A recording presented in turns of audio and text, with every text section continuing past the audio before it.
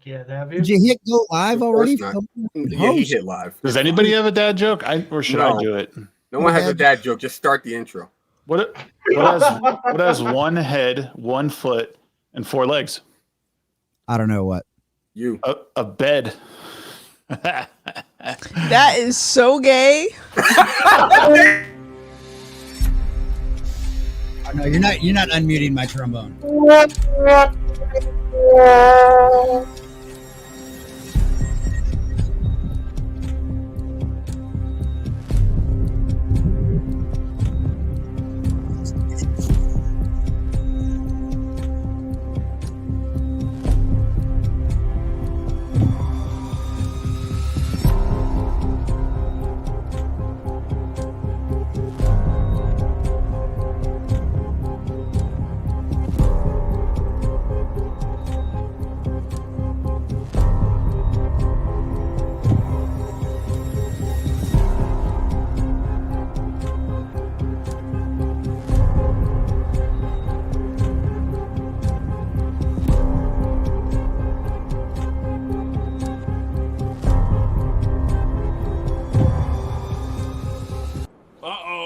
Guess what day it is? Guess what day it is? Huh?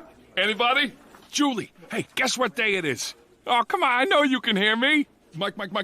What day is it, Mike? Leslie, guess what today is? It's hump day. Woo!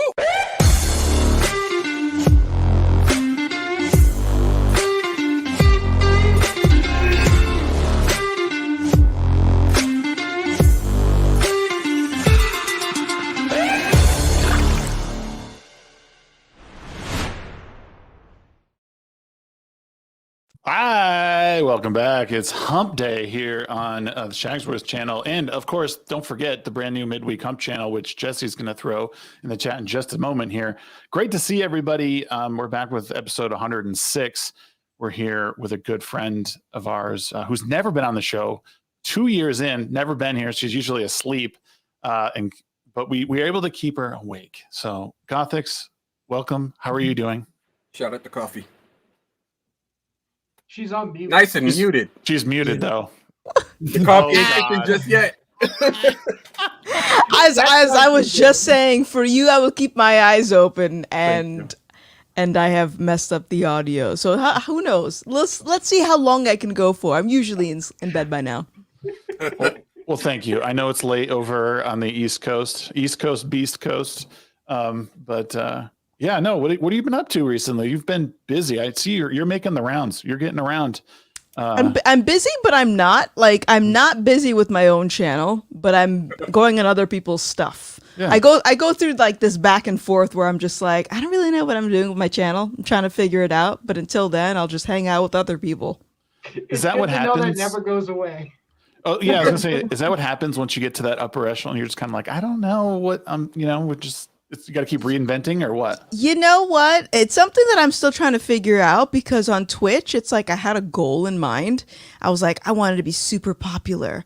And then I kind of, in my own way, achieved that with my YouTube channel. I'm like, okay, great. Now what do I do? Yeah. Like, finally, I've reached my goal. What else? Yeah. I should have came up with a plan B too. Yeah. Something else. I don't know. I feel like I'm always trying to I think I know where I'm going. And then all of a sudden I'm like, I don't really want to do that anymore. Cause 2 months ago, I was like, I'm not going to play video games anymore. And then the other day I just turned on my stream and was playing Hearthstone. And I'm like, this is fun. I could do this. It was fun playing and not worrying about any game. Anything, Now I got to go and download that again. Cause I totally forgot. I suck at it, but it sucks me in though. It does. Just play Power World instead. It's better. Power World's cool. But Gothix, can you open a door in a video game? Can I? No. I mean, I haven't tried, but I can't jump. That's my weakness. Oh, no. If you can open a door, you're better than Gary. Yeah. Okay. I mean, again, we had a conversation in the back room, but that's not exactly a high bar. Yeah. Gary's ineptitude for button layout is not a great. Well, apparently he's a gaming expert, because I saw him on YouTube where the host goes, "Gary's a gaming expert." Well, yeah, he is a professional pro gamer. That's true. truth be told, to defend Gothix a little bit, not every game lets you jump, so it can kind of screw you up a little bit. I'm just saying. I Well, appreciate Hearthstone that. doesn't have a jump feature, so that makes sense. Jump through the window. There you go. Done playing this game.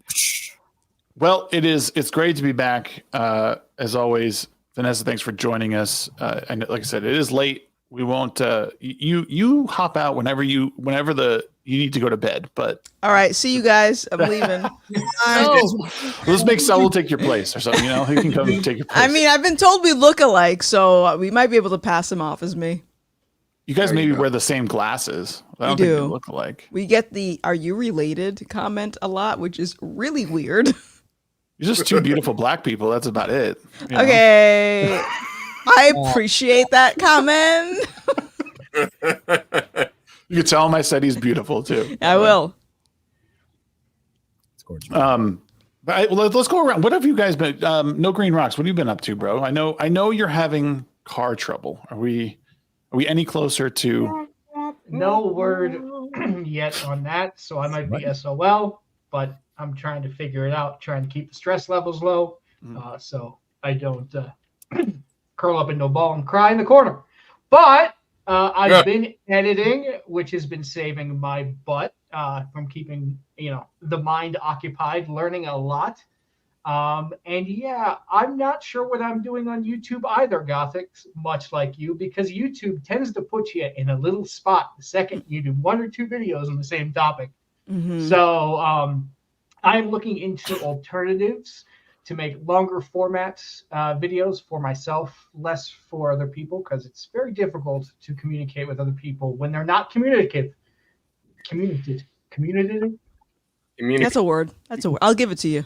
Yeah. So there you go. But I'm looking forward to the future. Just baby steps. That's all. Yeah. Nice.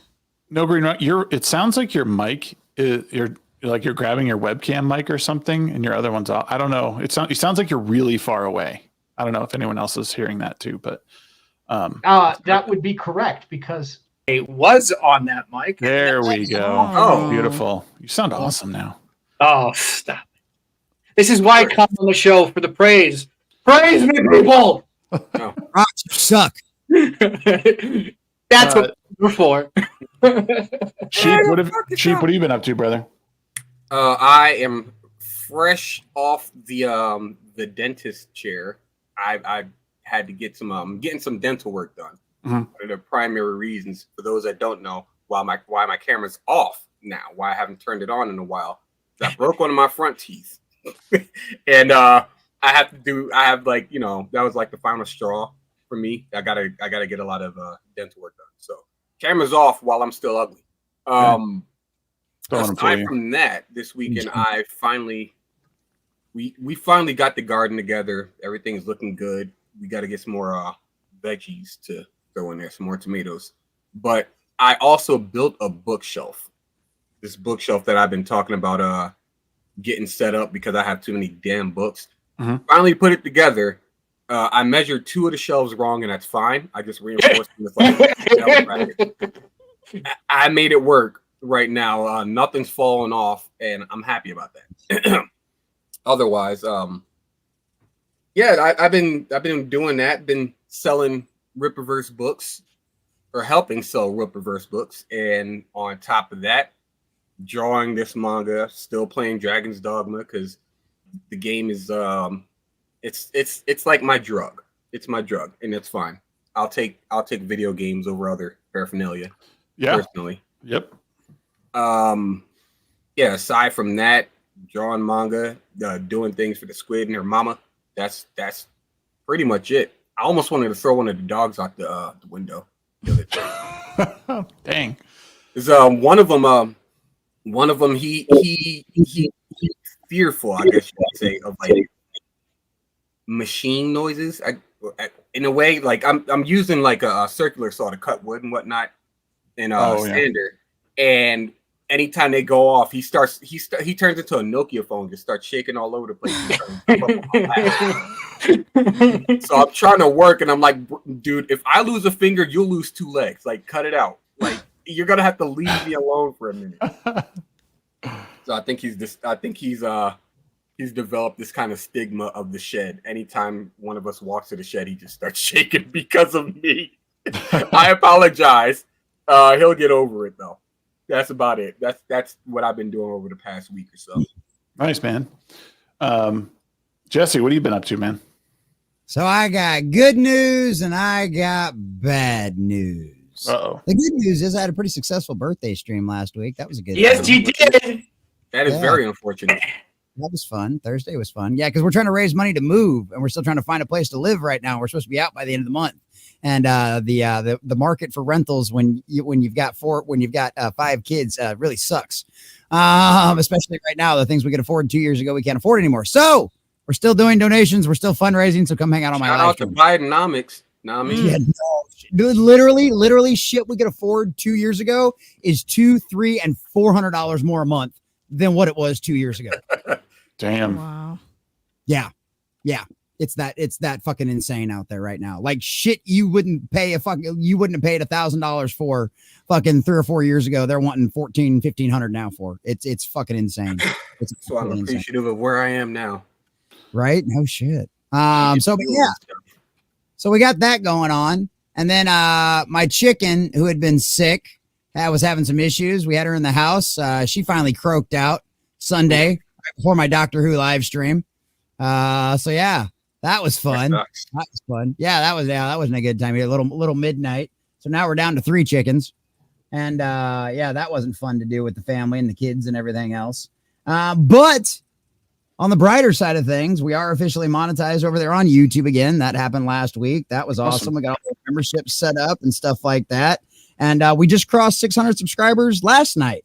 So we're trucking right along, and we've almost got all of the watch hours we need for full monetization when we hit 1,000 subscribers. So got nuked once, back to monetization already again, and climbing our way back up to the over 4,000 subscribers we had before. So shout out to everybody that's come and supported me on Rumble over all these dark months until all of this stuff. Hold on, I got to unsubscribe from somebody real quick.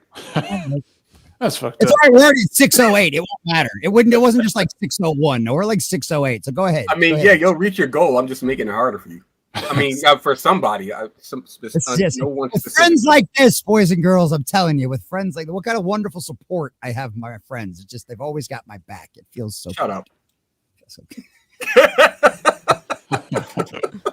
But yeah, other than that, things have been going pretty good. We had a fun stream earlier tonight. We've had some great daytime streams as well, cutting some awesome videos, having some good times with all the craziness that's going on out there in the world, laughing at failures and praising the few things that are still doing good out there. So yeah, it's a good time. I'm excited. I'm excited to talk to Gothix. This is fun. I've been watching Gothix for a while, so to get to hang out with her, I'm like, like I said, good and bad news. It's been one of those kind of weeks. It's been a roller coaster. For sure.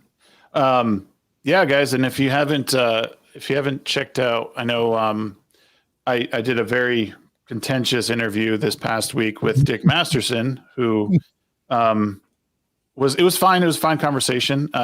It was not meant to hurt anyone's feelings or to pick sides on anything. It was mainly to talk to someone who I don't necessarily agree with. Him and I agree with him on a couple of points, but for the most part, it was a civil conversation. It wasn't to trash anyone.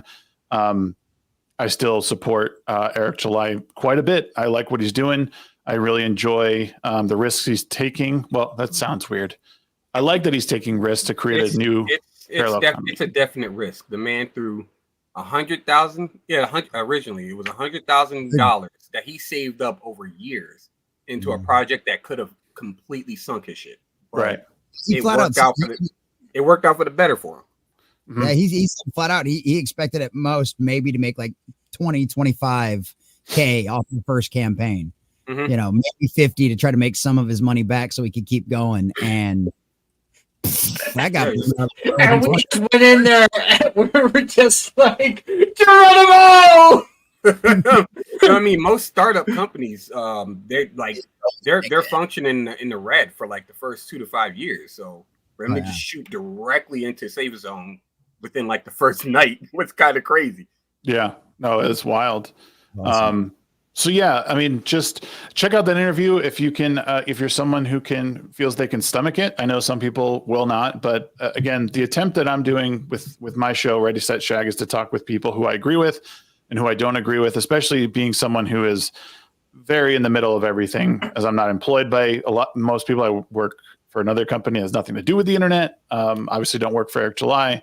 And I don't have any affiliation with those guys on that side, but it's still interesting to talk to people. Hey, but just a quick question: are you affiliated with Geeks and Gamers? Are you affiliated with Sheep Cityan? Tangentially. I'm so absolutely duress, guys, under duress. Listen, I'm not employed by him, is what I'm saying. Gun to your head. Do you support Sheep Cityan? Absolutely, I would die for him. Bang. Wow. Yes. It's only because you know what? Yeah, bang. It's because you would die for me and because you're a pussy. Yeah. Wait, what? You should have said no. You should have said no. Fuck that guy. You would have got a laugh out of it before you die. But there you go. We're gonna fuck off of it. Any of you die. What are you talking about? But yeah, no, it's been fun. I'm glad, Vanessa. I'm glad you're here. A lot of cool stuff happening. You have gone through major transformations over the past couple of years. One, which has been very well documented now on your documentary. How did all that go for you? I mean, just for people who don't know about it, you can give a quick synopsis and maybe, I think everyone knows your story, but yeah. Give us a little rundown of that. Quick synopsis is my story of getting canceled as a Twitch streamer for saying an opinion that upset people, primarily Black Twitter. Which is like the entity that you do not dare say anything against. I've seen the Assassin's Creed talk. I know. It's something. And so, yeah, it's pretty much just talks about my story, getting canceled, losing a lot of my friends, losing my fans, my network, and then, everything that happened after that. So I think it's a really good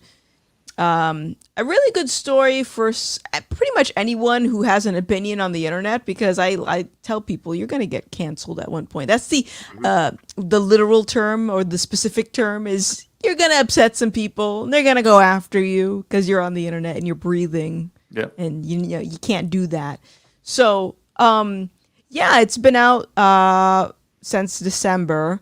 We're still trying to get more eyes on it. We submitted it to Amazon Prime. We haven't heard anything back. But really, getting the word out on it has been very interesting because, like, we even sent the film to a lot of people, like, on the right side of the aisle. And I don't believe I'm entitled to anything. But I don't know if I talked about this on your channel or someone else's, but I get the sense, like, if I were to compare the left and the right, the left tends to support their own a lot more than the right because they care so much about the message, whatever the message is. Whereas, like, on the right, it's like, okay, I'll take a look at your documentary, but what are you going to do for me? it's like, and again, I don't expect anything out of anyone, but it's been so interesting to see, like, how everyone is supposedly fighting the culture war, but doing their own different thing, and no one really wants to help one another. It's weird, but so Gothix, a question on that: how do you think we could change that within the? I mean, I wouldn't really consider myself conservative, but I do have a lot of conservative league. How do you think they could change that? Because I've noticed that too, and it's a really good question. But I'm curious. What are your thoughts on that? Honestly, I don't really know, because, like, one thing that I learned very early on with me taking the red pill, and I call myself politically homeless. I am not a part of any political party at all.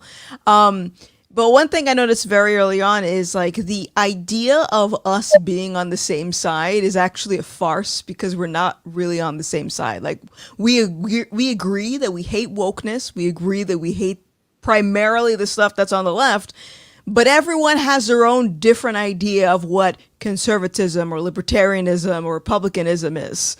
And that I think trickles down to how we interact with the culture. Like I myself am a Christian, and there are a lot of Christians that don't see the need to engage in the gaming space or entertainment. And it's like, well, these are multiple avenues that you can be using for your message, and you're totally abandoning it for some reason. How dare you got Matt Walsh like that? That's rude. Yeah. Yeah, he's another one. You know, they put out a commercial for the Jeremy's Razors. Did you guys see the new commercial for it? No. I did. I thought it was cute, but a little bit too long. Exactly. I was just thinking, it's something that your family members on Facebook are going to gobble up and DM you all the time for. Did you see this? Did you see this? Did you see this? Yeah. There were a few good moments in there, and you were like, you guys are so close, so close. And then they kind of pulled back from it, and I was like, oh, all right. But 3 minutes for that kind of ad, I'm like, bro, I know what you're trying to do, but like, well, in editing, there's something called like cut your darlings. Like sometimes you got to cut the fat off some of these edits instead of just letting it run for way too long. Feel the beats, guys.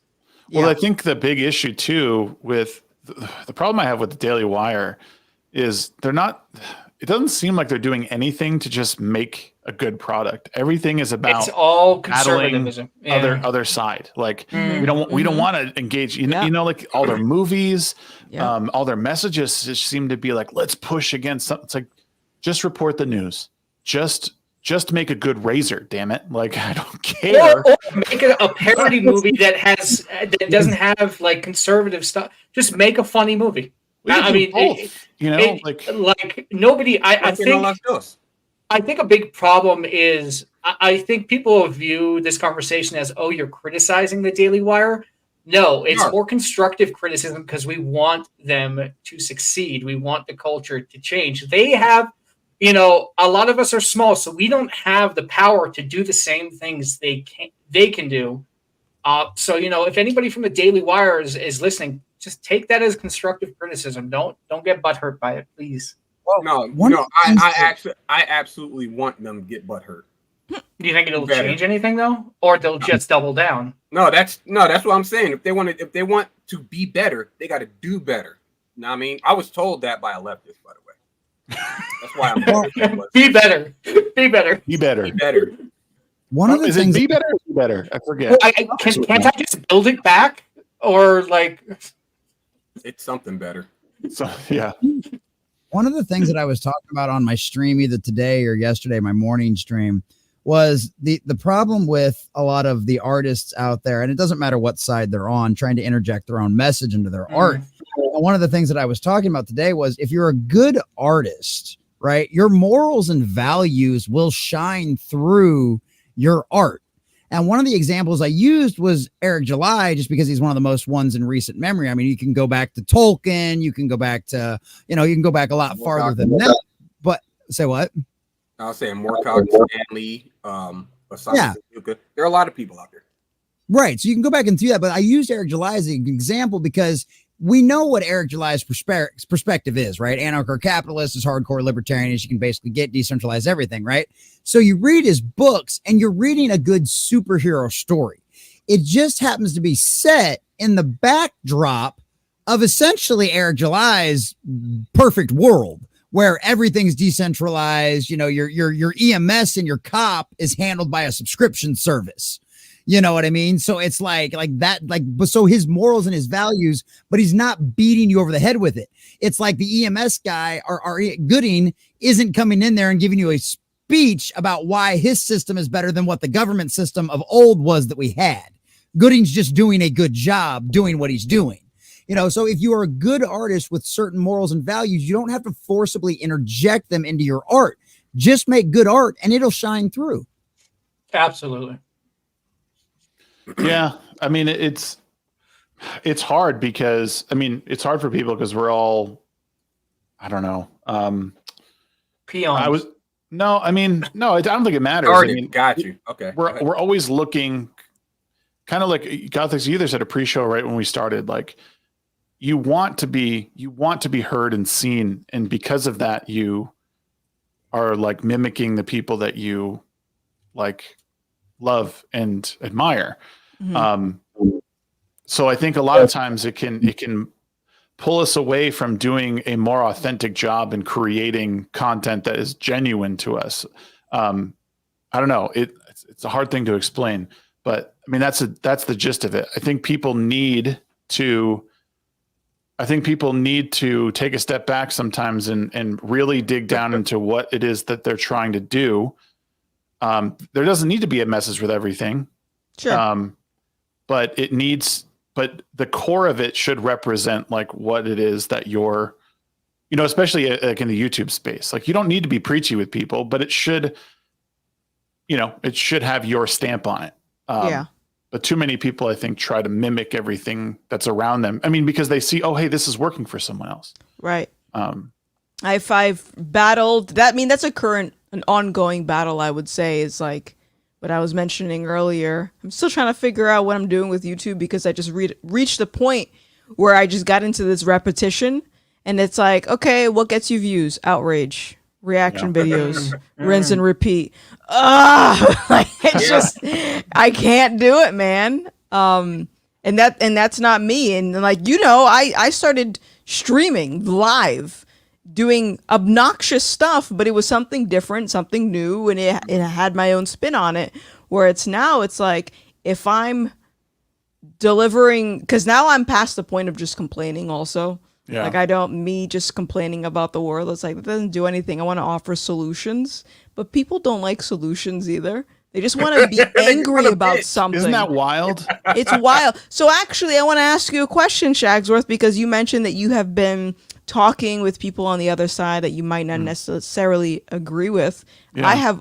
I had tried to do that, and it worked for a little bit. Yeah. I'm not perfect, but how has been the response, like from both sides? It's hard because with my interviews, it's not contentious. I think there's a small fraction of the interview that is definitely met with a little bit of contempt from I think my side, because like, how could you, Mm-hmm. Yeah, I get that. How dare you? Right. Yeah. But the other part, like from their point of view, they know me because I'm associated with, like, I've had Eric on my podcast and stuff. And I think there's a little bit of trolling from their side. Like they're trying to egg me on. This was very present in the Ethan Van Sciver interview. It felt as if he was like trying to like get me to be angry about something. And I'm pretty even keeled when it comes to debates and stuff or just talking. So it didn't. Weird. Yeah, right. It's just calming. I'm totally chill whenever I have discussions and talk about anything. I get annoyed and walk away. I don't have the patience for that shit. I do. So I got mad respect for anybody who does, good on you, man. But Listen, man, I don't have the energy for that. I grew up watching the Boondocks. I know how nigga moments work. I'm good. Well, my TikTok debate. So I go occasionally. I hop on TikTok and run the audio through the board and let everyone listen to these lives that I'm in. And it's the response I'm met with there is that I stay very calm and I try and ask questions and I try and give my point of view. And if it's not immediately, like, if I don't affirm what they're believing, it's name calling, it's yelling at me. It like they're the ones getting mad, and I freaked out actually the other day. I like totally was. Well, it got to the point where it was like 7-on-1, and this one bitch, this just sounded like this white trash fucking moo wearing. Like, not the moo. Hey, moo-moos are comfy. All right, don't knock it. Stop it. But she started John, flops, all right? And I was just like, oh yeah, and I was just like, I couldn't anymore. And was this on a panel? Yeah, well, yeah, but it was. Yeah, that we can watch it. What's that? Is this recorded somewhere we can watch it? I want to see sheep crack. I want to watch it, dude. You gotta clip that shit and be like, Shags loses it on Lefty. I haven't. See how quick that like gets freaking trending. She was like, "Cash me outside." How about that? I haven't uploaded it yet. I do have it recorded and it's clipped out, but I didn't upload it. I'll have to show it next week because Yeah. it was I met with a lot of contempt in those debates. They automatically think the worst of me. They don't go in good faith. Whereas I will always try to. Sorry, Starson. But like a lot of you, because I know you've engaged people. I'm fat phobic is when I look into the mirror. That's the only time I'm fat phobic. That's rough. No, I mean, I was just curious because like I get like sometimes I'll invite people onto my channel and the response is why bother? And it's like, well, if why bother, then why bother doing anything? Like this is you're not even gonna try. And the other side, you know, the left, I've lately I think early on more people wanted to talk to me because my anger was not under control, and I would get a little just like, you know what, shut the fuck, like I was just very angry. And now, I mean, I'd like to think my demeanor has shifted these last couple of years, and I can take a lot more insults and let them roll down my back. And I think people don't see an opportunity to use that as ammo. So I usually get no response, or they'll block me or just talk about me on their channel, but they won't actually interact with me anymore. So I find it cool that people are actually accepting your invite, except that one chick that you said blocked you. But I've been reaching out. So the people that have been sort of getting in trouble on Twitter, so the recent one was that streamer who got banned, XJ Hannah, who had the comment of how she's gonna, if she has a boy, if she gives birth to a boy, she's going to make sure that he's trans or gay, and that cis men are dangerous, basically. Grooming, by the way.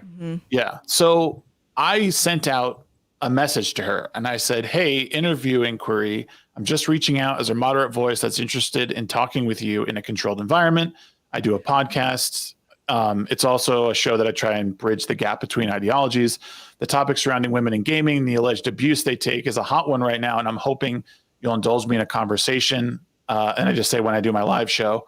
And then I sent another message. I think it was like later that evening. I said, I'm not trying to trap you or make fun of you. I want to have a respectful discussion that that other people can disagree and that shows other people can disagree and treat each other like human beings. So those are like verbatim the messages I sent. Yeah. And now it just says you can no longer send messages to this person.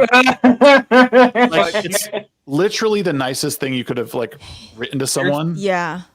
It could be also like guilty by association is what I notice. A lot of people, it's like maybe she was scanning her profile. I'm just like, let me just see who he's liking, who he's reaching. No thanks. Right. Which is unfortunate. Yeah, that sucks. What it boils down to is that like, you know, you approach with an open hand, right? You approach with an open hand, and because of how you look, you know, it's not about you being, you know, more moderate or like more moderate right or anything like that. It's because you look like the type of person who's too creepy. So she was like, red flag, and then she blocked you. I mean, if I'm perceiving this correctly, these are the same type of women, I guess you could say, the same type of women who want those soft, effeminate people like you. Who I'm completely dunking on you if you haven't noticed. I'm like, wait a minute, my hand is completely like soft, effeminate men. Yeah. But they want to keep them as pets and not as voices. Listen, all right, I'm a person too, and I belong in this space right alongside. Sorry. You belong in the kitchen, you said? Yeah. Yo, man, I can cook, dog. I can cook. I don't believe you. All right.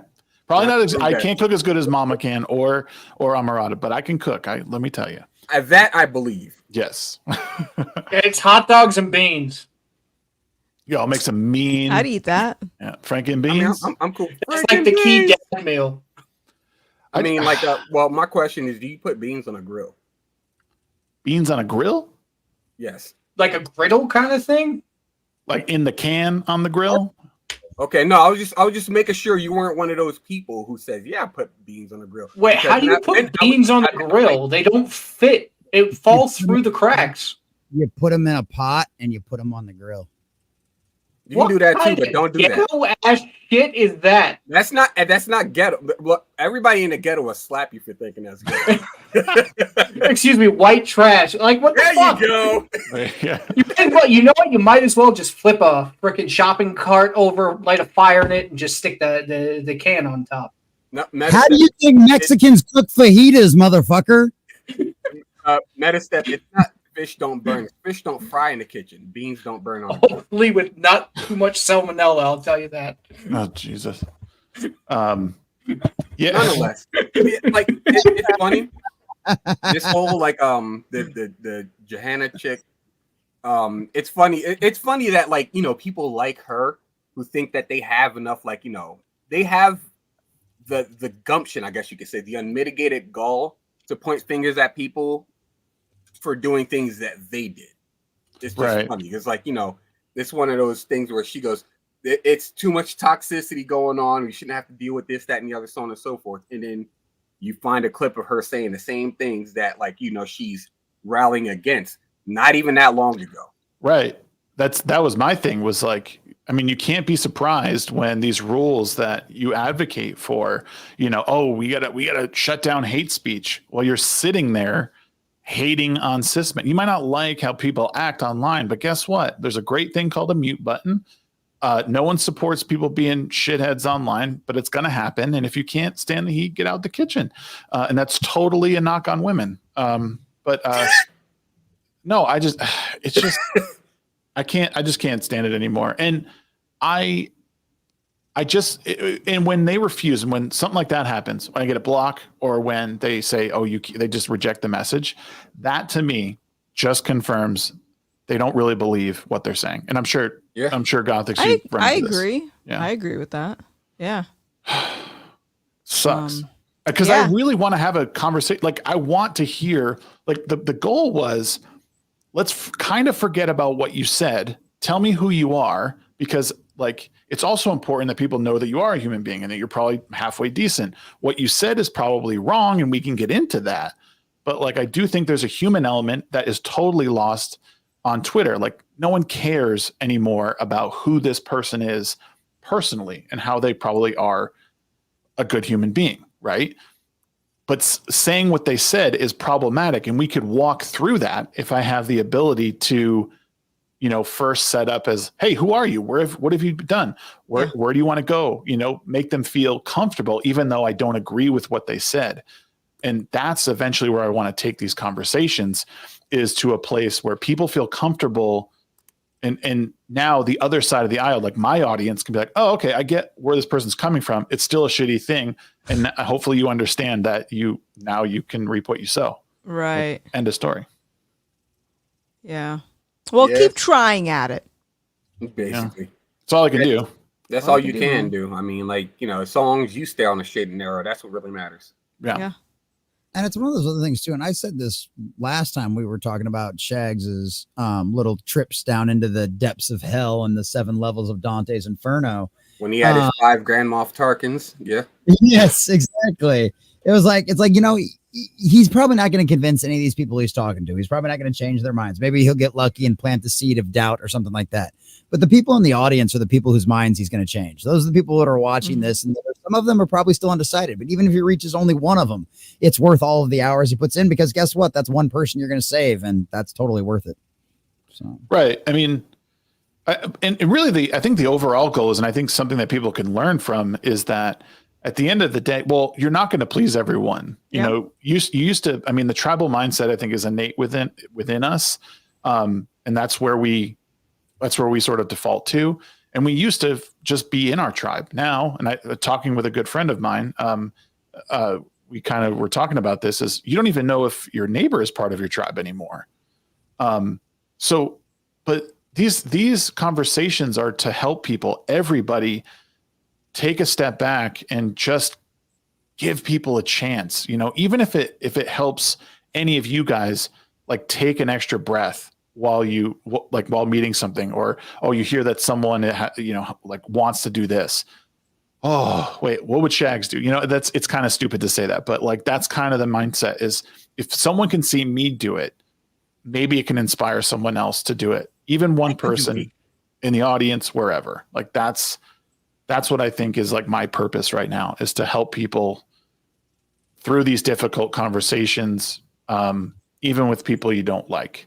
Okay. And I also think you being able to have the conversations and not wild out, it shows other people how one could engage in the conversation without losing their mind. Like they can mirror that. Yeah. It also helps that I'm not like the chat will tell you when they're watching me do these, oftentimes I'm like sitting there like this.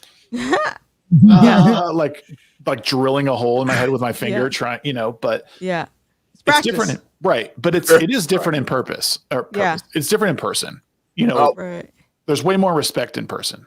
It's funny because Amrad and I, we've kind of like butted heads about this. It's like I listen to debates that like Mahler would have with people over like cinema and stuff, and I would listen to debates from people like Sitch and Adam, for example, who are obviously not in the same political sphere that I am. But I'm also anarcho-capitalist libertarian. That's where I sit.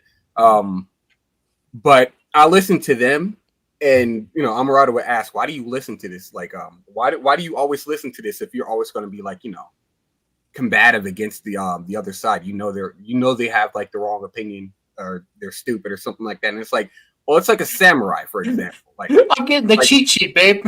It's not even necessarily a cheat sheet. It's just more of like I use it in a sense of like I listen to them in a sense of like how I would approach different topics, how I would how I would assess people, how to not talk past them and stuff like that, how to stay on topic and so on and so forth. It's like I use the analogy of a samurai cutting bamboo in a sense.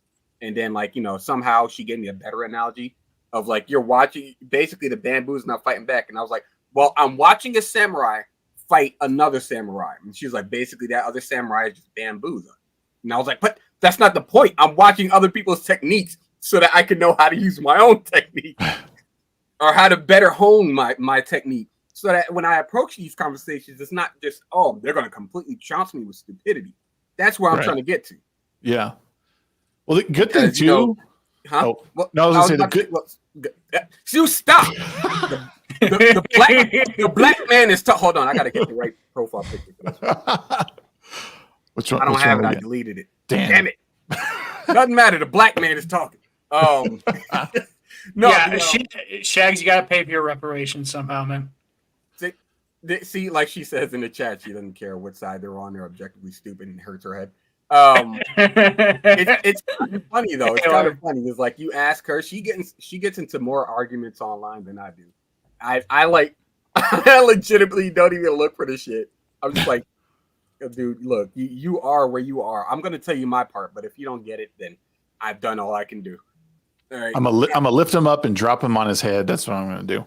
The thing, make what 7 times I've been dropping my head. The reason. So one of the reasons too that I would say like people need to be like a little bit more open to the discussion and even listening is because at one point, and even Gothix could probably attest to this, myself, Gothix, Carrie Smith, we were all to some degree on that side of things where we were towing the line.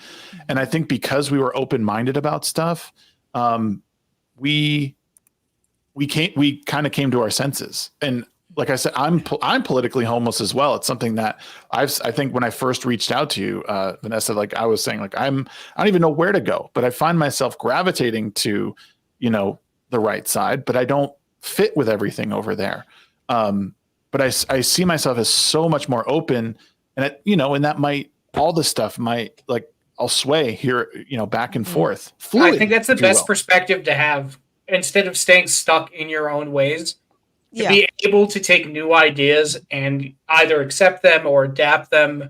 I think that's the best way to do things, especially, on the left or the right, everybody has their own opinions about certain things and it'll push you away. So if you kind of stay within your middle ground, I wouldn't say fence it because you still have strong opinions on certain things, but I think you need to be open to everything and then decide if it's junk or not. Yeah. Yeah, No, it's true. I think that's a good idea. You know, you even having these conversations, it's already a step in the right direction. And I mean, I encourage you, keep talking to people and asking more questions. Ask them the same questions, you know, to get different perspectives. And it's good. Like me personally, I wasn't necessarily open-minded. I got harassed and kicked out of my circle, which sort of forced me to start looking for something else. And then that's when I started thinking, wow, all these people I was taught to hate are so nice. What is going on? My world is upside down. Yeah, so just keep asking questions, man. Yeah, it's difficult. It's definitely difficult, but I think that's the point. And I think if the other side of it too is if there's anything that I want to try and help show is like it's not easy, and that's the point. You know, Yeah. I heard something really cool last week. Life doesn't get easier; you just get stronger. And I thought that's so perfect in a lot of ways because, I mean, in essence, life is always hard.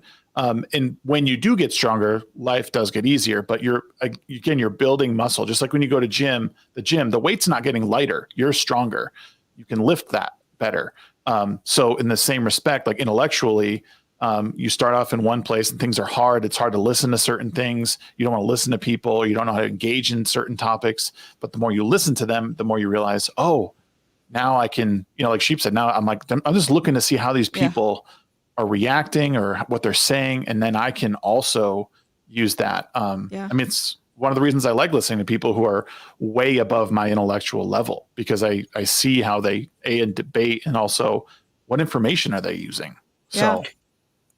I think as long as the conversation can stay cordial, I think people should be having the conversations. But the second people get like disrespectful or start doing personal attacks, that's when I draw the line. Yeah. Oh, of course. And you should. Like the ad hominem attacks, like they just show you your opposition that has really nothing to say. Yeah, that's key word for I have no idea what I'm doing. Mm-hmm.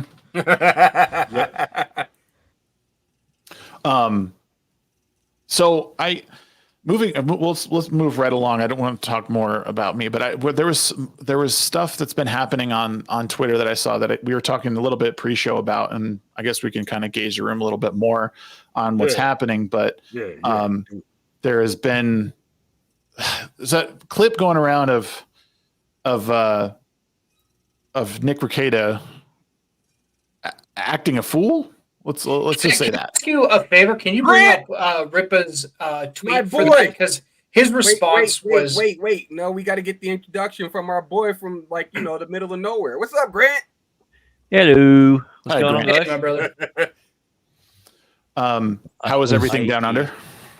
Oh yeah, it's still the future's still shit, but it's normal. Eternal optimist. That's why I love you, Grant. Yeah.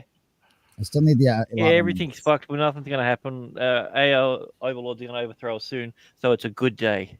Did I save that tweet? Does someone have that tweet they can pull up? I know I responded to it. I didn't. I personally chose to not even interact with it. Yeah, that's pretty much how I'm going about it because I think a lot of us in this community were fans of his for a long time, and then we started fading out, and now we're just worried. Yeah, that's pretty much where I am. I was saying, talking about Rekieta. Yeah. Let me be clear. I am not.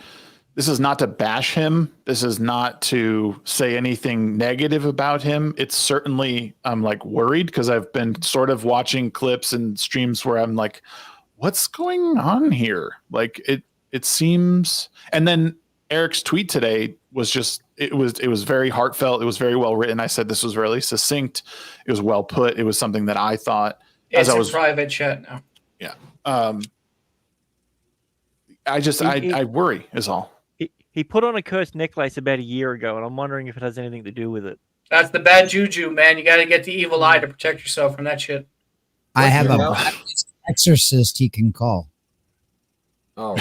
You want to throw that up there, Jesse? It's in the private chat. And you know what? And this is just for my personal self. I wasn't even gonna make a comment on it because we are all just worried at the end of the day. It's nobody's pointing and laughing at him. They're like, "Hey, man, let's see what we can do to help."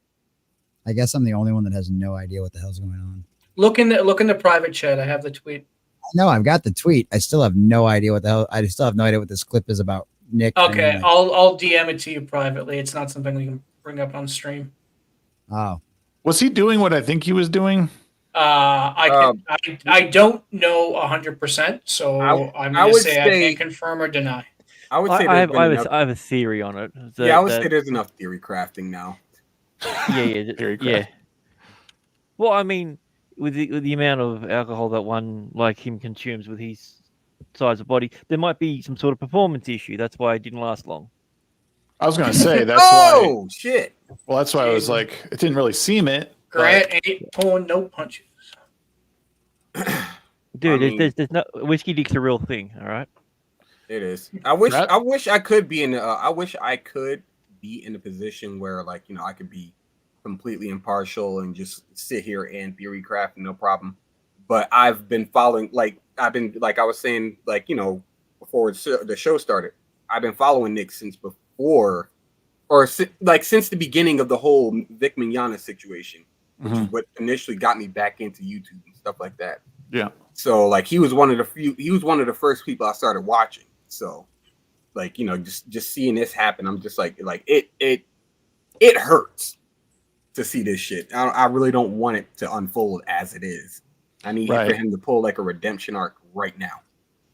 So Eric reached out with a tweet because it looked like there was some back and forth on someone else's tweet, and he just, I'll read it for those who haven't seen it yet. But and to give a quick backstory, there was a video going around of Nick doing some questionable stuff on camera, not realizing it, and he was under the influence of whatever. Yep, and it was sad to see. I think, again, we've said and that we were all kind of worried about him, but Eric had posted this. I'll just read it for you guys. This is the only thing I'm going to say publicly on the situation. Your statement is both incorrect and misinformed. Nick was never honest about anything regarding my business in the LawTube space. He was one of the first in and best dressed, which tricked viewers into believing he's a lot smarter and unbiased than he is, because the common YouTube viewer will have little reason to ever consult with a practicing lawyer in their lifetimes. It's easy to see why people consider his opinion righteous. He has loud opinions on cases he's never tried. I kind of feel bad reading this part. I forgot that there was some criticism here. That's why I have a competent legal team. Despite being so confident, him losing the defamation appeal proves his word isn't gospel.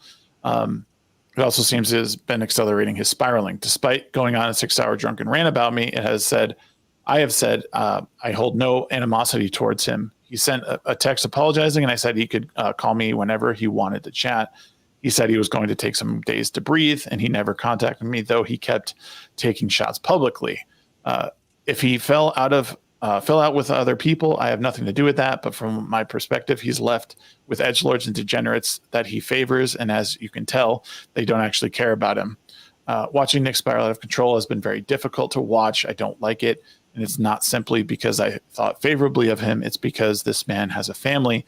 And instead of getting him the help he needs, I don't anticipate that the edgelords he's befriended will do anything but farm content out of his meltdown and or egg him on. They're chaos agents that found him useful. Still, at the end of, all that being said, I'm dead serious in the offering. I will personally take care of the expenses. Should he want to check into rehab, he wouldn't owe me anything in return. I just want him to get help for the sake of his family. I don't see anyone. Wow, I can't read today, guys. I'm sorry. I don't like seeing anyone Gary. I was cool with go out like this. Until then, I will be praying. And I think you all should too. Let the Lord do his work. I just thought this was a beautiful thing for him to say. It totally. Whether you believe it or not, it is a honorable thing to say. Yeah, you know what the sad part? I was thinking about this. The sad part is we're at a point in life where I think, like, men are held in this position where it's so difficult, if not damn near impossible, to accept help from another man. Like, we just can't do it. Well, it's kind of built into our system because we're told we need to be the providers, we need to be the strong ones. So I don't really blame anybody for that, to be honest with you. Yeah. But I still find it to be a class act that, like this is the kind of stuff I'm talking about. And I think if like, even though someone may have been wronged in this, him still saying, hey, call me, we can talk. Like we can talk this out. I will help if you need something. I think that's the kind of sentiment and stuff that can help change the world. But people obviously need to follow through with that. That's part of it. I haven't been in this space long. I haven't been in the space as long as, for example, Gothix, Sheep and a lot of these people. But there's a lot of lessons I learned from watching other people. One is to not drink too much on stream. 2, make sure your camera is off. And 3, if you're going to go do something like that, go do it in a different room than where you work, perhaps. Just saying. Well, I was gonna say with this statement, like this is honestly one of those statements that actually that I love seeing because you don't see it too often. You see usually when a situation like this happens, you end up like Too Mad or you end up like Ed Piscor. Yeah. Where the people you're surrounded by are the ones that are like, championing your downfall. They want to see you fall. They want to see you, basically just step over that ledge. Right. Your boy Zach said it best where like there are people who are like 3 meters away from the cliff. They can fall and they'll be all right. But you have these kinds of people like Piscor or Too Mad or even like James Halalka who are a couple of inches, and the people they're surrounded by are sitting there. They're just like, pushing them, like nudging them. No, nothing's wrong. See, nothing's wrong. Nothing's wrong. And then they fall over. Their hands are quote unquote clean, but they're the one. They're basically the orchestrators of this madness that's going on. And I like that there are still people out there like your boy Zach and Eric July, who will voice that, who be that voice of reason, like.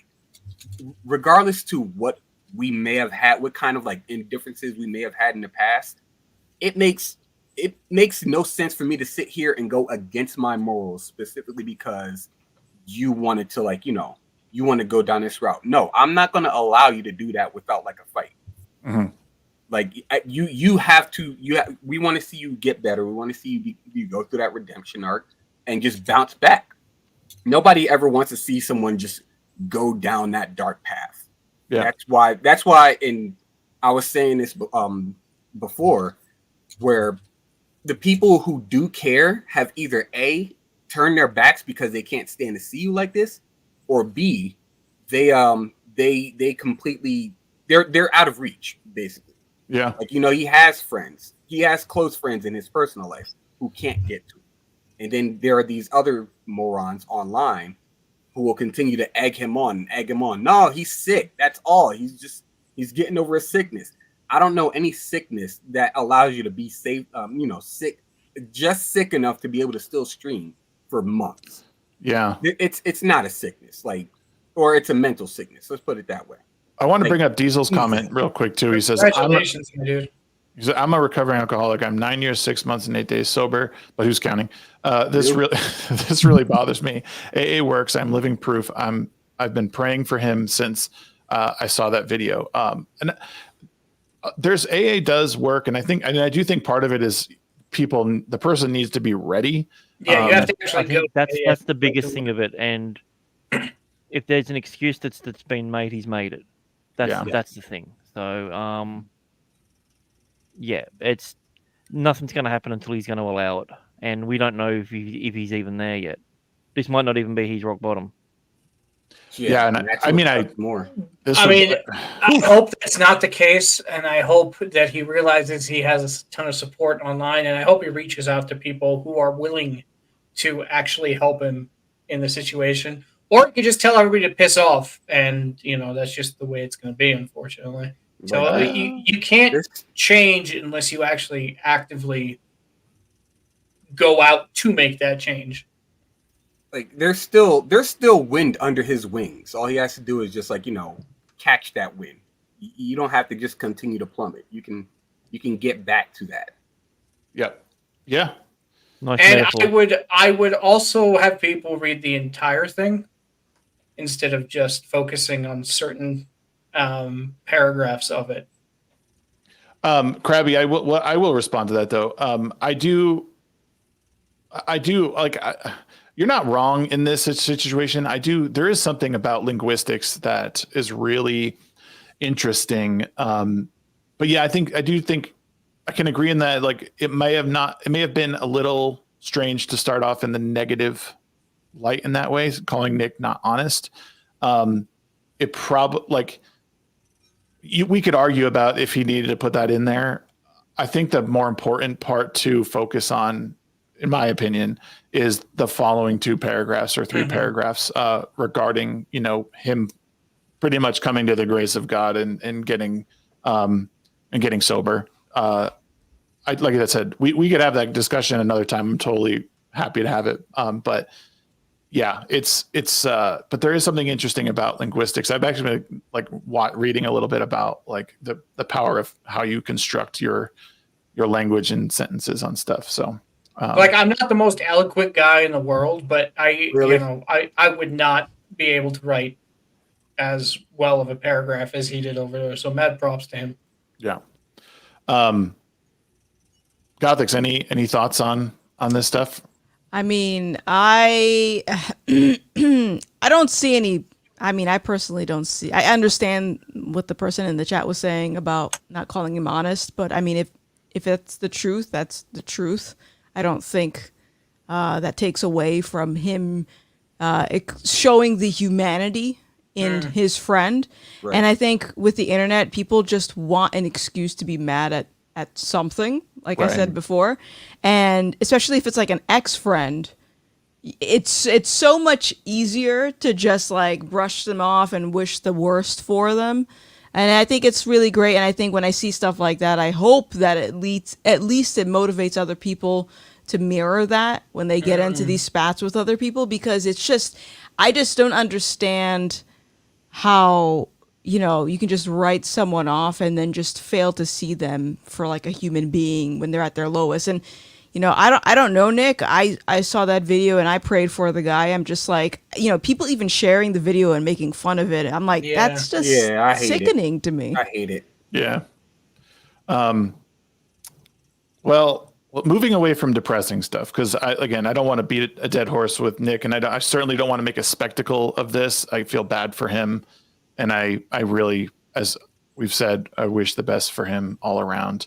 There was, I don't know, have any of you guys listened to the Joe Rogan and Terrence Howard episode? I actually had a conversation with a friend of mine who was a big, massive fucking nerd. Yep. And I sent him the full Joe Rogan thing, and he started watching it. And when he mentioned, what was the Terrence Howard? No, the science, he called it. Oh, shit. He opens up saying Terry, he put his own name in some mathematical stuff or some shit. And I have a friend who's a big fucking nerd, and he's like, the second he heard that word come out of his mouth, he turned it off. And I just sent him the asthma. No, I sent him Charlie's video on it. Yeah, Charlie and Asmongold look exactly alike. You're correct. One has cockroaches in his room. One doesn't. Is the witch version. Asmongold is the Boglum version. I've been enjoying these people's content for a little while now. Just the way they do things, it's funny. I like Charlie. He's good people. Yeah. The whole, I don't know, the interview. I've gotten about halfway through it, and how through the internet. I'm great at what I do, dog. I'm great at what I do. He argues with people on TikTok for a living. Yeah, you got to keep that in mind. He willingly goes to TikTok to. So comparatively, your TikTok arguments and listening to the Joe Rogan, which one was more difficult for you to sit Listen, here's that's a perfect segue to this, right? Mm-hmm. So I've listened to this guy's podcast every now and then. One of my favorite podcasts of all time. This guy hosted. I can't even say his last name. Tom Bilyeu. He he made this comment about how Terrence Howard on Joe Rogan is a window into the death of belief in experts. Read the comments on Dr. Brian Keating's post about it. There is a growing sense in culture that the world we have been asked to believe just isn't true. Experts and institutions used to define truth. They were heuristic the rest of us used on our foundations of belief. You could just point to the New York Times and say they published it, therefore it's true. That trust is gone now. Now it just turtles all the way down, and everyone has a different turtle. Now, let me just say, what he saying? I'm he's sorry, saying, I'm black. Only when it's cold outside, guys. Only when it's cold outside. I hold on first. I know it's segue. It was a joke. Come on, Knights. It's actually Segue. It's spelled Segue. So I will say, so obviously our institutions of experts has been over the past 4 years, we'll say, has been under a lot of scrutiny, and rightfully so. And we'll just leave it at that. I don't believe that, and this is where I was kind of responding to what you said, No Green Rocks. Someone, who was it? Eric Weinstein recently said, or has said in the past, everyone doesn't trust the experts, but yet we all still get on a plane. Like no one, the Joe Rogan experience, if you're looking at Joe Rogan's podcast and listening to them and taking every single thing that's said as gospel. Oh my God. He speaks English good sometimes. I know words. You're the problem. Best words. Yes, The you biggest are, words. Shags. You put the best sentences together. They're the most excellent sentences you've ever heard. I'm so brilliant, so smart, the best that ever was. According to the Gospels. I just don't get this. And I think this I don't think Joe Rogan's radicalizing anybody with his thoughts. Again, if you can't think for yourself, I think you're a bigger idiot than you realize. Like there's some cool people that go on Joe Rogan, but Joe Rogan is like watching your buddies talk about cool shit. Like that's what it is. Sure, there's experts on there, but you should verify everything. And if you listen to even half of the podcast with Terrence Howard, like at one point he says planets shit out moons. Effectively. Yes. They don't? Yes. He says Jupiter's gonna just crap out a planet out of the red storm and the eye. I think he was being hyperbolic. I mean, like the moon came from Earth. Yeah, but we don't know that. We've never seen it anywhere else in nature. Galaxy is just there was an expert on Joe Rogan that told me about it. Yeah, exactly. Trust the science or some shit, right? Who the hell was taking Terrence? Like, I haven't seen this, but like, who the hell is that too? Howard? Seriously. Terrence Howard is a smart individual. Wow. He did. But he's a mathematician. That's what I'm saying. He's not just an actor. Really I'll believe it. That's really I believe Terrence on one thing. There is one planet that can shit out a moon. Can anybody guess what that is? Uranus. That was so bad. See what you did there. It's actually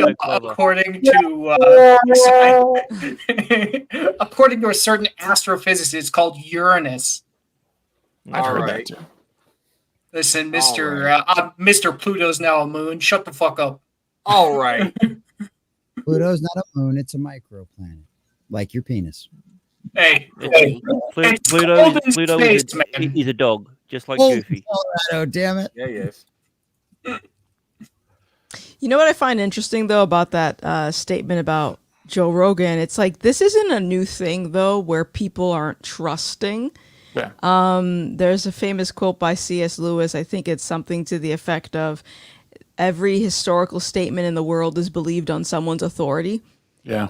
Like literally everything. So when people say trust the science, it's like, what are you saying? You're saying trust the scientists.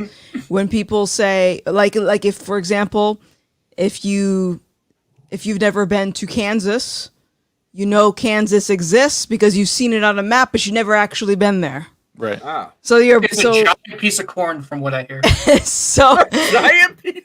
So everyone has some level of faith in other people, but I think the bigger problem is that there's sort of this expectation that we're not supposed to question these other people just because they have fancy degrees and you know they're public speakers. It's like even my channel, okay, you guys listen to me, great. Don't. I want you guys to think for yourself, ask questions, do research. Okay, so don't listen to you. So basically, what you're saying is Kansas isn't real. Correct. Yeah. Much like how Australia is real. It is real. Yeah, I've been there. New Jersey. My condolences. I've been there. Wait, what? Hold on. What Terrence said about separating water into 2 hydrogen molecules and 1 oxygen molecules? Well, yeah.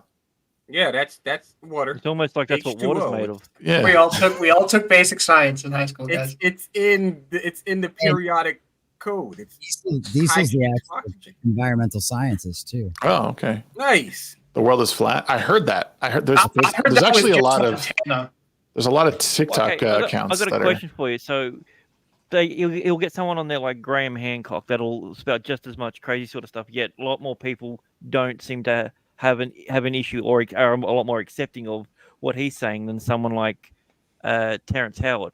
Yeah. Why do you think that is? Well, there's actually a really good channel. I gotta find it. My therapist actually sent me. It's a 4-hour video. You got a base therapist, bro. No. Listen, hold on. I was talking to him about how I watched Ancient Apocalypse, blah blah blah. He goes, "Oh, I watched that too." And then I found this video, and you should watch it. And it's a 4.5-hour video. This guy goes through every episode, everything that Graeme says, and refutes the things he needs to refute, based on actual. Because the kid's he's like a 20-something archaeologist, but he runs a YouTube channel. He's not nice. If you really like Graham Hancock, you will not like this video. I will tell you that right now, because he's a dick. But it's interesting to listen to because Graeme, and I think even Graeme admits that he doesn't have all the answers with stuff, but what he's looking for is for archaeology, big archaeology, to do better, to do more. Investigate the Amazon more, investigate the Sahara, investigate the continental shelves, because we haven't documented or excavated nearly enough of them. But it was an interesting video, and it is available, Grant. There are people who are refuting him. And that, what's his name, that went on with him on Rogan, like he was doing a decent job for a little bit at refuting his points with the debate. That was embarrassing. Well, what was most embarrassing, and if I'm being honest about it, I don't know if you guys saw the debate between Graham Hancock and I can't think of the guy's name. Nope. But the interesting part about that debate was the guy lost horrifically when it came to the whole identity politics thing. When he started calling when he started calling him a white supremacist, once they got in there, he was just getting ripped apart because the guy was totally guilty of bad faith. But I did find some of his points, and I'd have to go back and to name them exactly. Yeah, Flint Dibble is his name. I understand. With that name, I understand why he was. Yeah. Oh, and you know what? He looks exactly how his name sounds. That's the weird thing. No! When you see him, you're like, that's definitely. I gotta Google it now. Yeah. All I'm thinking is Sid's eyes from fucking an Ice Age. It's like 3.5 hours long, the debate. But it's really good. It's really good to hear. And the thing is the guy he's an archaeologist, but he specializes in plant life and specifically seeds. So he was taking the approach that there was no evidence of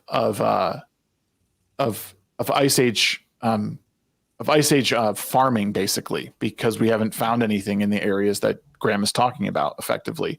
So that's why looked in those areas. Well, Graham's whole argument is they haven't been looking in these areas. Yeah, he's like, no, they have. They covered 0.2% of an area, and that's inclusive enough for them to be able to do it. That's the problem with it. No, but but that goes to the question, because I just think that maybe Graeme's better at articulating what he wants than Terrence is. They're both equally as going against, what was considered mainstream science or what's going on with that. So I don't see any different. I just find it interesting that people who are essentially in, let's just say, I will use our sphere, but that's the only thing I can basically say, that what Hancock says makes perfect sense and everything like that, but Howard's a complete quack. This doesn't make any sense. No, they're equally as preposterous as each other.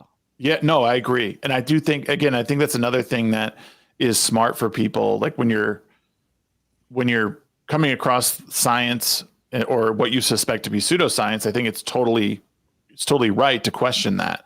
And I think a lot of the problem that we've all run into is the fact that we have not been able to say certain things on certain platforms. It's like, well, that's totally wrong, because I'm not saying one way or the other. I'm just saying, hey, I don't fully trust this opinion, and that should be okay. I shouldn't have to worry about getting my channel taken down or demonetized or whatever, because that's why I like Twitter, for example. It's like, right.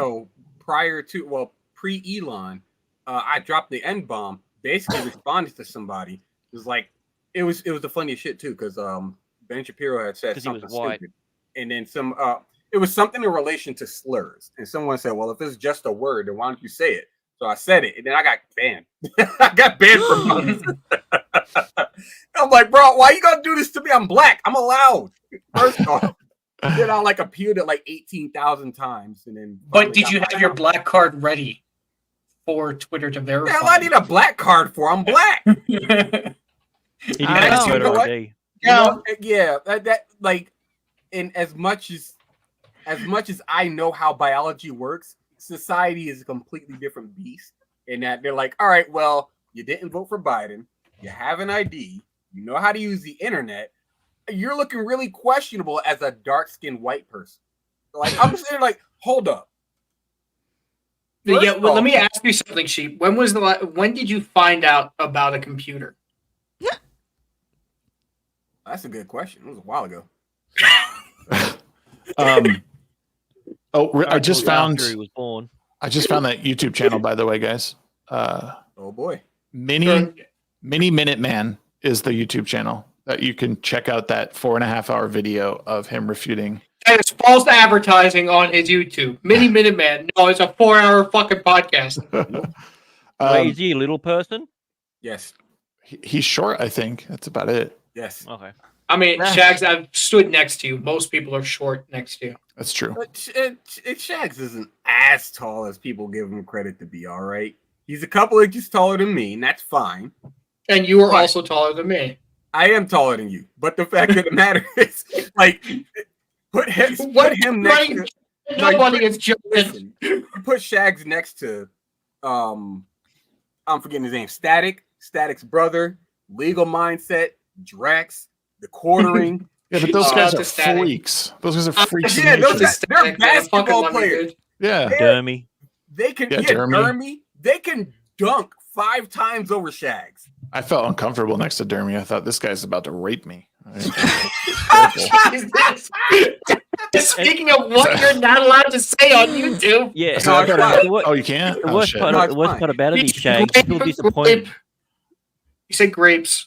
Oh, grapes. Yeah, he said grape. Yeah, he said grape him. Yeah, and the worst part about it is, you look at Dermy, and then you're disappointed at the end of the night that he didn't at least attempt it.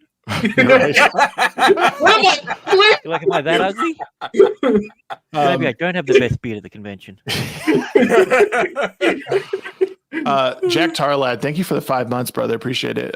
Said 5-month chat member. I don't remember even buying a membership. Only 150 characters. Better make it worth while. Message. Neil deGrasse Tyson is a cunt. Yeah. Funny. Yeah, agreed. Yeah, that's my philosophy. If you get real estate in your super chats and stuff, use all the real estate. Hell yeah. I pay you for it. It's mine. I love how it cut off a letter too. That's how you do it. He's like, I'm keeping all the spaces where they belong. Did you guys know that the new Hellblade released? Hellblade 2? Senwa's Wrath, I think it is. Only because of Project Eggroll, I think. Is that the game he was playing? That's I don't think I don't. Is that the one where he gets the woman to climb up and down the ladder for like 5 hours? No, that's Yeah. Stellar Blade. Oh, Stellar Blade. Okay. I think Senwa's Wrath was the one that he hadn't played. Senua's Saga is what it is. Saga, that's what it was. Yeah, close. But yeah, no, Stellar Blade is the game he's been playing, making the goofy faces. I've been screen capping for like a few weeks now. There was this. Hold on a second. I don't even. We're gonna look at this together. Xbox Badass Nordic Female Warrior versus PlayStation Thirst Trap to sell copies Female Warrior. We are not the same. Let me tell you something about Senua. She's not sexy at all. She looks like a reenactment of the person who like CG'd a skull of a female Viking. Listen, and had her skull cracked in. That's exactly what she looks like. I don't think she's I'm gonna have bad to use the looking. Grey Shags. I think it's working for me. Cameras are all off here, man. All right, you turn that off. I've spent many a night at a CVS at at those odd hours when somebody buys those Haribo gummies, those sugar-free gummies. I know what that face is right there. Yeah. What is that face? She please explain it to me. Oh my God, you Trauma. child. It's trauma. It's factory trauma is what that is. They should have got a better shot of the thirst trap because this doesn't look good. I need some more cleavage or something. He needs some more research. That's enough thirst trap. But I know these people are basically engagement farming, and because nobody will have takes this stupid. It's like when people say, the whole thing about Assassin's Creed with Yasuke being one of the main characters, not the main character apparently, but one of the main characters. And then you have stupid people putting out tweets like, "Oh, just go ahead and say that you just don't. Just go ahead and say that you just don't like black people being in the forefront." It's like, well, I don't mind black people being in the forefront. It just need to make sense geographically. Okay, cool. Yasuke was there during Nobunaga's run, but not in this capacity, my dude. Like, what are you doing? Isn't the title of samurai passed down from family? It's not something I don't think so. You can become. No, I think you can become. No, they had a white samurai, didn't they? I mean, that's a real thing. They had a white samurai. I don't know about the white samurai. All I know is people are like, "Well, have you seen The Last Samurai?" It's like, bitch, that wasn't him being a samurai. Yeah, it wasn't about the samurai. Tom Cruise was not the samurai.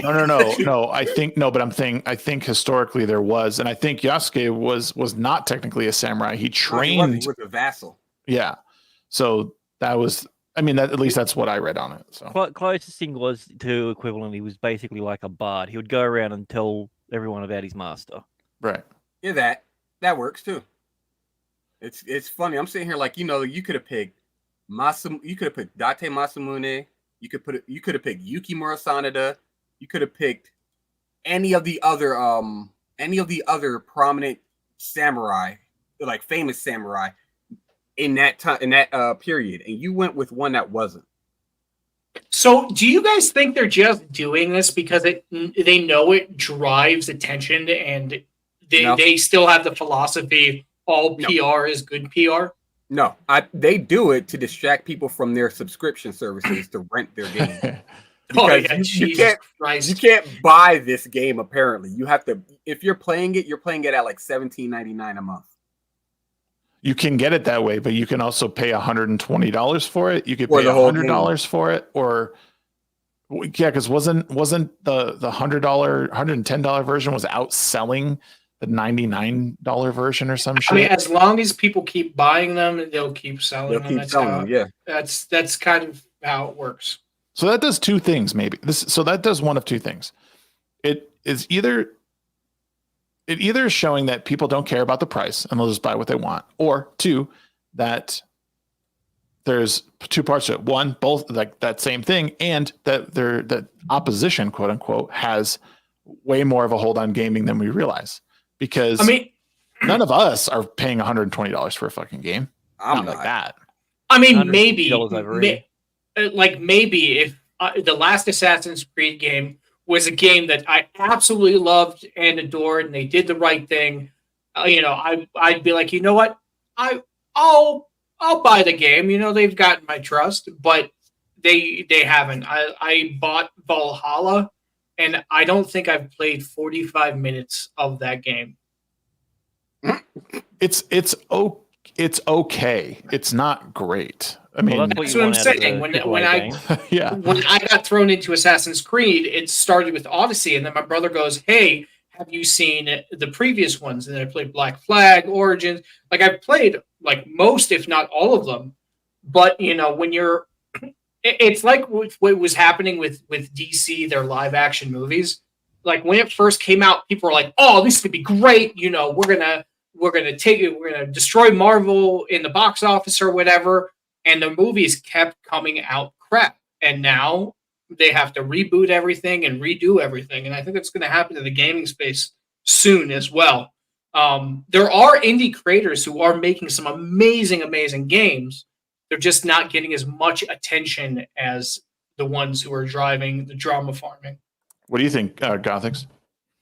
I don't play any of these games, and I'm not giving nobody no money. Yeah, that's the Sigma grind set right there. Why do you think I've been playing Overwatch again? Because it's a grindy, repetitive game. I can just now, doze off and not have to spend games money. You escape. What the fuck is wrong with you? Yeah. It's on my console, Vanessa. We got to play soon. It's on my PlayStation, so we can play. Oh, you loser. Oh, dude, I play a lot of Overwatch on PC, but we can't play cross-platform, so I got to get it on my PlayStation. I've been playing recently. The only game I've really been putting time into is Dragon's Dogma 2. That game is so much damn fun. Yeah, I enjoyed the idea of putting someone into a stasis and then throwing them off a cliff. It's so much fun. But aside, if I'm not playing that, I'm adding on to the 1,000+. I think it's actually 1,300+ hours that I put into Dragon Quest Builders. Yep. It's literally just putting blocks on top of blocks. It's just fun. Well, I like Minecraft. Yeah, it's basically that. Minecraft with a story. It was so funny. A coworker got a new gaming computer, and his friend is, "Have you ever played Minecraft?" And the guy's like, "No." And now he's like, "Oh, you know about gaming? Let's talk about Minecraft." I'm like, "Bro, you are way behind the whole world right now, dude." And I need to know this question too. Oh yeah, who's your main? Whoever will piss off the other team the most. It depends on their comp. That's what Overwatch is about, I think. It is, man. It is. Especially if they're using a character that's pissing me off, I switch to that character to piss them off. And then, it just depends. No, I don't have a main. I have to diversify because you can't always play that character anyway. Yeah, it's funny because when I first started playing Overwatch, so many people decided to not play the healer. And I was like, all right, fine. I guess I'll pick up Lucio. So now I'm savage with Lucio. Lucio's sick. I started getting good with McCree before they changed his name. And it's still McCree. He's still McCree. It's still McCree. He's still McCree to me. I don't care what anybody got to say. They changed his flashbang and it pisses me off. Yeah. And then I play Winston for defense. Because I like the idea of just dropping shields and just zapping people from inside the shield, jumping out of there, then dropping another shield. It's like, I'm sorry, but I'm gonna be an annoying wall. It's my job. Yeah, I've been playing quite a bit. It's been pissing me off, so I'm like, I'm not that good. My ranked or my competitive rank is right now is silver 1, and I got up to gold 5. But what's been happening is I lose one, win one, lose one, win one. That's been my past 10 games. It's insane. That's because keep doing a gamble. Well, what's weird is there's not there can't be that big of a skill disparity between silver 1 and gold 5. There's not. The forums are really annoyed because the matchmaking is terrible, and especially in comp, you're getting paired up with people who aren't in your category. Yeah. And it's so obvious, at the end of the game, how is it that your team has 20 kills, their team has 3 kills? How does that work? Yeah. Yeah, it's true. And I had someone, goddamn, it was so funny. I've been doing tank mainly. And the person was playing that new non-binary they them venture, and they weren't getting any kills, and we were just getting mowed over. Boy, were they getting offended. I wonder. And I was wonder like, the fuck why. So I was just getting frustrated, and they're like, "What are you being all weird about? Like, why are you complaining?" I was like, "Because you're not getting kills." And they're like, "Who?" And I was like, "You." And they're like, "Oh, yeah." And then they just left. They left the game. Damn it! They didn't even try to put up a fight, man. I want the toxic lobbies back. I want somebody to tell. No, you'll get banned now. Yeah. Unless you're gay, then you won't get banned. I want somebody to tell me, "Oh, shut up!" Like, you play like your mother never loved you, or some shit like that. I want that back. I want somebody to tell me to sell my console. Overwatch is like that still, though. People are still dicks, even if they're not talking. They're still like, it's still people. If it's not like people saying it, there's people smurfing, and they're just ruining games for you. It's just not fun. Yeah, I also think that the shit talking is different on Overwatch in comparison to like Call of Duty days.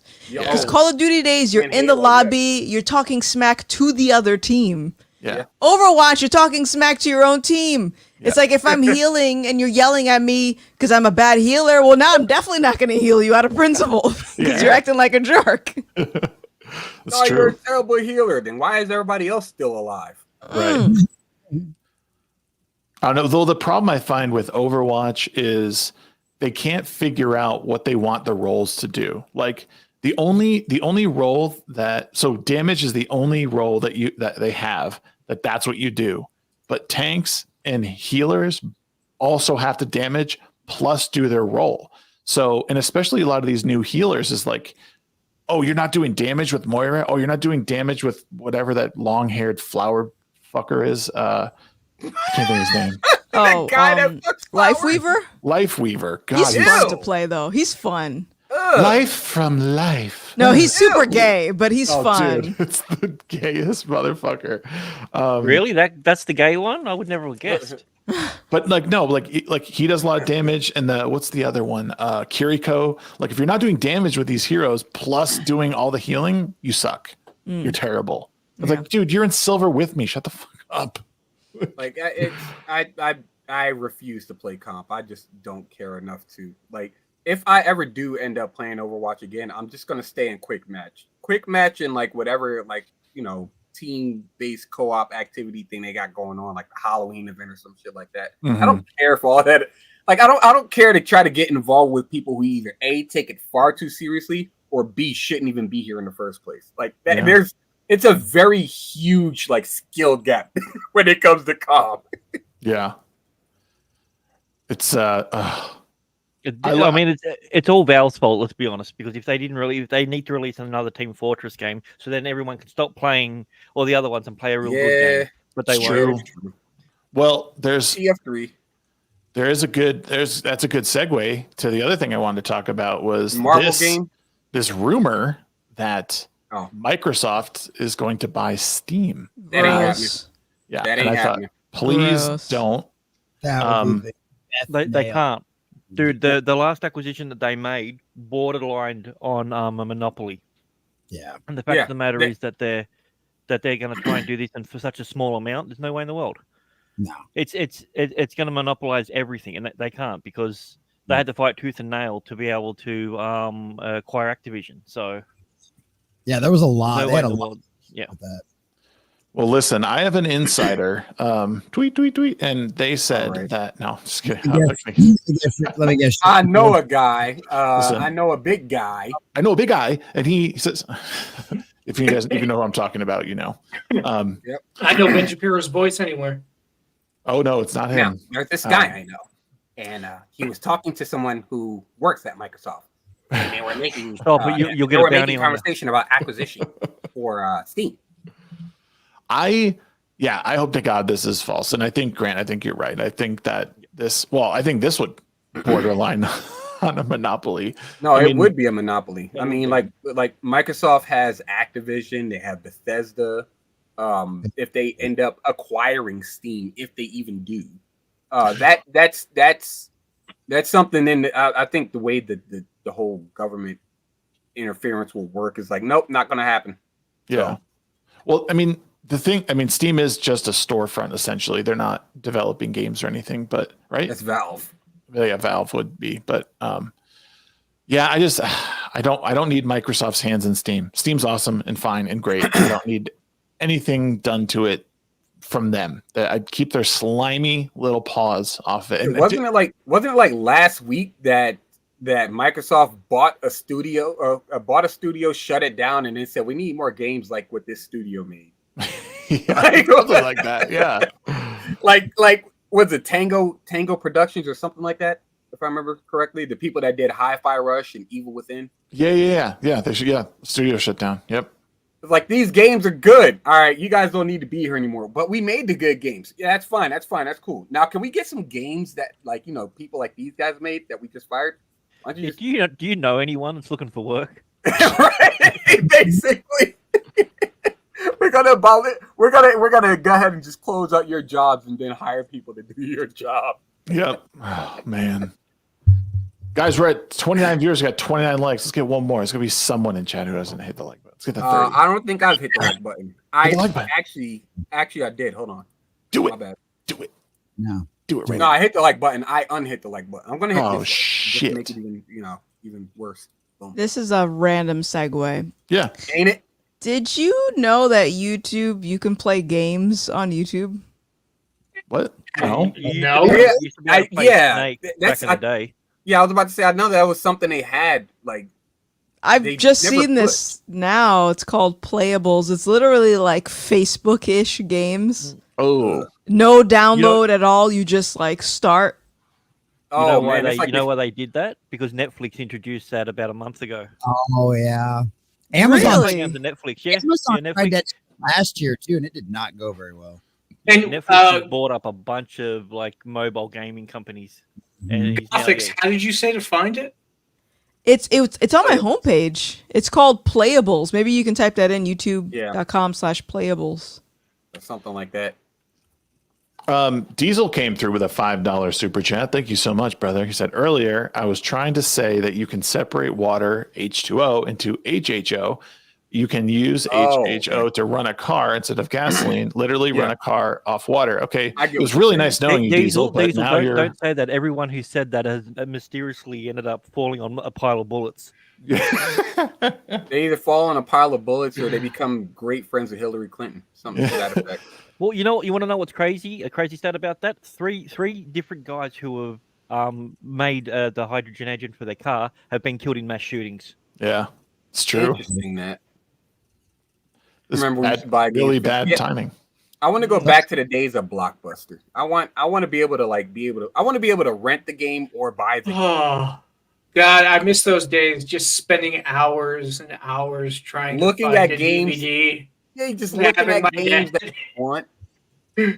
Doomsday, That thank you for the games 5. and shit.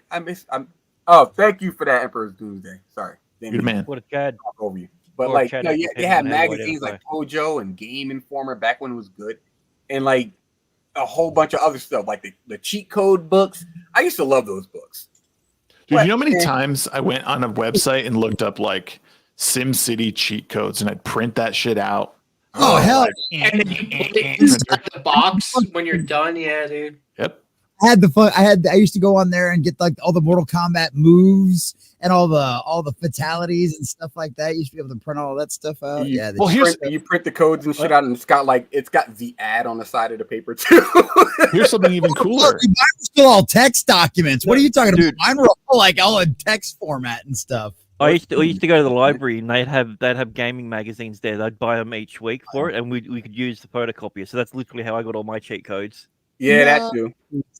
But here's something even cooler that they don't do anymore. Like, well, obviously there's not physical games anymore, but the inside the booklet, like, so I think it was Final Fantasy VII had like extra lore inside the little book. Dude, about Halo. The Halo characters. books came with so much extra lore. It was Mhm. great. Yeah. I miss those days. See, back in the day, and I know I sound old and shit like that, but like back in the day, you had to try. Nowadays, people are just lazy as hell. And they're just like, hey, just buy the cheats. What do you mean buy the cheats? Well, you can get ahead of people by, giving us an extra few ducats. And it's like, God, Man, Wait. I want Game developers are coming out with a mod download when you download the thing, so you can literally just download and go, oh, infinite ammo turned on, done. Oh, I hate it. Take me back to R2, L1, R1, left down, right up, left down, right up. Take me back. Jesse, you're on mute. Number one.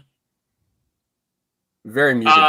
And number two, I have the gaming thing on YouTube. I found out how to find that. Yeah, I missed it. So when you look, you guys got to go all the way down to the bottom here at playables, and then they got all these. Games. Oh, they do have it. Holy shit! I would rather waste my time watching shorts than play these games. Yeah, these are junk. Yeah, Cut the Rope is fun. I played that. That one is fun. I do like that one. These are all games that were once mobile, or basically they're built for mobile. Yeah, and they have instead of getting random ads, you get ads for YouTube channels. So you're like in the middle of playing for a game, and it's like, oh, sub to Jacksepticeye. I'm like, piss off! I'm trying to play golf. Listen, I got Puzzle and Dragons. I'm good. Alien shooter. Pop.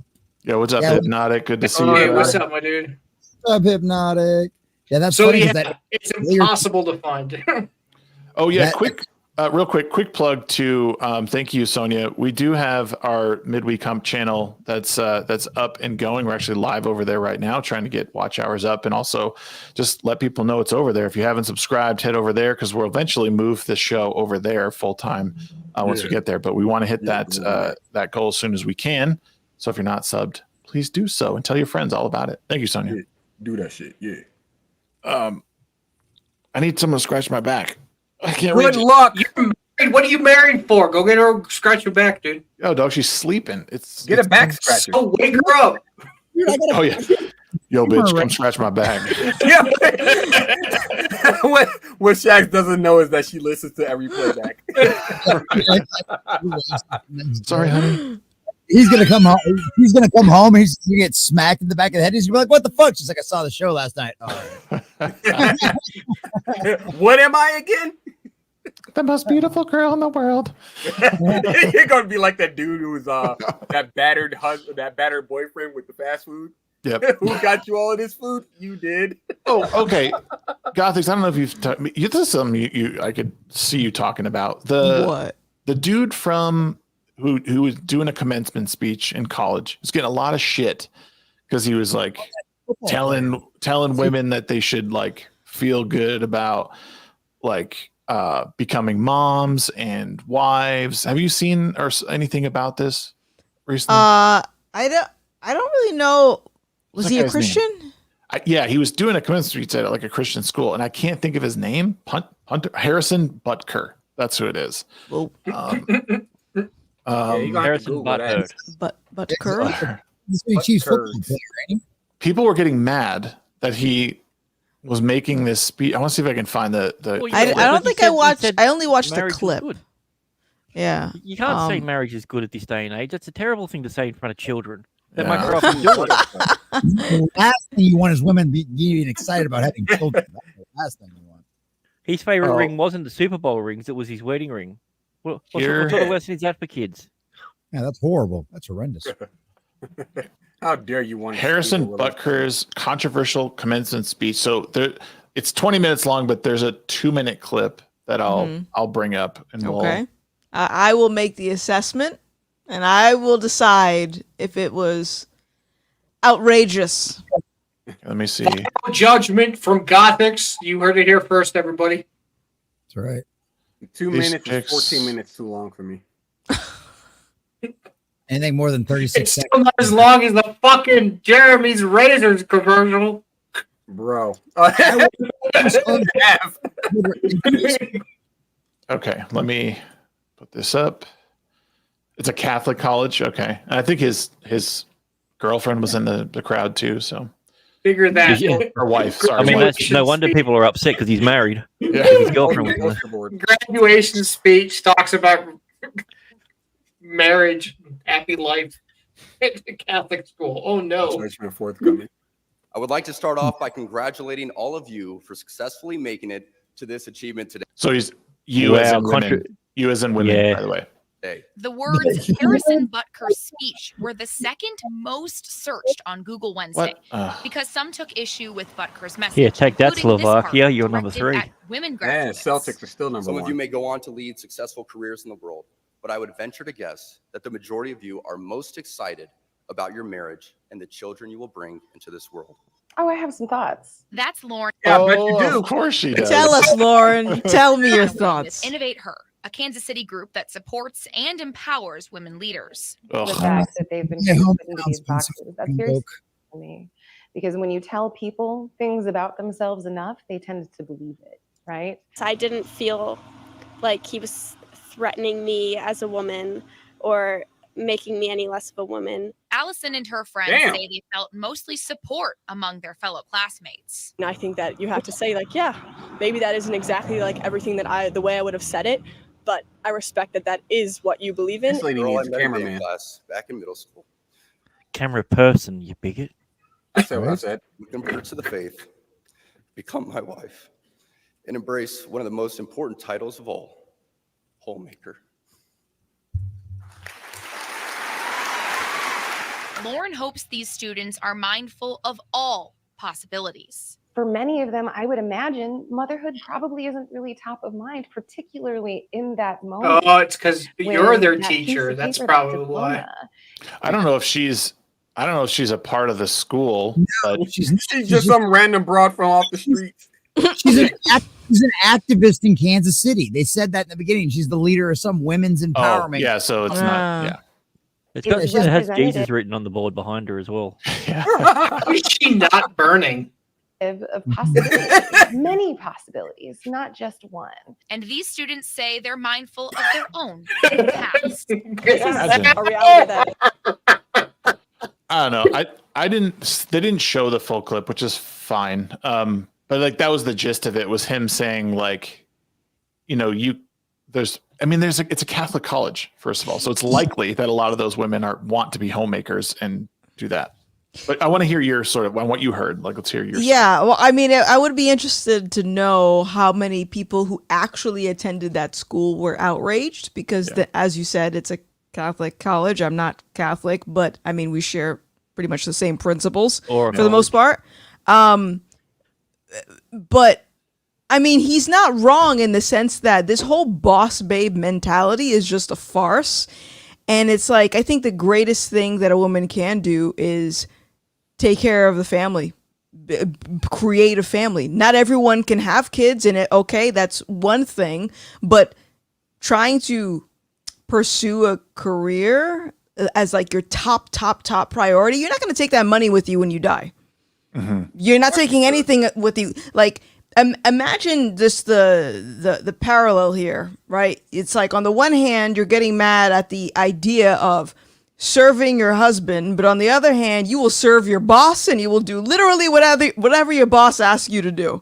Yep. It's like you're going to serve someone, So why not build up the next generation is my question. I think that's way more honoring than, whatever boss babe, whatever. And I'm not against going to school. I mean, I'm also a high school dropout. I never went to college. No, thank you. No indoctrination for me. But, you tell me I got to be the black representation here. I graduated from college, so like. I'm sorry to hear that. I'm sorry. This is how stupid I am. I actually graduated from high school and didn't go to college. I went to the military instead. The military fucked me up, apparently. I didn't graduate you and I are in the same boat, my brother. Look here. Look here. All right. I was the most educated person on the panel. Allow me to explain it to you.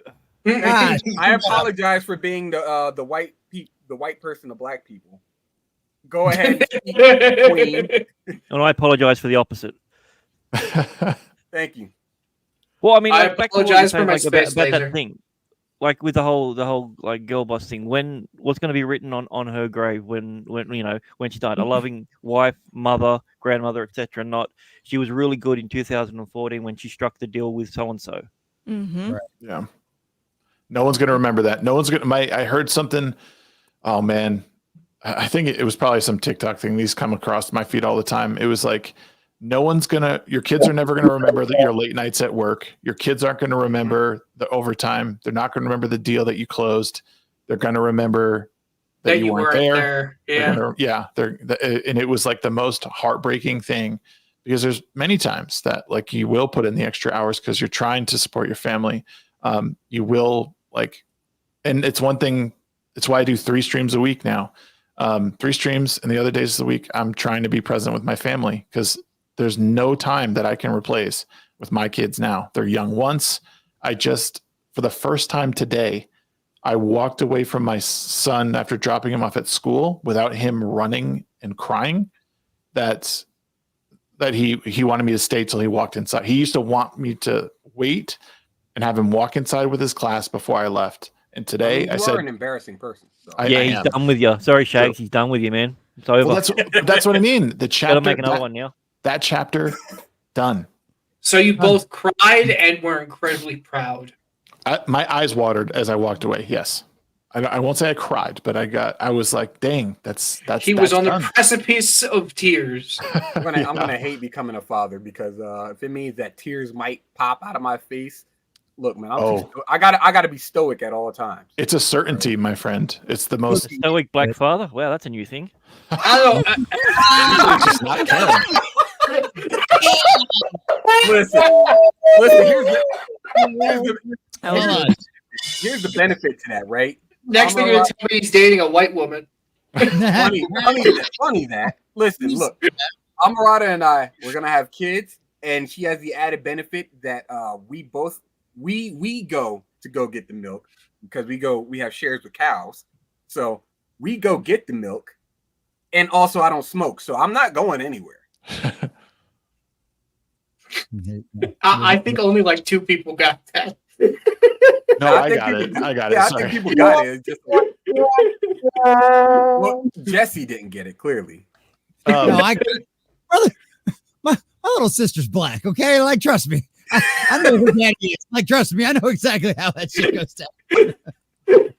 Future Boy, thank you for the $2, mate. Appreciate it. We need to hear Harrison Butker's entire speech. It's 20 minutes long, by the way, so we're not going to listen to the whole thing. And also, you never know what happens with YouTube. So, like, if you bring it up and a news channel owns it, you will get probably get struck or whatever. So yeah, maybe I'll do an additional. We're not like Asthma Gold or anything. We don't have that kind of freaking power behind us. Here's what I'll do. Clean? Yeah, my room is actually there's room is clean. Dishes are done. Yes. There is like I have it. I just don't have it anywhere. I don't want to waste time looking for the 4-minute clip of him talking about it. There are a couple good ones out there. More than a 30-second introduction by activists. No, but the activists were the best part of it. I mean, the speech was great. You get the general gist of what he's saying in like a few sentences. Yeah, it was him congratulating his wife for everything that she's done as well. Yeah, his success is based purely and simply on the fact that he had her there. That's what the speech was about. Basically, it's like you know, in a game of D&D, 2 of the most important players are the warrior and the ranger, or the fighter and the ranger. Like you know. You got somebody going out into the trenches, and you got somebody else holding it down. Well, the healers are fine, but I mean, like you take down the warrior, and then like you know, the healer just has nothing. What, are you going to heal the enemy? Like, come on. That's why I said a ranger, because you know the ranger has to hold it down too. I really wish that you could like. The only other video that I saw on it was It was is this a longer clip? It is a longer clip, but it's interrupted the same way. I don't want to look for. I can't look for it right now. We're doing the middle of the show. Put Orisa and Soldier 76 on the field, you probably win every time. Yeah. Yeah, I don't know. With that whole situation, when I saw people complaining about what he was saying, I was like, it's the right venue for it. Like he could say, I just think he can say what he wants. There was nothing like derogatory in there or like talking down to women. And I do think it's a relevant thing to speak on. I think too much emphasis is being put on career, and I think it's a very important conversation to refocus on family and have people realize the importance of it, and especially at that age, because I mean, to quote the great Marissa Tomei, the biological clock is ticking, so it's something that it doesn't last forever, and if it's something that you want to do, it should be somewhere in the priority list and shouldn't just be dismissed, and it shouldn't be, in my opinion, labeled as a bad thing. Like, oh, well, you should want to attain a career. Like, not everyone wants to do that. Well, duh. No, yeah, of course. Not everyone wants to be. You can have a career and still maintain a home. Right? It's not an exclusive. I love these TikTok videos where now, like, you have women who are coming into the age of, being an adult in our day, and they're putting out TikTok videos being like, fuck this shit, I want to be a housewife. Why are you guys making this hard on me? My wife would probably give her left arm to be a stay-at-home. Like, I am not even kidding you. She would much rather do that. I want to get back to those times where, like, one person in the parental unit would go out and bring home the bacon and the other one would cook it. I mean, it's fine if it's the guy that stays home, so long as y'all have that, like, that kind of like understanding between each other. But when both sides are being the breadwinners, like, what's left? The kid's gonna cook for themselves? Like the IRS wins at the end of the day. That's what it goes down to. Like, the government will always win. I hate the government. I don't know if you can tell at this point. Abolish it all. Nonetheless, like, that's where I want to get to. I want to get to a point where I'm like, Amarada doesn't have to go and work. She can if she wants to, but she doesn't have to. Yeah. I don't mind being, like, the main breadwinner. That's what I think. A lot of people, when they get in this argument, they misconstrue the we don't want to. We don't want meaning. We just don't want it. Period. No, we want them to have the option to, if they so choose. We don't want them to be forced to having something. Understanding the value in it. Being a mother is already a full-time job, and then you're going to have to. I mean, there's a lot of stuff that moms do that people tend to forget about when they get older, unfortunately. What about you, Vanessa? What's your take on do you want to be, when you're a mom? Well, I guess, is it something that you guys want to do, have kids? But two, yes, I'm praying on it. Prayers in the chat for us. We're trying. Hopefully, I'm not shriveled up and dry. All right. He's already increased half the population. I'm trying, okay? But no, I mean, yeah, I would love to be stay at home because, first of all, yeah, the IRS wins. And then if we're both working, who's watching your kid? Who do you think is going to have more influence over your child? Yep. If you drop them off somewhere for 8 hours a day, so like, I think that is like that'd be one of the best things I can do is like raise a family. And having the option to do something on the side, I think would be great. And but to be fair, because you guys are talking about the biological clock, and if women, they want to have kids, they should put that at their top priority. To be fair, I think a lot of these women don't even know if they want kids because they've been sold this lie that money and your status in the workforce is going to be everything you need to have a happy life.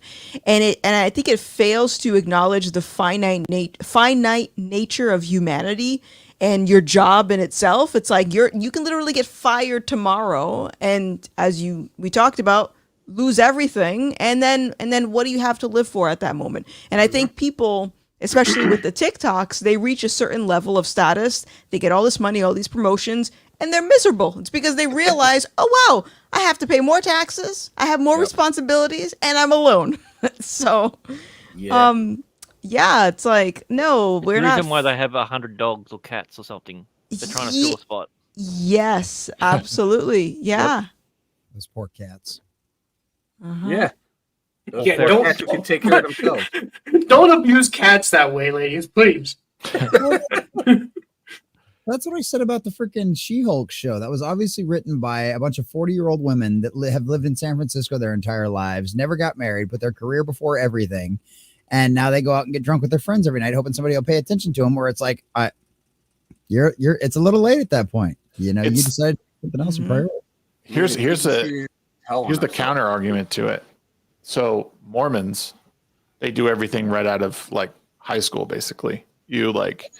Out of high school, you like go on your mission, you come back, and then you go to BYU, and then you like have kids immediately at like 23, and so, but like everyone, even non-Mormons will like really early have kids, and then I was talking to my brother-in-law about this. They'll be good, they won't go out, they'll have kids, and then at like 35, they're divorced, and then they're going out partying because they've never partied before in their life. They've just been homemakers and stuff. So this also goes back to, hold on, let me finish. This goes back to the homemaker, or this goes back to the balance thing. Like understanding, like you don't have to rush into things, but you probably shouldn't wait until you're 40 to decide. Like you should have an sort of an understanding, and I think people need to talk about to not be afraid of being a mom, to being a homemaker. It's a good thing. It's something to attain. And it's a good, productive way to better society instead of selling them the lie, because it can have the opposite effect. I think where they lose part of their younger years, and then they're trying to make up for it later on in life. You know, it's very weird to watch. I think it depends on on how you grew up. Like I, for example, grew up around a lot of modern Orthodox people who were Jewish. A lot of them got married when they were young. Now, me personally, I didn't want to do that. Like the majority of my exes are married now, but like I didn't want to do that because of the financial strain that I know would put on my family. Right? If you're gonna start a family, be smart about it. Don't just, stick your thingy in anywhere and boom, start a family. Just it up. I don't judge when it comes to like that kind of stuff. What I do judge is when you make it a burden to everybody else around you because you've made that decision and you didn't make it in the smart way. But that's my opinion. Yeah. To kind of give another perspective on what Shags was saying about the people that get married young and have their kids and stuff like that is, for one, not everybody gets divorced. True. And the other part of that is also, if you do start young, like right out of high school or right after college or whatever it is, by the time you're 40, 45, which isn't old anymore by a long shot, even 50, your kids are gone. They're out of your house. They're out of college, and you're now in a financial state that you would have never been in your 20s. And now you and the wife can literally go and do whatever the hell you want because you've already done your job and you've already got that knocked out. And you've still got another good 30, 40 years left in you to not have to worry about taking care of that, not have to worry about dealing with all that stuff. True. I wish I started this match 10 years ago. Trust me, I'm not looking forward to being 50 and having kids graduate from high school. Okay. But hey, that's just the dice I rolled sometimes. Yeah. Sometimes you only do it once. What do you mean? You only get the one life. I'm fine with having kids a little later in life. Now, granted, a lot of my decisions were my own decisions. I haven't done anything stupid, obviously. I just haven't really tried to find a relationship. I just so happen to luck out with the one that I have. Like, we both share the same ideologies, both have the same kind of goals in life as far as like, a family unit goes. Yeah. So I can see something, happening for us where like we have our squidlings, and then after they've grown up and then they've gone to like, I guess whatever school, whatever education they've got, they learn what they need to, they go off and venture into the world. And then she and I can just, take up those timeshares we should have taken when we were in Vegas. Like that's how I'm looking at life. We have a plan. It might not execute the way we wanted to, but we share something common. And that's what I like the most about it. Go Jesse. Go Jesse. This is a good point that I think that people miss. And for any of if there happens to be anyone younger in the chat, what I've noticed is that there's a lot of I have a lot of older viewers, but I'm of the mind, unless monetarily wealthy, there is never a financially stable time to have a kid if you wait for when you're stable. It's very true. Like there's no. I disagree. You need to be responsible. Yeah, but that's what I mean. Yes. A lot of people use that as an excuse to put it off forever because that's the thing. You're never. All you need to do is be a good parent. Doesn't matter if you're broke or you got $1 billion. Yeah. If that kid comes home and he's confronted with nothing but love, and I mean, I grew up in a very poor situation, so maybe I have a different way of looking at it. I just, I grew up around a lot of rich people as well, so I saw, people were like, oh, we're at the age, we'll set up, and then get married, but then they were counting on their parents for everything, to pay for their apartment, to pay for the food, to pay for the childcare, to pay for everything. And some people are not lucky enough to have that situation. So although I do agree that most people, when they wait for the stability of life to kick in, it will be too late. But you do need to be responsible in that specific decision. You need to be responsible in the decision who you marry, who you have kids with. Because that's a really big decision in your life, and it will affect you for the rest of your life. I do think that children change people too. Like and I'm not saying to do this to change. Don't have kids to change, but I think you need to be responsible. You should be responsible, and that should speak to picking your partner. If you pick someone who shares values and all that, you will. They will change you in ways that you never thought possible. And they say, especially in the first few years, your children will teach you more than you'll teach them. So that is something to look forward to. But yeah, they will have a profound effect on you more than you realize. Like you couldn't plan for the changes that come. And a lot of times you just have to, because you think you know something in the beginning. You think oh, I'll do this and I'll do that. But the truth of the matter is you won't. Until, even through pregnancy, like my wife and I, we didn't plan to have our kid at 25 weeks. That was thrown on us from God, if you will. And that we had to adapt to that. And then because of it, there was so many things that changed, like our mindset on stuff. And it's just wild how in the blink of an eye, it all just it flips on its head. But you would either adapt.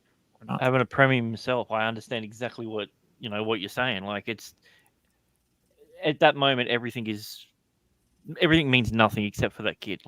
And the first time that you realize what unconditional love is from your perspective is when you see your kid in danger like that, and you're helpless. Hey, Garrett. What's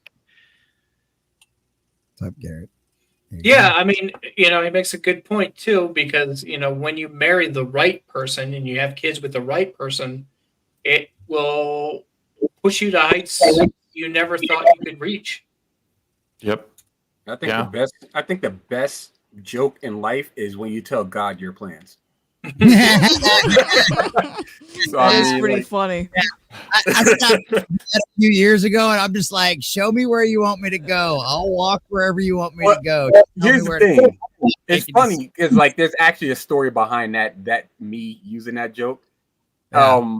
Back when I stayed in Atlanta a couple years back, I went through this whole kind of spiraling situation where I didn't know where I was going with my life. I was doing YouTube. It was going nowhere. A lot of plans fell through. I ended up having to move from my previous job, or from my previous home, into another one that just completely destroyed my whole psyche. And I was talking with Amarada about it, and she told me that same thing. She was like, she was like, one of the funniest jokes in life is telling God your plans. And that moment, I was sitting there thinking to myself, was like, yeah, it's probably best, you have a plan, but you adapt regardless. Because at that moment, I was just like, you know what, you're right. you're right. I can't just sit here and wallow and be depressed and negative about everything. I got to keep pushing forward. Otherwise, I won't, get to where I want to be in life. And that's one of the other factors of how she and I ended up becoming a thing. It's like, you know what? I don't care. I'm going to make the move. And then I made the move, sometime later. And that's where we are now. Yeah. So I think I'm going to get that on my tombstone. And nobody was planning on me dying anytime soon, but I did it. Congratulations. Real quick, No Green Rocks has to dip out. He said he's tired and he's got to go to sleep. I'm gonna have to piggyback off of that. Oh yeah. So, Okay. Gothix, why don't you head out first? Respect. I'm actually surprised. Before you go, there's a meme about you. So. Oh, we got to show the meme. Oh, there's a meme. Okay. There's a meme. Yeah. Let's see the meme. I gotta commend Green Rocks for actually sticking around past like 10 o'clock. Yeah, It's been a while. That's amazing. Well, I'll tell you something. It's been a hell of a week, and to come back to the midweek hump, that's my kind of okay. Let's chill out for a bit. So I'm glad to be here with you guys. So we won't talk about anything heavy like family or life or anything like that here.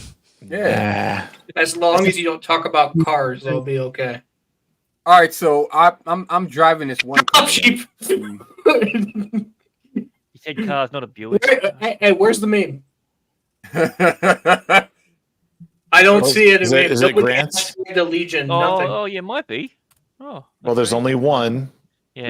You gotta get those memers in shape again. Well, I mean, just so you know, I'm literally looking at the Legion of Memers timeline, and I don't see any hashtags. He didn't tag. He didn't tag. Well, that's his own damn fault then. Oh, that's that's nice. That's a meme. It says, "I asked Who is this AI black woman?" I asked AI to describe our guest Gothix, Jamaican woman with curly black hair tied up and wearing round glasses and smiling while speaking into a microphone. She's sitting in front of a gaming chair with a purple and blue lit background. She's wearing a white sleeveless shirt with a black graphic on it. Her skin tone is light brown, reflecting her Jamaican heritage. Is this a racism? How many times did you have to say Jamaican for it to work? I didn't. I know. I just took the picture of it. I said, "Tell me about this person," and that's what it came up with. It says I'm Jamaican. It says you're Jamaican. Congratulations, you're Jamaican. You bomba clot. But like you got the shirt wrong. Look at the It's a wrong white shirt, shirt the with wrong black order. print. The right color's wrong. So then I asked to do its interpretation of what you look like. Okay, that's pretty cool. Hey, do me I next. get it now. It pulled the racism all. part because you said black, and it was like, "Are you sure about that?" So then, Sure about that? I'm not going to ask Grant. I'm not going to ask Grant to make one of me because a Jewish Middle Easterner might not come out too well. Dude, I've tried doing it, but for whatever reason, as soon as you add the word Middle East in there, automatically it puts a lot of headgear on. Let's just say. Let's just say I have worn that headgear. Yeah. Grant, here I thought you were going to say every time I try to do it, it explodes. Yeah. No, just my computer. something Three Kings. All right, let's let our guest get out of here. It is late for you. Tell us what you got coming up, Vanessa. What's happening in your neck of the woods? My neck of the woods. I'm going to be on another podcast tomorrow on the Front Porch Conservative Show. We're going to be talking about Pride Month, everyone's favorite time of the year. Very nice. Yeah. Very, very nice. Aside from that, I don't got anything else planned. Next month, I'm going to be moderating a debate for Blexit. That's going to be really fun. Can't wait to mingle with all the conservatives. I want to go there. Well, you can identify as black, and I'm sure they'll let you Is it in. black only? I mean, I hope so.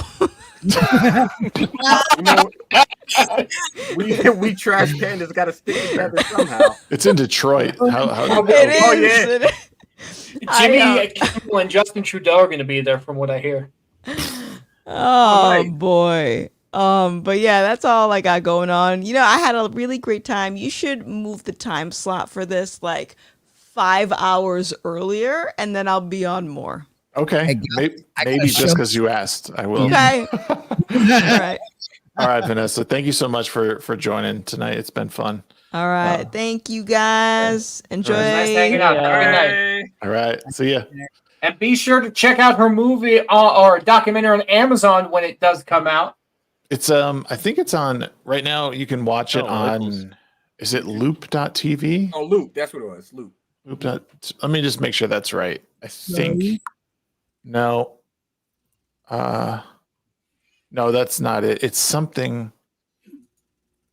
Oh, what is it? I'll have to find it and I'll throw. Yeah, throw it in the description later tonight. To make the babies now. That's right. Damn it. Yeah, now everybody's asking. King Deplorable came in clutch. Lore.tv. There it is. Shoot me that link down there. King Deplorable. Lore.tv / projects. Yeah. And support lore.tv. Support this all link. those This people. link. Yeah. Support what she does, what Graeme does. He was in chat earlier. He's the one who made the whole project. He's a great guy. But please support this. I was able to watch this. And it was fantastic. I've known a lot. I've known Vanessa for many years now. We've hung out in real life. But it was heartbreaking to watch in detail what was done to her. It really, really sucks. But anyways, I don't want to. No Green Rocks. I know you got to head out. No, he's going to be here until after everybody else leaves. That's a very good question. As always, we do have the meme stream every Saturday at 2 p.m. Mountain Time. But as for what I'm cooking up, I am not sure yet. That's in all honesty. I am increasing my skills every day, but to implement those skills into a video is another task altogether. But baby steps, guys. I may be starting to put more and more content out on my Superman, if he wasn't scared of green rocks, YouTube channel. But before you subscribe, I want to make sure that there are videos aplenty for you too. So just subscribe to the Legion of Memers meantime. And also, if you're a member, I did a editing review of Extra Zero's work for Gronking. So if you guys have any interest in editing or picking up tips and tricks, become a member. And I think it's about a 45-minute video. Are you say Gronking or Gronking? Gronking on dogs with Lethal, Moz, and Extra Zero was the editor on that, if I'm not mistaken.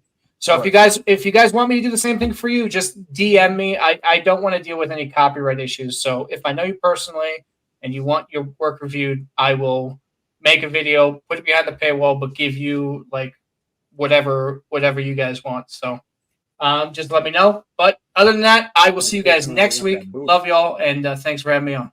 Yes, sir. Thanks for having you. You're a host. This guy. Get him out of here. That's right. Bye-bye. Get him out of here. Later. Be gone, evil one. Did I miss a super chat? I believe only 4. We need to hear Harrison. Oh no, we did that one already. You did that. Why can't I? Where are we at, guys? Earth.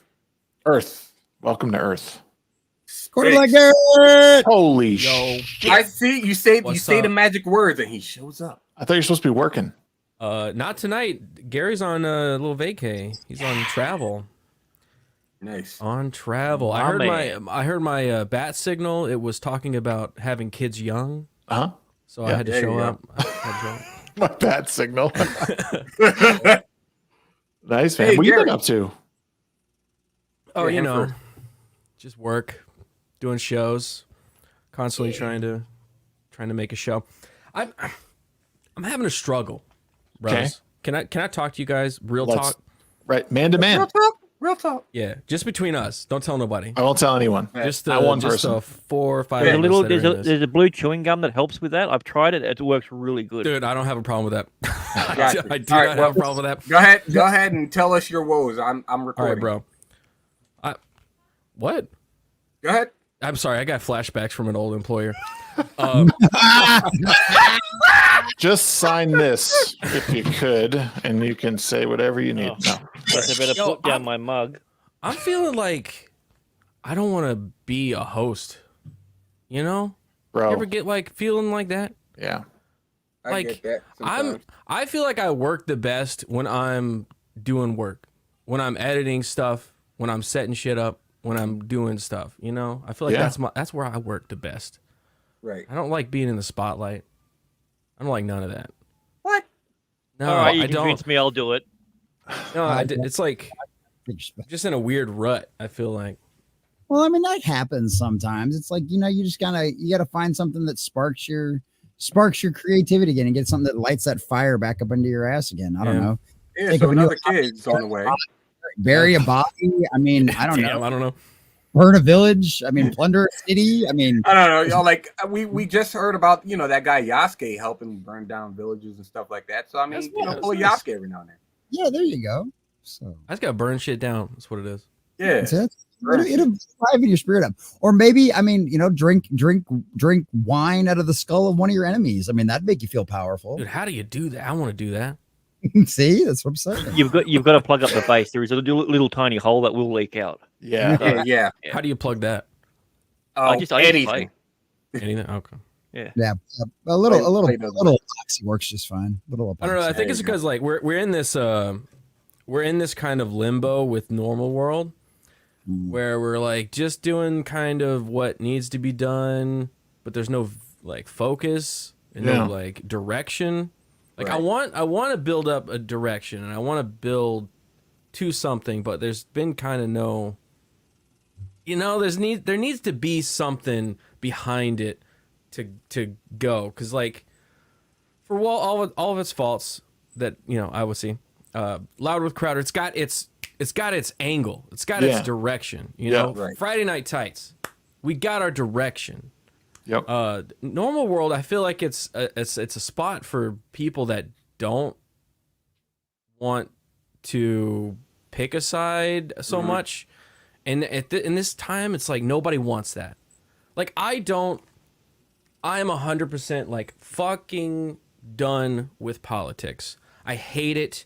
I hate everybody that talks about politics. Put your fist down. How dare you try to be black? I hate all the commentators, dog. I hate all the grifting. I hate all the content farming. I'm fucking so over it. I'm tired, dude. And I've been doing it for like 6 years. I'm tired. I get tired of it. Dude. And nobody wants to see, hey, man, let's just like get along. You know, everyone's like, fuck you, dude. You suck. Answer. You're a fence sitter. It's like, no, I just want to be cool. I agree 100%, dude. Here's the answer, I think. And if there is one, it's not even criticism. If you're asking for what I think would give your show more direction, it's more sketches.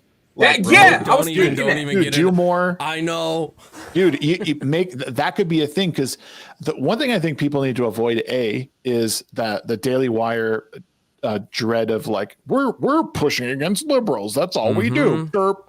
I think you just make funny content, make fun of conservatives, make fun of liberals, and just have fun with it. Because I mean, you have hilarious hosts between you, Dave, and who's the other guy, the older guy that was on with Ann Coulter? I never remember his name.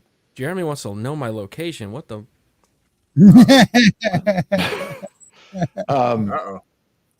So I just think more sketches would make that really cool. Thank you, Diesel. I appreciate you, bro. Maybe bring some kind of like, almost like SNL vibes to it, you know? Well, that's what we originally did. Well, and because you had Flawed as a musical guest, like maybe another like musical band or something. Yeah, like we originally, and I was not really even like involved in the original pilot. They just asked me to be in a couple of sketches, and I was like, heck yeah, I want to work with you guys. I love you guys. So I did it, and then they eventually like. Dave went and shopped it around and then was talking to the Blaze, and the Blaze was like, well, you know, I don't know if it's like financially viable to do just a sketch show. We have to do like episodes so we can do ad reads to balance the books, right? Which is like, I get it. I understand that. Like it's a risk to go out and start spending money on a sketch show. Even though our sketch show was very successful. Right. If you look at the numbers. Yeah.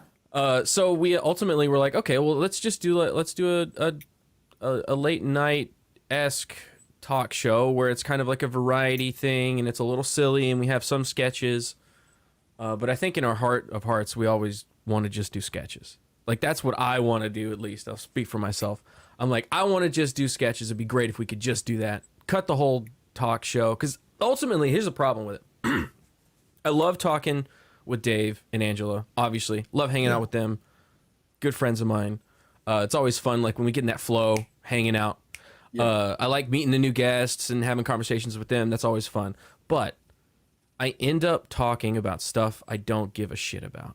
Yeah. That's the problem, because you need to fill some time, and you got to do 3 episodes a week. That's a lot. I tried to say 2. I was like, hey, can we do 2? And they were like, no, let's do 3. It's like, I don't think 2, like, it needs to be less. Yeah. Like, F&T works because it's like once. Yeah, it's a collection of things you're talking about. Yeah. It's like everybody, and the name's great, you know, Friday night tights. We know what we're talking about. It's all one day. It's kind of funneling in, but now we got to spread it through 3 episodes a week. And then back to, like, there's not like like Friday Night Tights, we're against woke culture invading pop culture. Right. We're against bad media. We want good media. That's like the villain, right? We're going after bad media. We're having fun while we're doing it. There's like a thing about it. Garrett's No telling World doesn't have that thing. Yeah, exactly. Like there's a hero villain aspect. And you kind of need that for the internet, I've learned. You need some kind of hero villain, whatever it is. The normal world is like this. We just want to we kind of want to make fun of everybody and chill. Yeah. And I don't know how long we could do that. I think you could do it. Like, I do I'm just like venting to you guys. I'm sorry. No, it's cool. We love it. Hijacked your show. No, it's all good. Hijack more. I think you might be right in the respect that I think a lot of conservatives can't laugh at themselves. Dude, not at all, dude. Which is wild. Well, they can dish it out, but they can't take it. I think it's both, right? Like, I think it's both. A lot of conservatives and a lot of liberals can't just laugh at themselves. People can't just clown Phil. Yeah. Like, I'm trying to give that clown, and I know that there's a ton of great people in the chat that like watch the show, and it's like Diesel's a great dude. There's Two Tone that's always commenting and adding stuff. And like I love you guys, and like that's I want to hang out with those people, but then there's like people that just want to show up for like Trump. Like, Trump is my dude, and that's all I want to hear. And if you say anything else, I fucking hate you. It's like, oh, bro, that's not the energy I want. Like, I don't want that energy. Like, I'm probably gonna vote for Trump because like who else am I gonna vote for? And plus, he's the most entertaining. Oh yeah. I would vote for Afro Man. Yeah. I'm voting for Afro Man. That's my vote. Like, cause shit, dude, like people have gotten too politicized. They see everything through a political lens. Yeah. Everything is conspiratorial. And I'm like, dude, not everything is the government trying to kill you. And it's like, sure, there is some stuff, but you're not everything, dude. Yeah. That's one of the things that that's one of the reasons why I put so much stock into games like, Dragon's Dogma or Dragon Quest Builders or something like that. It's like, if there is some kind of political slant, I don't know shit about it because the game is fun. I'm enjoying pressing buttons and seeing shit happen on the screen. Yeah. Yeah. I just feel like I run up against, for the longest time, just for an example, I don't want to make nobody mad, but here for an example is like I was on a show for a long time and I thought the angle was, hey, we're not actually racist, sexist, homophobes or whatever it is, right? We just want to be like good people and have a good society. And then I kind of just started finding that in the audience was like, no, you are a racist, sexist, homophobe, bigot. Like, right. Like, and then the fucking left has made those words mean nothing. So if people do it, so you have this issue where in the right, you have a problem where the right can't call the right out. Because if the right says, hey, you're being racist, they go, what are you, SJW? So then you have like legit racist people saying shit. And I'm not saying like there's any particular creators or anything, but like a lot of people in the audiences, especially on Twitter, but that, that's just Twitter. I know that. Yeah. But I'm just saying, like, there's just a lot of problems with both the right and the left. And I see a lot of the right problems because I'm like entrenched in it. Yeah. Mm-hmm. So that's what I see the most. It's like, yeah, I don't like the left, and I wish that they would do different things and whatnot, but I'm like, I don't want them to die. Like, I tell you, there's so much of that energy, and it's like, damn, can we hold up, guys? Can we look at what we're doing?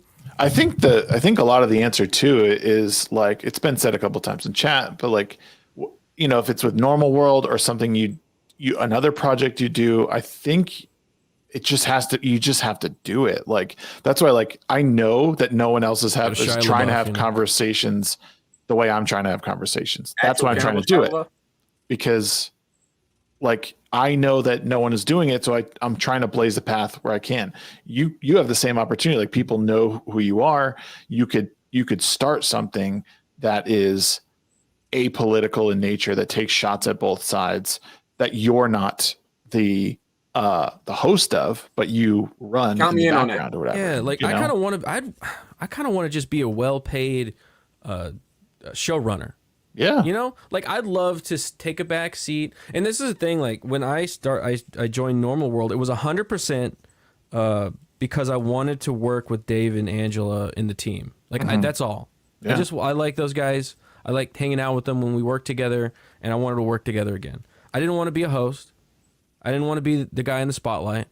I didn't want people to be like, that's a successful show that's hosted by Gary. No. Like, I don't want any of that.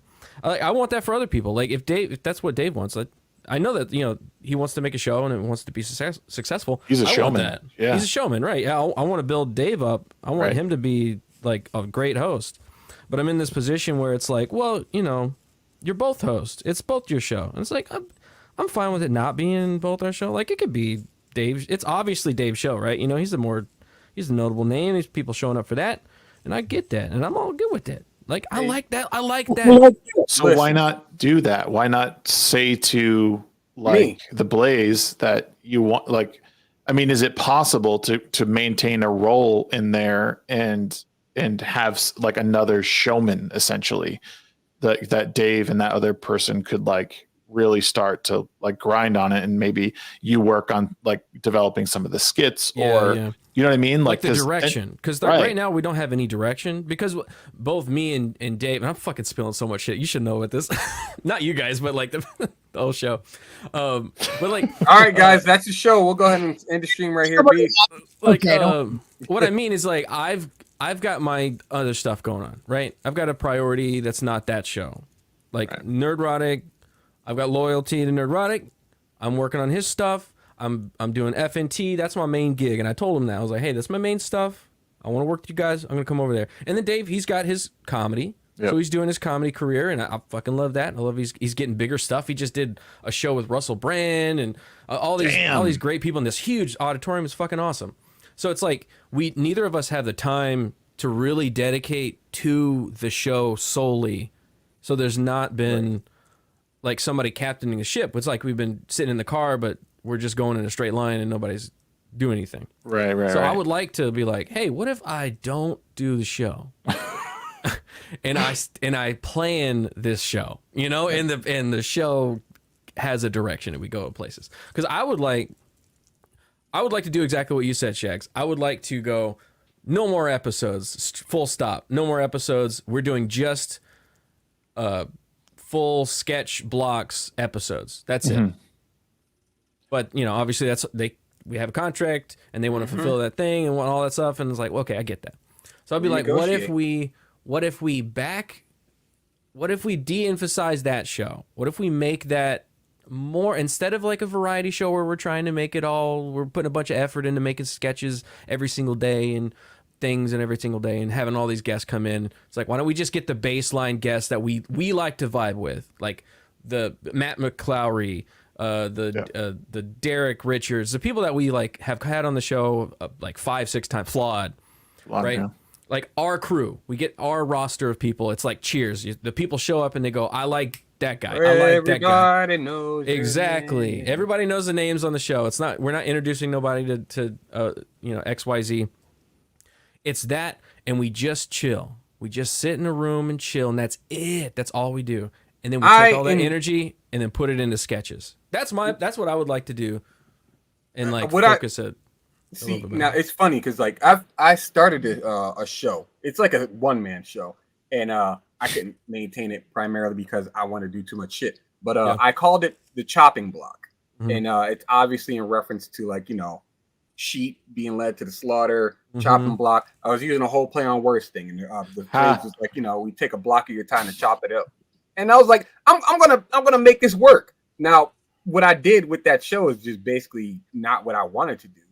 Essentially, what I wanted was kind of what you're saying is I wanted to have like that one show where you just hang out with somebody and you just talk about like just riff. You can have a topic, but you just riff about like, anything. Legit.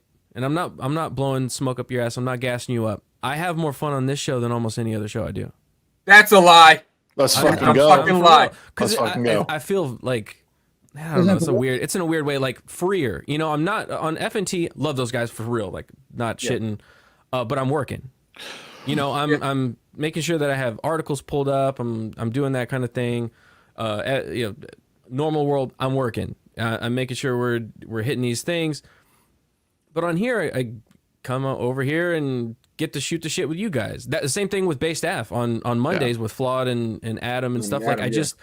I get to chill with my friends and talk shit, and it's like that's what I want to do. That makes me happy. That shit makes me happy. There's something to be said. Like success does not make me happy. Well, and I've said this a lot. Like when I go on other people's shows, I love it. There's no obligation. I sit there and talk. Like I could run the pace of the show if I wanted, but like I just go with the flow. And there's something to really be said about that. And sometimes you really find who you are in that setting. And I agree, Garrett. I think you're a much.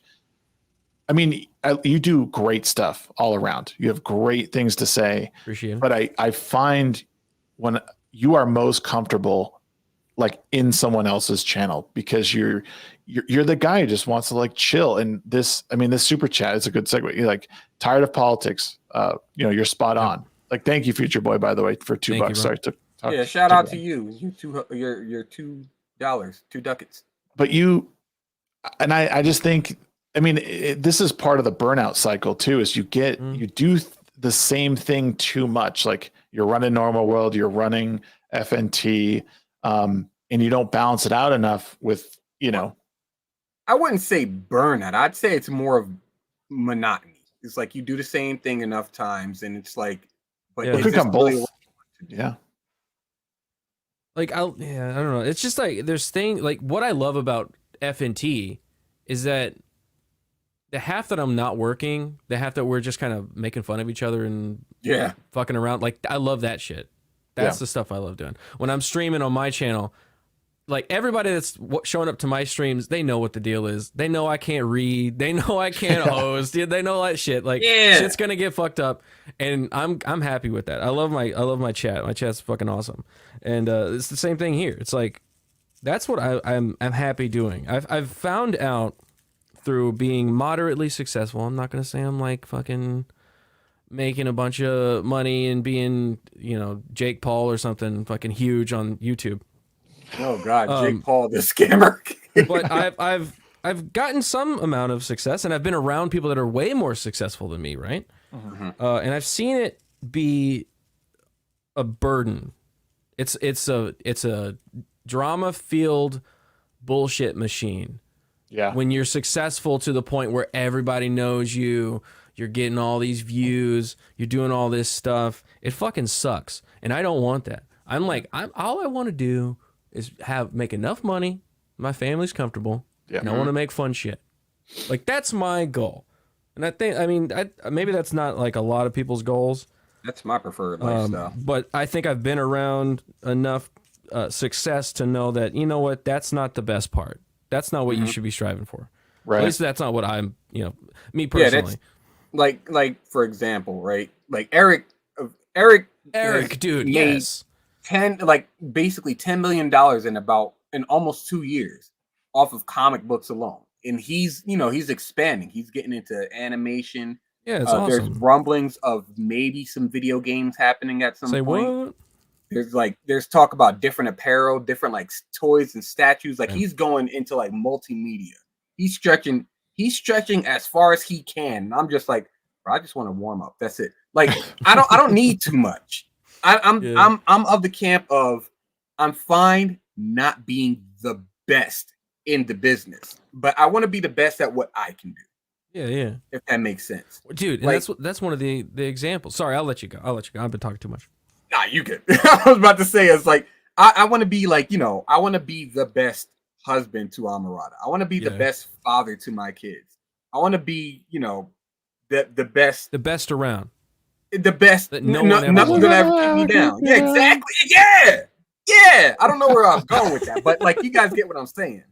Like, I don't need. I'm one of those, and I've always had this mentality. Like, as a capitalist, I understand that, like, money is definitely a great resource to have, but I don't need so much that I become like, someone's ire or someone's.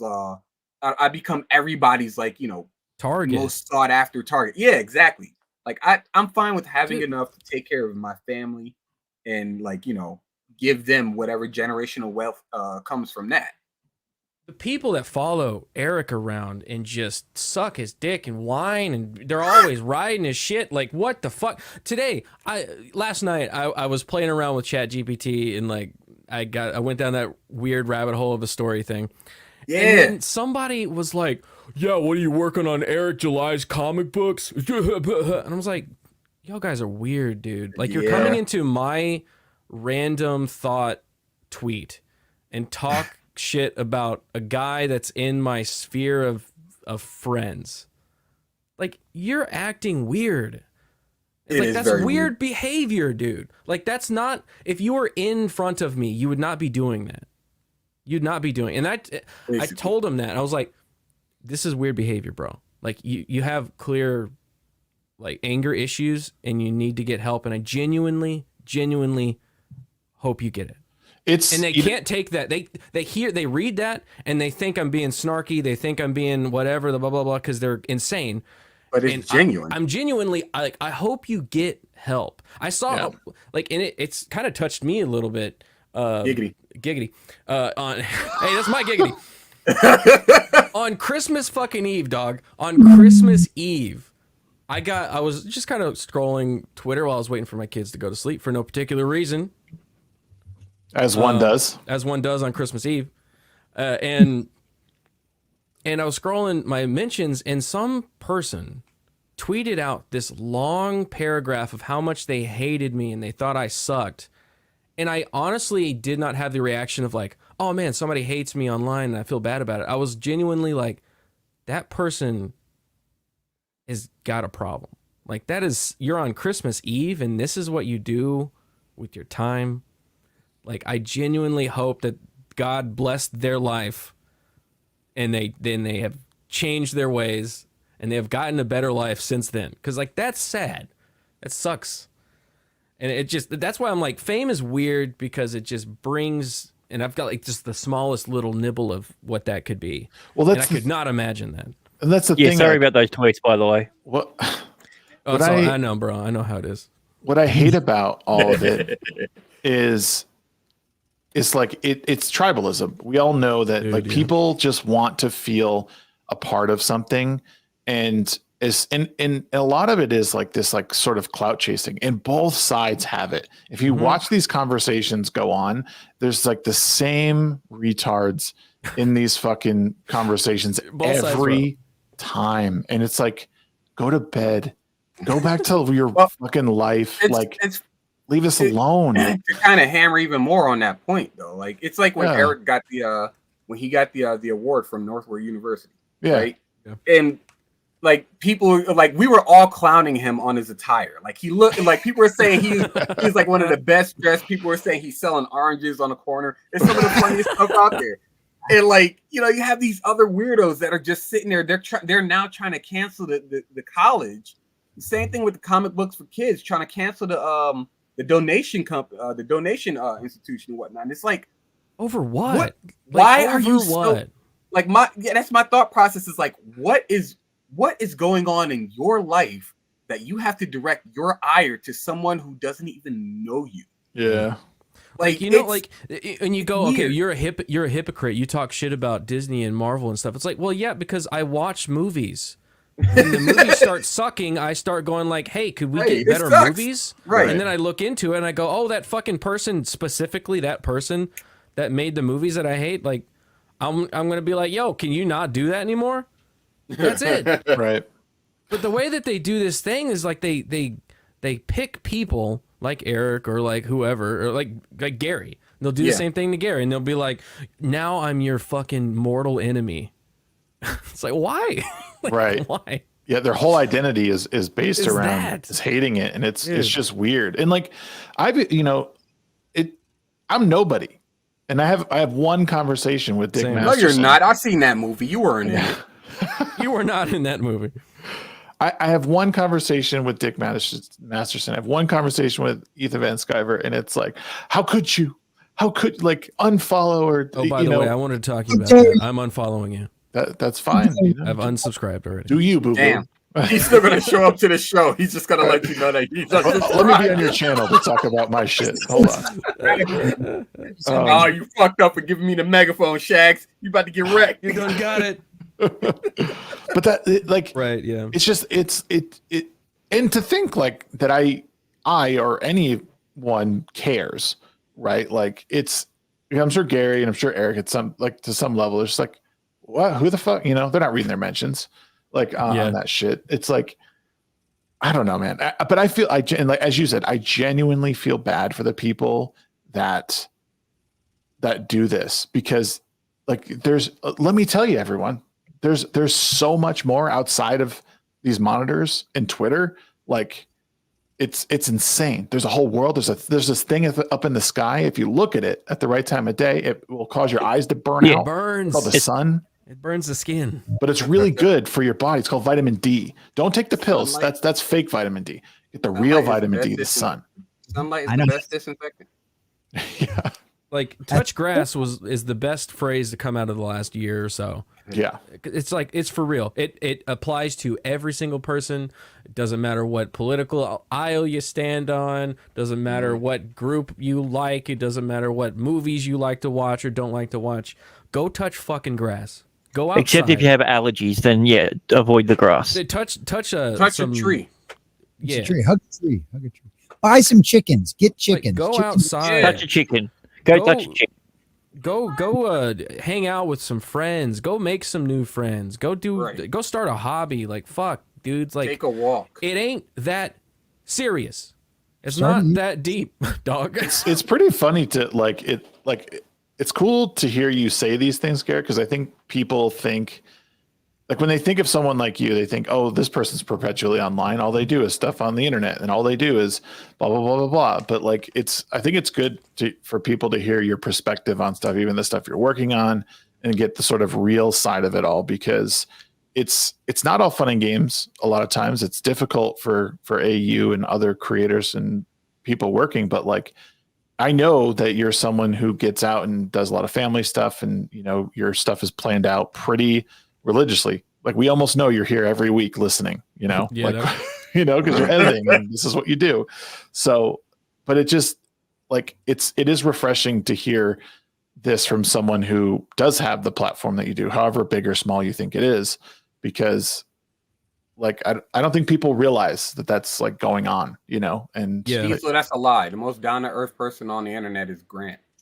Yes. Hey, suck his dick a little hard. It's true because he's under the earth. Yeah, He's on the other exactly. side of the earth, Exactly. Hey, you leave my mole people alone. No, the most They're really good the at most tunneling. down to earth person on the planet is the man from down under. That doesn't Yeah. exist, by the way. Yeah, come on. Oh, speaking of which, Garrett, I've never what did seen you think of the Terrence Howard stuff? It's fucking wild. I don't know. No, I'm not. Dude. What drug was he on? First of all, let's. What's wild about it? What is wild about it is that he says so much crazy shit, and I'm dumb enough to be like, some of it sounds like his him. Like yeah.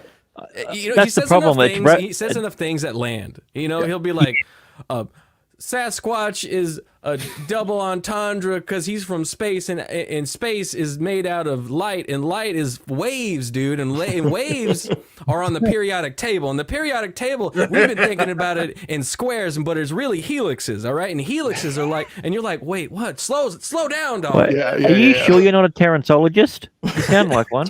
You sit there for a second, you're like, hold Timmy. on. None of this makes sense, but the math. Well, even his critics, even his critics like had to like, as they were critiquing him, were like, he was right about this. You gotta give it to him sometimes. Yeah. Yeah. Like he was right about stuff, but there's other things where like I said on Twitter, like he's saying like moons just are shit out from planets. And you're like, hey, bro, you had us. Where did the moon come from? Earth. Well, that hasn't been, no, like that's a theory. That's like one of 3 theories. First of all, it's never been discovered anywhere else. What is it? That theory, cheese, and it's fake. Well, it still could have coalesced during like after the Big Bang and everything. I don't know. It probably is that. Who knows? But it wasn't like how he was. Yeah, but how he was saying it. He was like, "Oh, look at Jupiter. That storm. Yeah, we're just gonna squeeze a fucking turd out of that storm." Like he said that, and I was like, "Bro, you lost me." I'm done. There's a lot like Adam is like all about it. He was like all about like, whoa, this guy's super smart. And I was like watching it and I was like, he's definitely smart. Dude's like for real, really smart. Yeah. Like I can't take that away from him.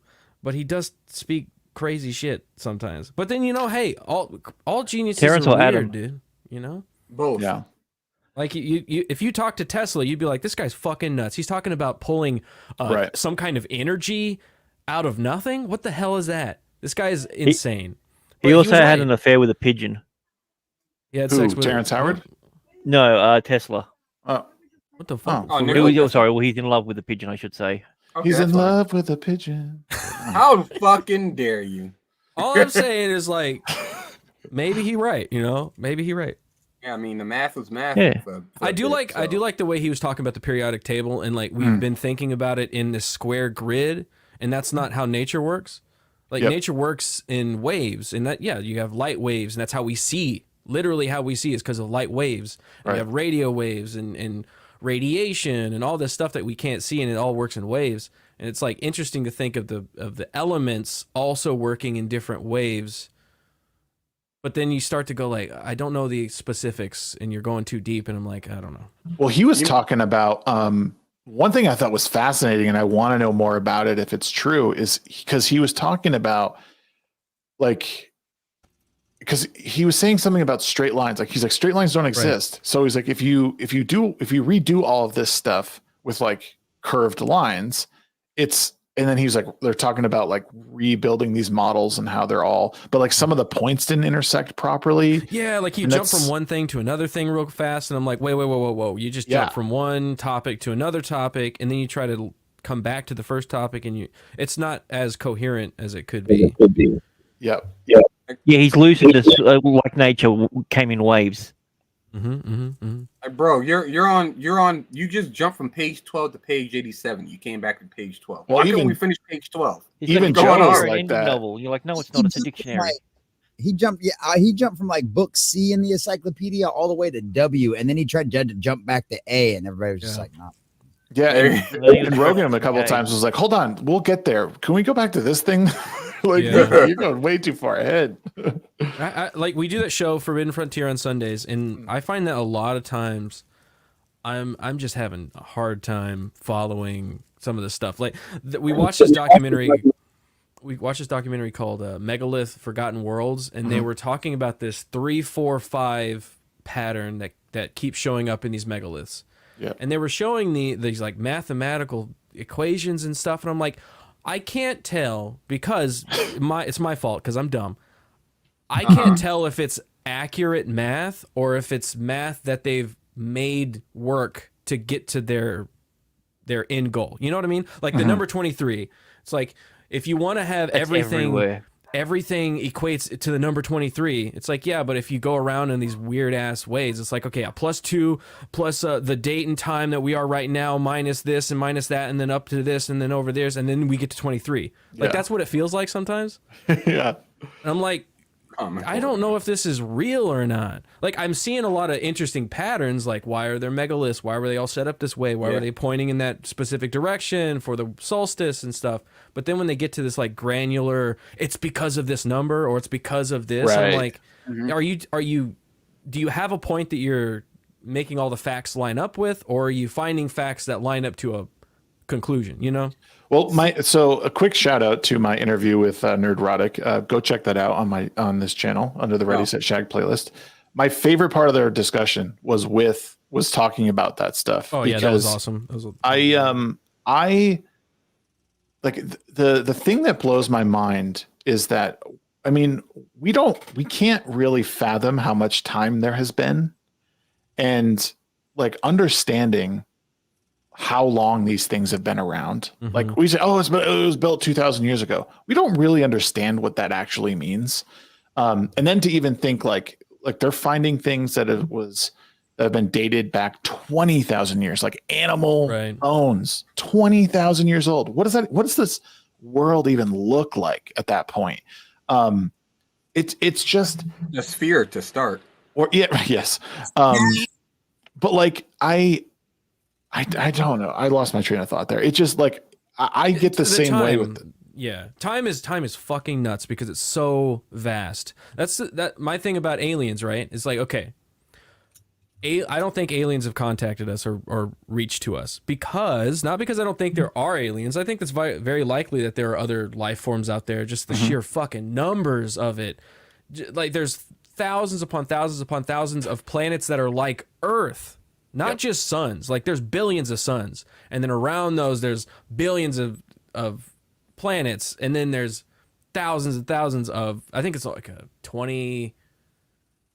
I can't remember the power to. It's like 20 to the power to whatever of planets that are in the Goldilocks zone that can sustain life. Our specific kind of life, right? Not even life that lives in a different form or absorbs other things. Like even on our planet, we have fish. Fish aren't like us. They don't breathe air the way we do. They breathe air in a different way, right?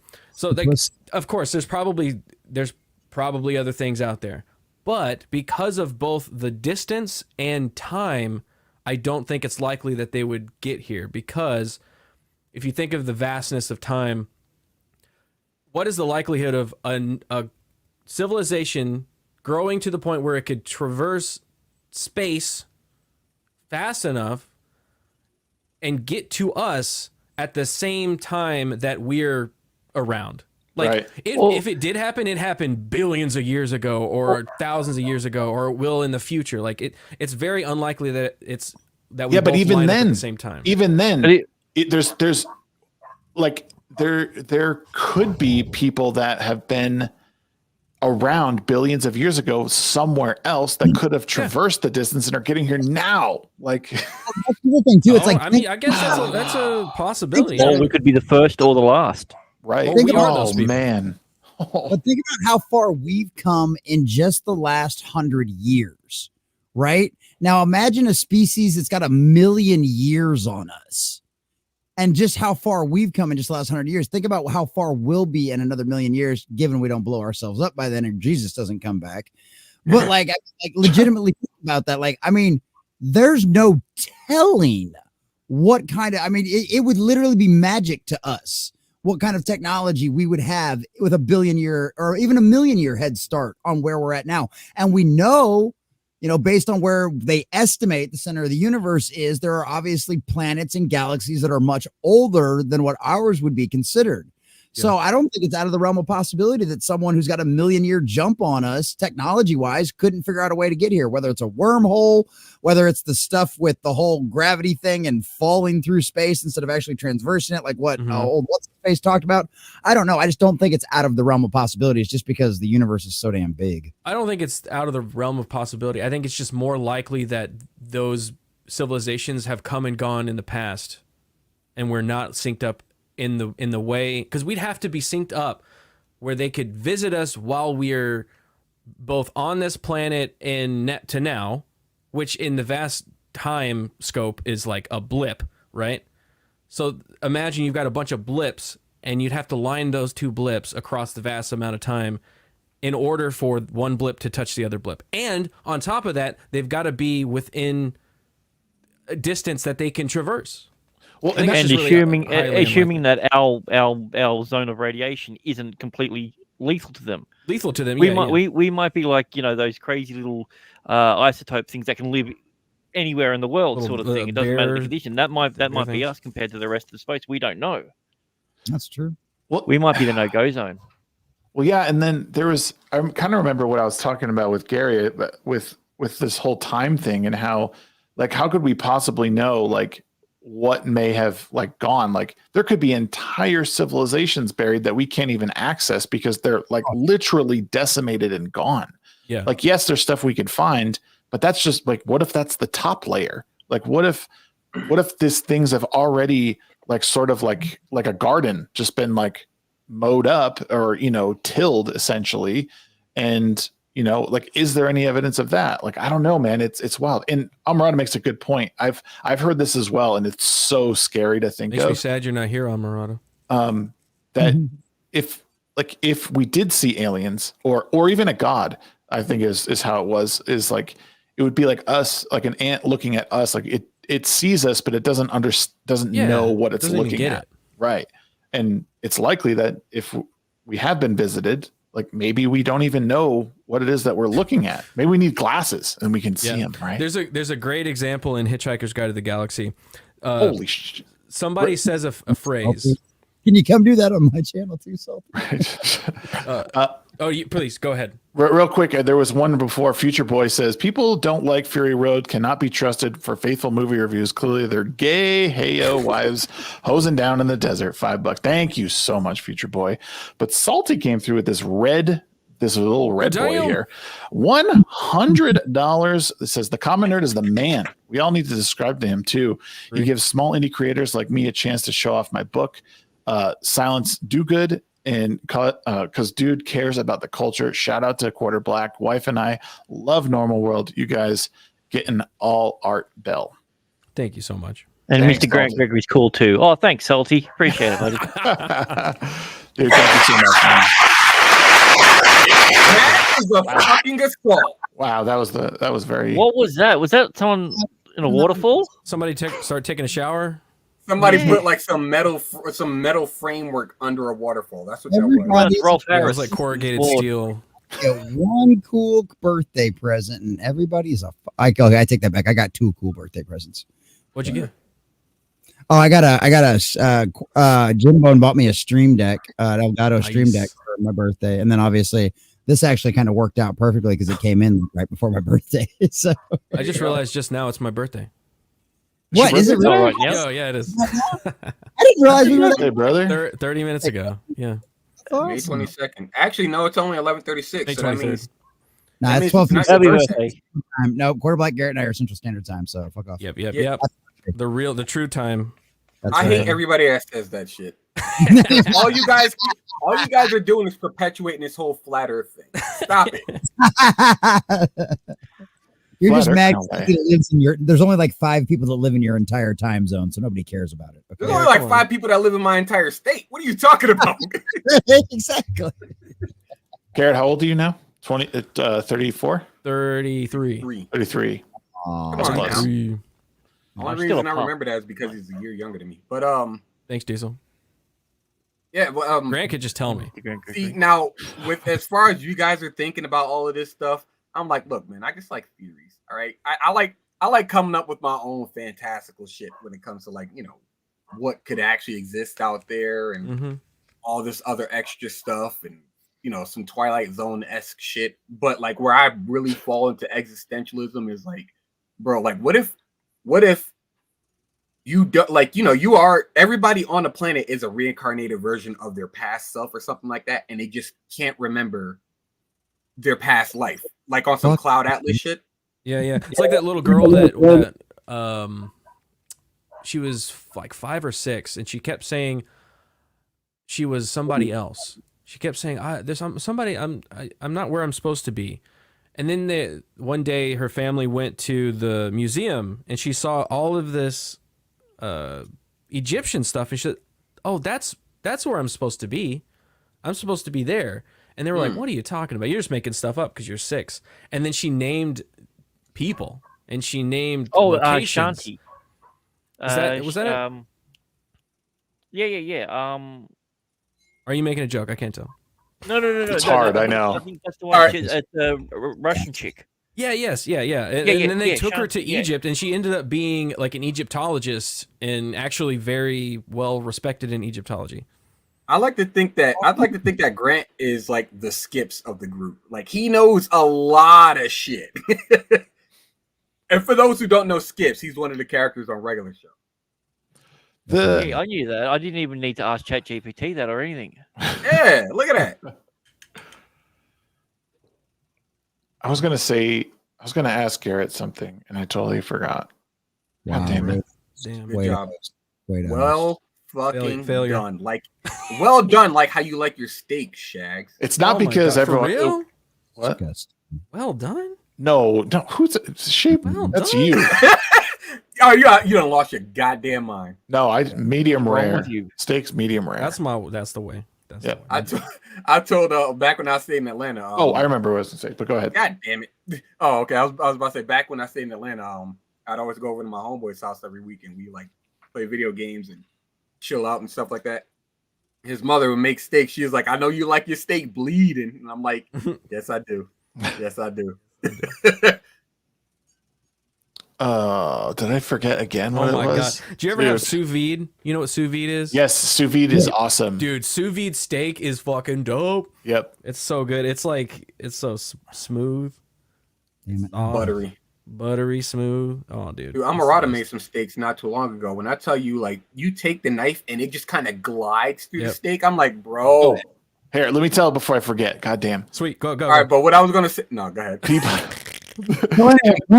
Dude, the hypnosis shit, like when people speak like ancient languages without like literal Like dead speaking languages. in tongues. Yeah. Oh, yeah.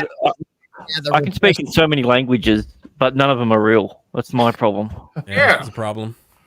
But yeah, like, well, they'll knock their head or something and be in a coma and then wake up and they can speak Mandarin and they've never been around a person from China or been there or watched movies from there and they're like, oh yeah, I just can do it now. Yep. Like that shit's weird, dude. That is weird. Like, how is that possible? Is like all that shit locked in our brain in some way? Like as we're watching stuff or interacting, do we like absorb it? Is our consciousness somewhere else? Like that's what I feel like it is. Like consciousness is like our bodies and our brains are like a radio. Yeah. And they're tapping into that radio frequency, you know? It's like I do think that we're absorbing a lot of stuff at once, especially in the world that we're observing. So I think our brains take that in and store it places and it becomes relevant at times. But the whole but learning entire languages, like, you know, people have photographic memories, but like this, like that's some like you're talking superhero shit at that point of like, you know, you get hit in the head and you can speak another language. Like it's it's wild. How the hell does that happen? And it's like provenly, it's a proven thing. Like it's actually happened. That's just weird. Remote viewing. That's something that I went into. We were talking about it, and I was like, "What the fuck is this? This is some bullshit. This is like made up crap." And then I started like looking into some of them. And I was like, "These are like actual government documents." Going, yeah, we asked him to view this, and he wrote down this thing, and it was exactly where it was, and that happened like 3 or 4 times. Yes, I mean, there's still like I hardly believe them, but I'm still like, you know, still a lot to study there, but I'm still like maybe there's something to it. You can't be right that many times without something being, you know, can we explain it? No, but when you've got enough, you know, circumstantial evidence to go, there's something here, you know, like the less. The universe is stranger than we think it is. There's 100 more things that we don't know are going on.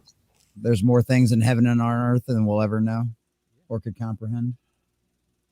Yeah. Oh, man. That's good. That should be written in a book somewhere. I know. I could have swore it was written down somewhere. I know I got it from somewhere. I just couldn't remember where. You should start like a group where you all talk about things that are in that book. Like Sundays at 2 p.m. Dude, Sundays would be a good time.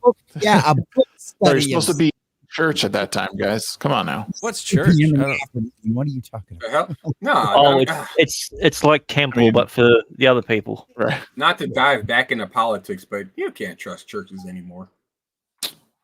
Yeah, that's sad too. Well, that was kind of that's the reason why I'm kind of glad I got involved in a Baptist church, because the Baptists did like a woke purge of the convention back in like 2018. Like there was a bunch of that shit trying to infect. Because it happened to like the Episcopalians, and obviously it's happened to the Catholic Church, and it's happened to a few of the others. But yeah, the Southern Baptist Convention, like back in like 2018, was like, there was like an entire revolt, and like there was an entire leadership change, and like all the documents were rewritten, and yeah, it was a big old thing. So I'm like, yeah, that's where I kind of started. That's where the church that I went to and where I was saved was a Baptist church. Yeah. But I've never really kind of latched onto a single ideology. I'm like, I just like Jesus and the things that Jesus teach, you know? Well, I like that's the stories. Stories are cool. Like those things. I like those things. I got to get you down here and have you to our church sometime, because ours is our new pastor is a chaplain in the Navy. He's getting ready to retire. And so he's coming over and taking over duties for us. But we've also got like these guys that one of them was a missionary for like 35 years. Like they raised their kids in the missionary. So he's got like all this incredible wealth and knowledge. And like, dude, it's insane how much knowledge is inside of my church for as small as it is. All right. Now on the topic of religion, I don't know if anybody knows about this game. It's one of my favorite sleeper games because, you know, it's a very rarely heard of, but this game, it's called El Shaddai, Ascension of the Metatron. Oh, and it's basically you're playing as Enoch and working with Lucifer to help recover fallen angels and bringing them back to heaven. Interesting. It's action packed as hell. It's got a really good story and of what happened, like how these angels fell and became like, you know, the 7 vices and humanity. You talking about the one that came out like maybe 15 years ago? Yes, that one. They remastered it and put it out on PC and other consoles. Like I think it's either this week or last week. No, Fladius. Hold on, let me check that. What's the? It's not Dante's Inferno. It's Dante's Inferno. It's in that same classics where it's about the devil. Paradise Lost. Paradise Lost. Oh yeah, that is a cool story. Yep. It's an interesting way to look at it from that point of view of like a villain and fully explaining why he's the way he is. It's an interesting book. Very good read. I know a lot of people here probably didn't see the Nefarious movie, but if you ever get the chance, read the book, because it's like the Screw Tape Letters, and it's like you find yourself liking the demon. But by the end of it, you're like, wow, he really is a bastard, though. Yeah. That's how they get you. They're not going to be evil demons like in Doom. They're going to be nice politicians that. Yeah, they'll come in shiny suits with silver tongues. Yep. And I put the link, the Steam link to that game, to El Shaddai in the private chat. Those that want, if you want to pull that up, it's got a cool little video and stuff like that. Ooh, like, a cool trailer. It's dope. I recommend this game. Let's see. Do it. What are you doing? I got it. Don't worry. Oh no, it's because Shaq's side. So I gotta hit him with the Shia LaBeouf. Just do it. And that's 4 minutes and 30 seconds long. No, I'm not saying play the whole thing. I'm just saying, like, like kind of skim through it. It's pretty dope. まあいい。私にとってはつい昨日の出来事だ。君たちにとっては多分明日の出来事だ。I wasn't expecting Japanese. That's my bad. Like the Bible says. Exactly. I agree. It's pretty dope. I mean, I know this is a game I would never play, but I'd be interested to like watch someone play it probably. It reminds me, the music kind of reminds me of Nocturne, the Shin Megami Tensei Nocturne. Yeah, that's something else I was about to say. Like the visuals are phenomenal, the music is phenomenal, the action's phenomenal. I was looking for something to play. I just need to get the capture card installed in the new PC and freaking play Nocturne on stream because I need to play that again. That's interesting. It's beautiful. It's beautiful. I dig the art style. Actually, it doesn't look as bad as I thought. I don't tend to be a Japanese aesthetic fan. Same. Not bad. Oh, okay, Japanese but aesthetic. I don't mind the kind of cartoony nature of it though. Yeah, I get that. I like the story. Cool is what you say. I know I'm wrong. I know a lot of people love it. Oh, I mean, of course you're wrong. That's beside the point. But it's kind of cool because, like, you know, Enoch is a scholar and he's the one chosen by God to go down the Interesting. Cover. This The looks Book like a of Enoch game is that also Lofty would wild. love to talk about how great it is, knowing that everyone else hates it. How dare you come back to Where's us? Lofty, man? I miss Lofty. He's taking a break. He's taking a break from social media. I wish he Can't fucking believe they race I swapped get it, another though. white guy I in the get game. that. He's working on his book too. He said it's got like it's either a comic book or a book It's that a he's manga. okay. Or Yeah, comic. I yeah, wish he's, he'd come back and argue because that's fun. hell yeah. I don't want to bring that kind of strife to his life anymore, Bar. But like, that's just A man of your talents. It's a good life. Salty for $10. Thank you for $10, man. He says Baldur's Gate 3 is a sexual harassment trainer. Changed my mind. Dude, I'm fucking for real. That game is thirsty as hell. I shall not change your mind. Dude, left, right, and Yeah, center. That game, every don't try and character's like, follow it as a tutorial. It's extremely hard to fuck a bear. I tried. every character. Fuck. Like, no, I don't. I don't want to fuck. Why are you trying to give me? Is that me or is that? I Did don't everyone know. just go really good? No, that's weird. I was here, and I think Shags was here. Okay. Well, speaking of Is that being here, Jesse? I'm gonna go. You gotta go. All right, man. You gotta Take it leave? easy. God What do you damn got going on Yeah. today? You got anything happening? What are you doing No, these days? not much. Just doing some more of me robot videos. I'm about 400 subs away from 480,000 subs, so nearly at that 500,000 mark. Damn. So, Damn, dude. Big money. yeah. That's killer, dude. Get it. So yeah, I had to remove a bunch of more videos because YouTube hates me. So we'll see how that goes. They hate success, man. They hate you because they ain't you. Yeah, they hate me because my anus. That's right. Yeah. All right, I'll catch you all later. All right, man. Take All right, it see easy. you, man. My brother. Dude, my brain is like not what it used to be. Years of drugs will do that to you. No, All those like, strokes. Those Yeah. 5 gram off Tarkins in a day, man, crazy. That'll do it to you. it's Times never when you been an play it. issue, and now I have trouble like hanging on to a thought. You know Nah, what you need? Don't Drugs. even get me started. I do that shit because like Amarada. It was one time Amarada told me to do something, and I immediately forgot what she said. As soon as she finished talking, I forgot what she said. Like It's one not of my just Truth be kids. told, though, not Shags, if you because- are, Go ahead. go ahead. Go ahead, Sheep. No, I was about to say it's not because I'm a guy or anything like that, but it's because she said something, and then I think her mother said something. She followed up on that, and then she told me to do something else as well. And I stood there for a second. I was like, I look like I look like Joe Biden for a split second. I was just kind of like lost as fuck. And she's like, "What?" And I was like, "I know you told me to do something before this whole thing." She told me. I was like, "Thank you." So, yeah, I think it's just like and you got a lot on your mind thing. Let's say that. You're not Yeah. old. You just got a lot on your mind.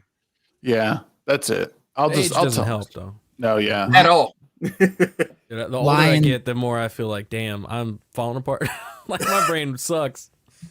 I think the scariest part about getting older now is like the fact that you don't feel younger. Like if you're not falling apart literally, like I don't feel different than I did really when I was 25. And maybe I'm lucky. Maybe other people don't feel that way, but and it just like how I carry myself. Like when I call someone on the phone, I'm like, "Hey, what's up, dude?" And I realize like, "Oh, I'm at work." Like, you know, maybe I shouldn't call someone dude. I don't call like homeowners dude, but like my subcontractors or my vendors and stuff, I'm like just like talking like I'm talking with friends, you know? Bro, don't let that go. Don't ever let that go. Don't change. Yep. Be yourself, man. Because if people don't like you being yourself, then fuck them. I've always Hell yeah. had this mentality of like, if you're not spending 89% of your life acting like a 7-year-old, what the fuck are you doing? It's true. Are you even living? Right. Are you even living? Because Why- you look why at a are you even 7-year-old, alive? you're like, damn, that kid's happy. Do we need to send Enoch to pick you up? Like, what's going on, bro? I gotta set. Well, he's gonna be 7 in what day is today? 2 weeks. The 23rd, I guess you can say. Yeah. So 2 weeks and a day. My son and I share a birthday, June 7th. Oh, so that's remember. cool. Ain't it? Yeah. My mom's birthday is yesterday, so we almost share a birthday. That's cool. Yeah, it's pretty close. It's funny how it worked out because my son was actually my oldest who we share the birthday, he was actually due 2 weeks later on the 22nd of June, and then he came just 2 weeks early, and it was like, oh, I guess I don't get my own birthday anymore. Birthday present. I share a birthday with Tom Selleck. That's cool. I think I share a birthday with Johnny Cage, the actor that played Johnny the Cage. actor in the of first Johnny one. Cage. Nice, nice. I share a birthday with Tom Selleck, the lead singer from Larkin CL, and Oprah. Oprah, what the fuck? So here's a question for you guys. No, I've always said, go ahead. I think it's like, what is the likelihood that my son was born on the same day as me? And I was like, 1 in 365 chance. But like, is it really that, or is it rarer than that? Because like, when I'm just, well, it'd have to be a little bit rarer than that, simply because of the fact that he was born early, and so he wasn't even born at his estimated time as to when he would come out. So that automatically increases all of that kind of statistical stuff. So yeah, like based on when he was, based on when your wife and you copulated. Yeah, and as populated, yeah. Well, and then the chances. Okay, when you guys were fucking, when you were doing baby making, and that gravy was hitting them eggs. That gravy was hitting those eggs. You know what I mean? When you was basting the turkey, like what are we gonna say here? When you were making that cream pie. Because then you also have to factor in the statistical chances of you having a baby that early as well, which are also extremely low. Most pregnancies, contrary to people's beliefs, sometimes go just fine. Nobody ever has any problems. Ah, man, I hit a home run every motherfucking time. Wow.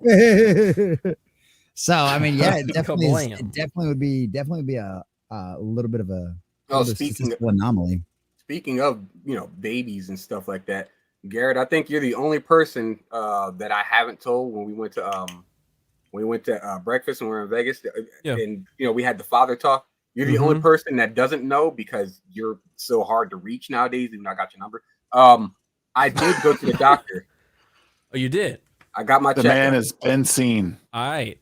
Good news or bad? What's up?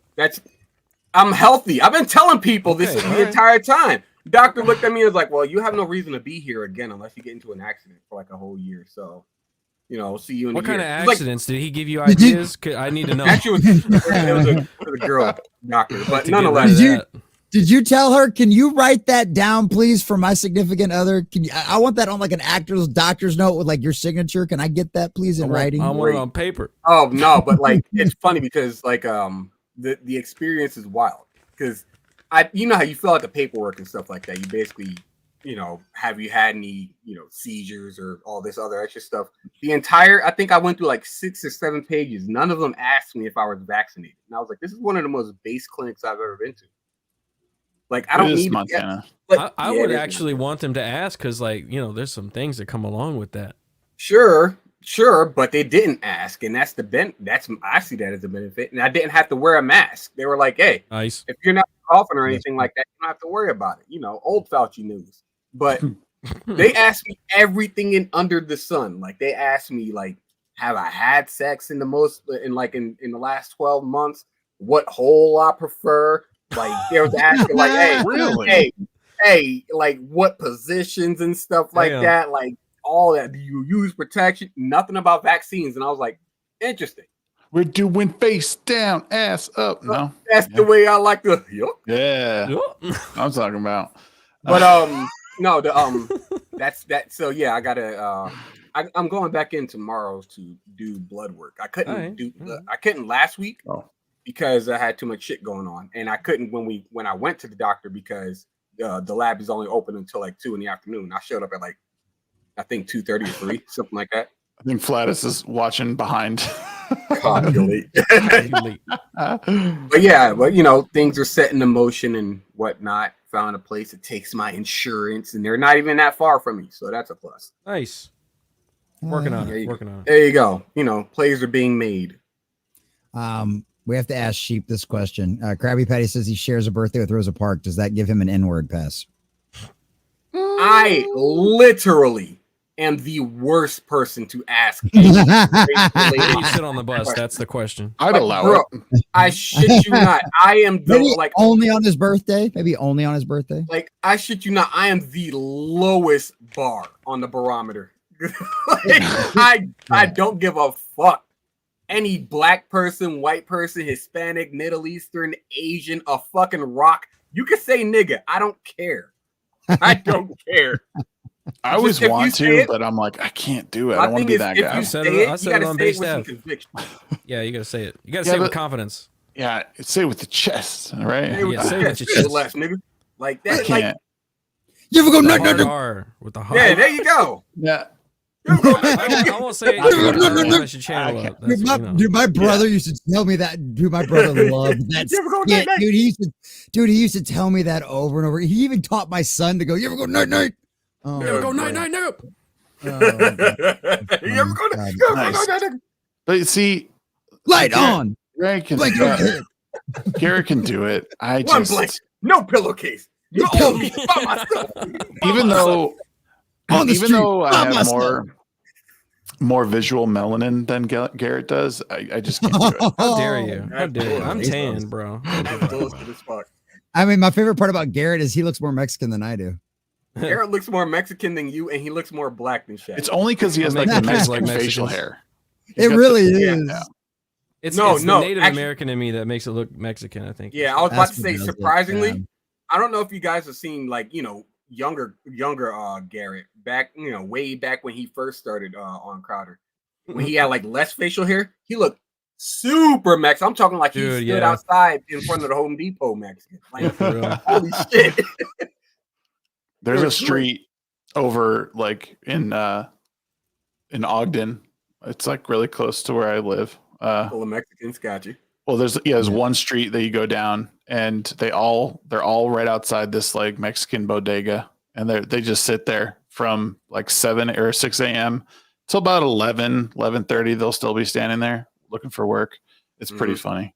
It's not funny to see people looking for work, but I get it. Yes, no, I get it though. I get it because of the joke. It's funny. I know it's funny because it's true. Stereotypes exist for a reason. They wouldn't have become stereotypes. They do. Speaking of stereotypes, how much sugar do you put in your Kool-Aid, Shags? Not nearly enough.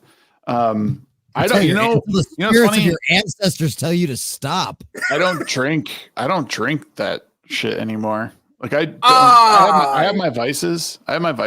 But I don't do. Yeah, I wish. You'd probably be better off doing cocaine rather than drinking Kool-Aid. Quite honestly, like it's all that sugar. Shags doesn't like like Kool-Aid. He doesn't like speed. He don't like men's no more. Like it's a lot. I don't like men's. Dude's eating correctly. I stopped eating fast food like 6-7 months ago. Yeah. I stopped eating or drinking milk. I stopped eating cereal. I stopped eating all that stuff. It's like, why? I wish I could. Just stopping that, dude. I mean, would you lose 20 pounds? I went from 227. I'm now 214. That's still a good drop. 14. Like you could, if you mixed in like 2 days of cardio, you would shed another 5 easy. That's what I started. I'm 3 weeks into doing cardio on Mondays with my son because he got old enough so I could take him to the gym. And I've got this Peru trip I'm going to, so I'm like high elevation. I'm going to need that cardio. Damn. So, yeah, it's crazy like how quickly like I was only doing 1 day a week at the gym because that's all I could do, but I've been like forcing myself to do 2, and I'm trying to get the 3rd day in just to like really, who's actually been my big who I look at all the time. I don't look at him, but Zach Shutt from Meta PCs. Like he lost so much weight, bro. He's I thought you were about to say Billy Blake's. No, the Tybo guy. The Tybo guy. The Tybo guy. Nobody in chat knows who that is. Oh man, I was me and my brother in front of the television. I loved it. And a 1 every time. And 2 and 3 and 4 and 5 and now double time. I love it. 1, 2, 3, 4, 5, 6. I love it. 2. The commercials of the workout session. Dude, I miss 90s infomercials, dude. Oh, Those things were great. great. Those things were so good. Mm-hmm. Sham, wow. You know who's I mean, aside from Zach, is also Dave Dana. He's lost so much. I don't know if you guys know who Dave Dana is. He's like this dude who's like, he used to spend a lot of his time just eating, and then like recently, I want to say about a year, me, bro. Almost a year and a half ago, he went from being like, I think he was like 500 plus to like 380 something in like a year. I think something like, I can't remember his exact weight, but like he shed like a whole human. It's kind of insane. Like It's he's cool lost to see. weight. Yeah, as well. Like Mhm. as slimmed down. His face looks slimmer. Dude, He looks slimmer. He looks more confident in his like in videos and stuff like that.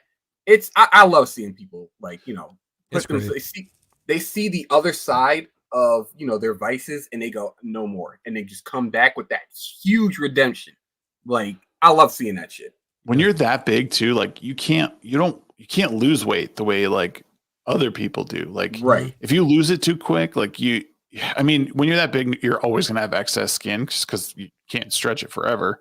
But like you still got to be careful with how quickly you lose weight, like because it could look really bad. The idea, like when you're that big, at least the idea is to build up a habit. Like it's not, you don't want to lose, like your mentality shouldn't be to lose weight as like early. It should be to build up a habit. It should be change your life. Right. Exactly. You build up that habit, your bones and your muscles start to react in that same way to where like now those calories they'll start to leave quicker. Right. Or that weight rather will start to leave quicker. The calories are burned quicker and stuff like that. That's where you want to be. Yeah. That's one of the reasons why I always like move around and stay active, even though I work from home. Like I gotta keep moving around. I don't want to be in a predicament like that. The armchair advice I'll give with a lot of what I've noticed with like my diet switching and stuff, because I don't always stay as rigorous with my diet, but one thing that I have tried to switch up is like whole protein, if that makes sense. Like protein is huge for your diet, especially if you're going to the gym. But like most people, I think, don't get the protein that they need because they're like eating shitty fast food or like filler carbs that are like don't mean anything. Like cereals, like you said, like cereals are terrible for you, not only for the sugar, but there's really no nutrients in it.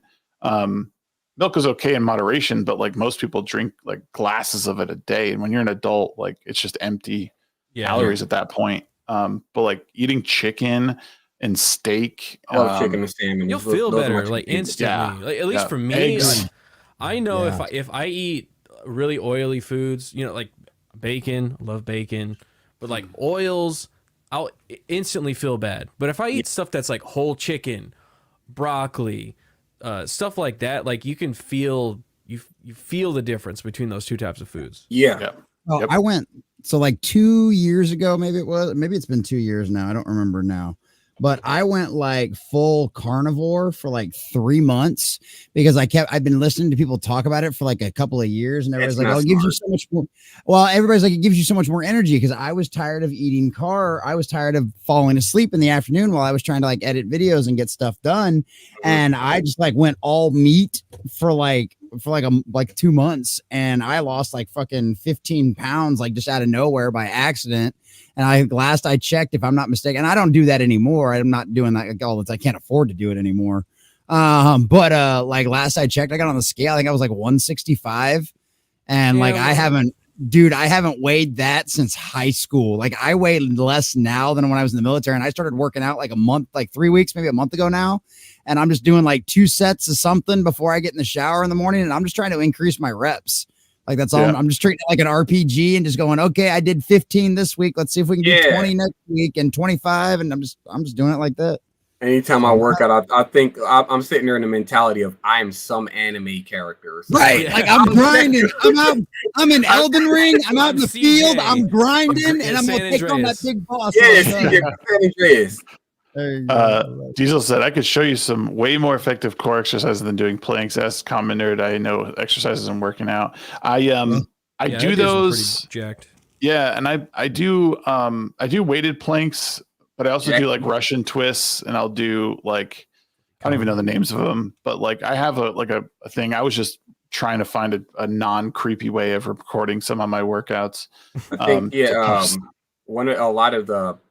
I think I mentioned this before. One of the habits I've gotten into is like after I use the bathroom, I knock out a set of push-ups in some kind of variety. So I do like, regulars. I do chest, not chest, but like wide push-ups, diamonds. Sometimes I go into pike. Pike push-ups are so fucking difficult when you're not used to them. Holy shit! Oh yeah. Because you're basically working at an angle where like your core is above your head. Essentially, so like you got to push into your shoulders and then come back out of that shit. Fucking Indian push-ups and like there's a lot of that shit. Holy fuck, is it difficult? But it's so fucking rewarding. I like it. You guys know y'all saw me in Vegas. I was like a little bit wider than normal. I look kind of like Hassan, but black and better. Like Hassan, but black. Bro, Hassan looks like a fucking wall. He looks like a. Why he built like that, dude? Yeah, it's weird. He looked like what's his name? He looked like I'm so mad I'm blanking on his name. Fucking Kingpin. There we go. He looked like Kingpin from Into the Spider-Verse. Is he just really wide? He's got really wide shoulders and a small head. Shoulders and a tiny head. He's like a JoJo character, but soft chinned. It's hilarious. What is this picture? I don't think he has this haircut anymore, but like it makes me really uncomfortable. It should. I feel uncomfortable. I feel uncomfortable. It's okay to use the N-word. I'm a stallion. I have stallion hair. Yes. This is a picture of Neil Druckmann after he realized that Anita Sarkeesian wasn't going to fuck him. Something about this whole picture just makes me really uncomfortable. Yeah. Oh my god. Probably the backdrop. Yeah, he does look like a horse, like cosplaying as a human or something. Well, hey, don't tell his uncle that, dude. Whoa! Come on, that's bullshit. Get him. Oh man. Nay, he said nay. Whoa. That's funny as hell. Easy there. No bareback around here, buddy. Get that saddle out. Oh no. I might Look at that. I didn't know this picture was out. Oh yeah, that great value. Oh, you didn't hear about that? Great value Yeah. I don't think he looks that bad. He doesn't look bad, but how are they gonna explain why he's doesn't have the same face?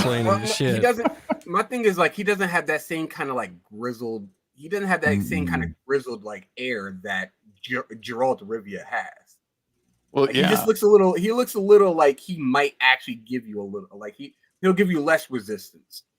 Yeah, this doesn't look bad. Like for this him, is like but level 1 Geralt. But it's definitely down from Cavill. Like right, like if I would be totally fine if he started off as Geralt. Yeah. Yeah, if he started, he's bright-eyed. He's got to follow. He's got to follow Henry. It's like that's. I know. He just doesn't have. He doesn't have that old grizzled, grumpy look. Like he doesn't have that. He doesn't have that. Fuck look. Yeah, exactly like that. I'm sick of all of this shit. I always thought that Henry kind of looked weird. I always thought he looked weird in The Witcher. I thought the whole show was a little strange. The wig looked weird. Shout out to Kara. Yeah, I never felt like he fit. Like I felt like he was too big. Kara will kick your ass for that. Is she a Cavill simp? Or I don't know. If she's I love Henry Cavill. Don't get me wrong. Like Henry Cavill's awesome. But she's a Witcher fan. She's like a huge Witcher fan. She has, like, I never felt like he looked right. Yeah, like this. It doesn't look bad. It's just, and I don't know. I thought that Cavill looked more the part. I can see what you're saying though, Garrett. I can. I don't know. I hate when TV shows do this thing where they'll change someone up for whatever reason, and then Fresh they're like, Prince, bro. Hey guys, like my look, like my new look. Fucking yeah, Fresh Prince did it. Mortal Kombat did it. Family Matters did it last Family season. Did they? Wait, who? Yes. The mom left. The mom left, dude. Harriet left?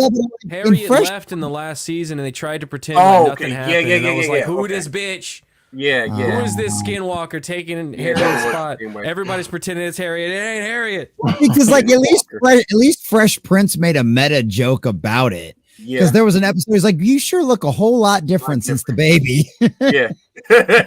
That's kind of funny. Yeah.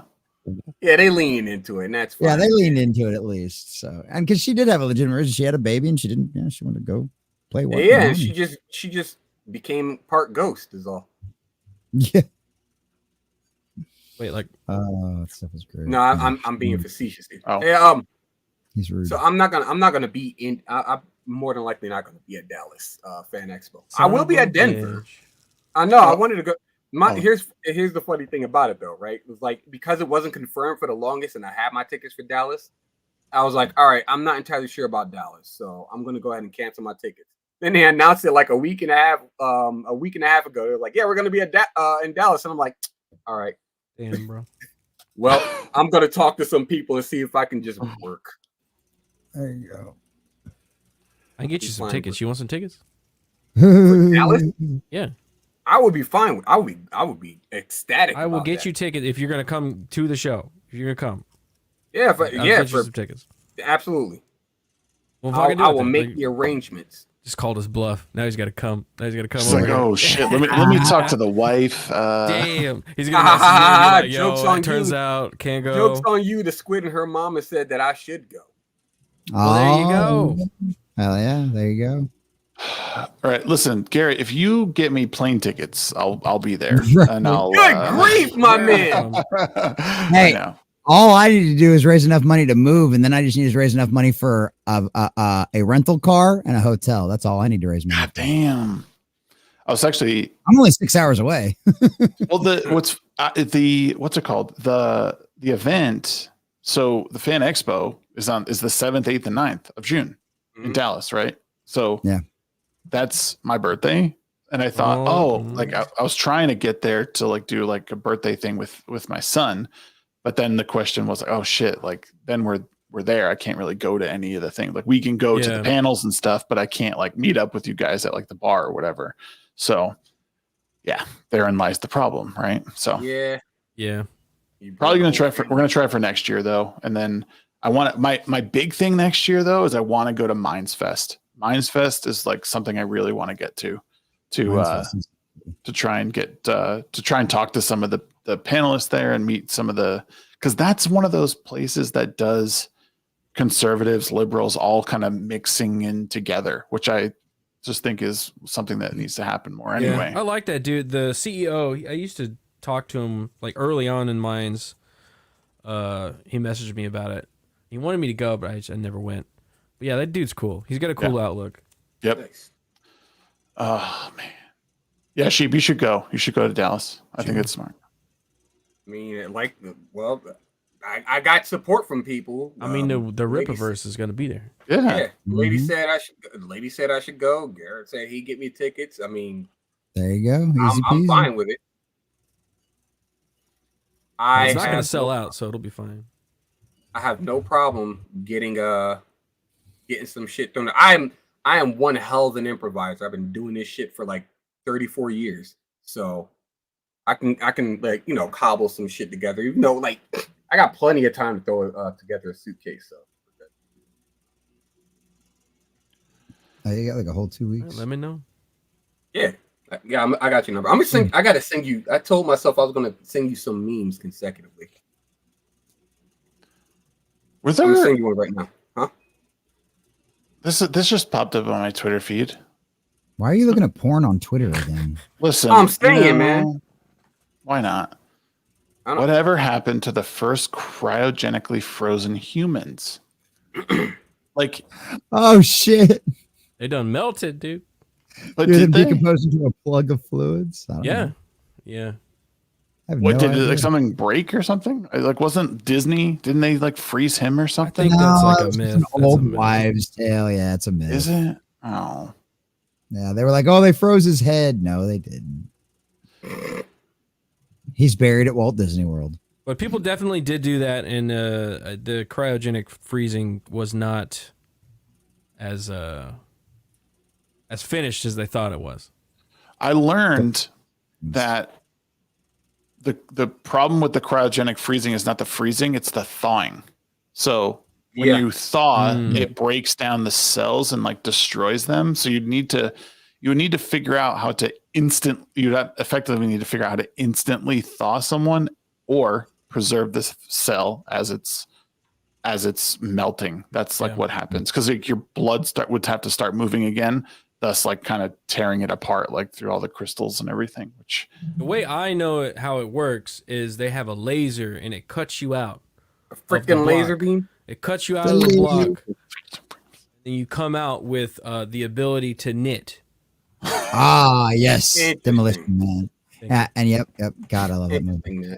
And then they for some reason they forget to teach you how to use the 3 seashells. What kind of bullshit is this? Why don't you let people know? You just get thawed out to a world where every fast food restaurant is Taco Bell, something like that. And there's no salt. No salt. And you can't fuck. You can't fuck. I love Homeboy's speech in that. I love Homeboy's speech in that. However, nobody will resist any violence you give them. So there's that. I mean, if you're angry enough, at least. Would you guys? Was dope. Would you guys freeze yourself and go to the future? No. I have no interest in like even thinking about it. I've seen Demolition Man enough times. I've watched enough Futurama. I'm good. You think the future is going to change that much, though? Over 1,000 years, I think yeah. it could. Oh yeah, over 1,000 years. The last the last 100 years have been insane.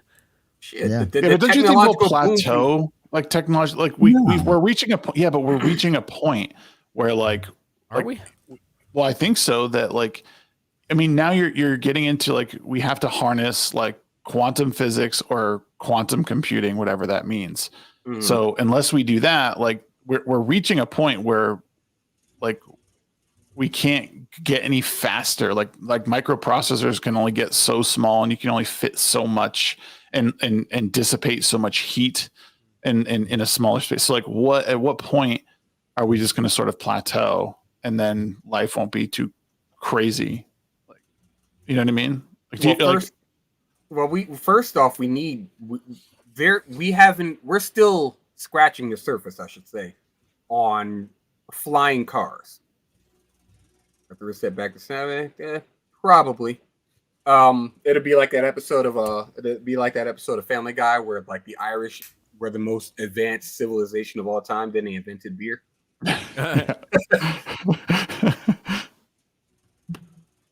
But I think we can. Like, I mean, yeah, I understand what you're saying. Like, a plateau is probably right there. I think it's just more of our ingenuity is kind of like coming to a slow point because we've gotten so much good in so little time that we still have yet to even basically to adjust to what we have. And once we get to that point, it's like, I'm pretty sure we as humans can do more. So, we'll continue further down that during that path.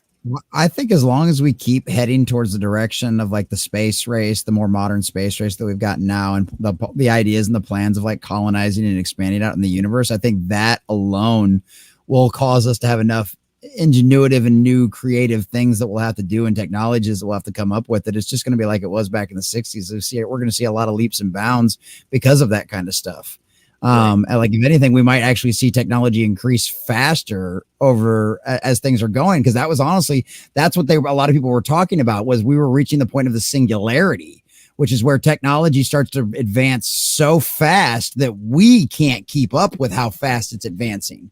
And like that's something that a lot of the futurists have been talking about for years, getting closer and closer to that kind of thing. And as now that we're getting with the machine learning getting better, the knockoff version of AI that we've got now, like that just help. I mean, think about it now. You can write code with Chat GPT to get it to do whatever you want. How much time does that now save you to where now you can go, okay, well, Chat GPT can make this base code for me, but they can't make the more complicated things. So now, since I don't have to worry about making this base code, now I can concentrate all my efforts on my brain power on the even more complicated stuff.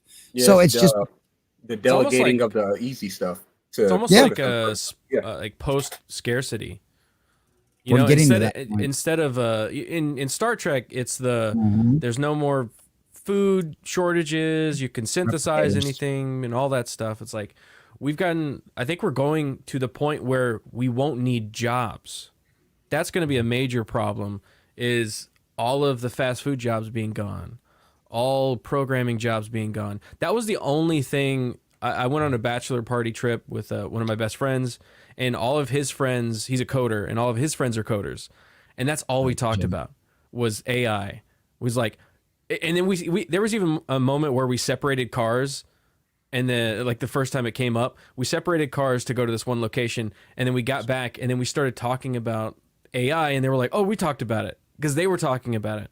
Because they're all thinking about, oh shit, are they going to replace coders? Oh yeah, and that's the same thing with every other job. And then if we get to the point where robots, if you see some of these robots, they're super advanced, they're crazy advanced, and then we have AI at the same time. If you combine all three of those things, now we've got robots in every single position. That we don't need like laborers anymore. We don't need fast food workers. You're not going to have that entry level job as a teenager, because it's all going to be taken by a kiosk or a robot or whatever.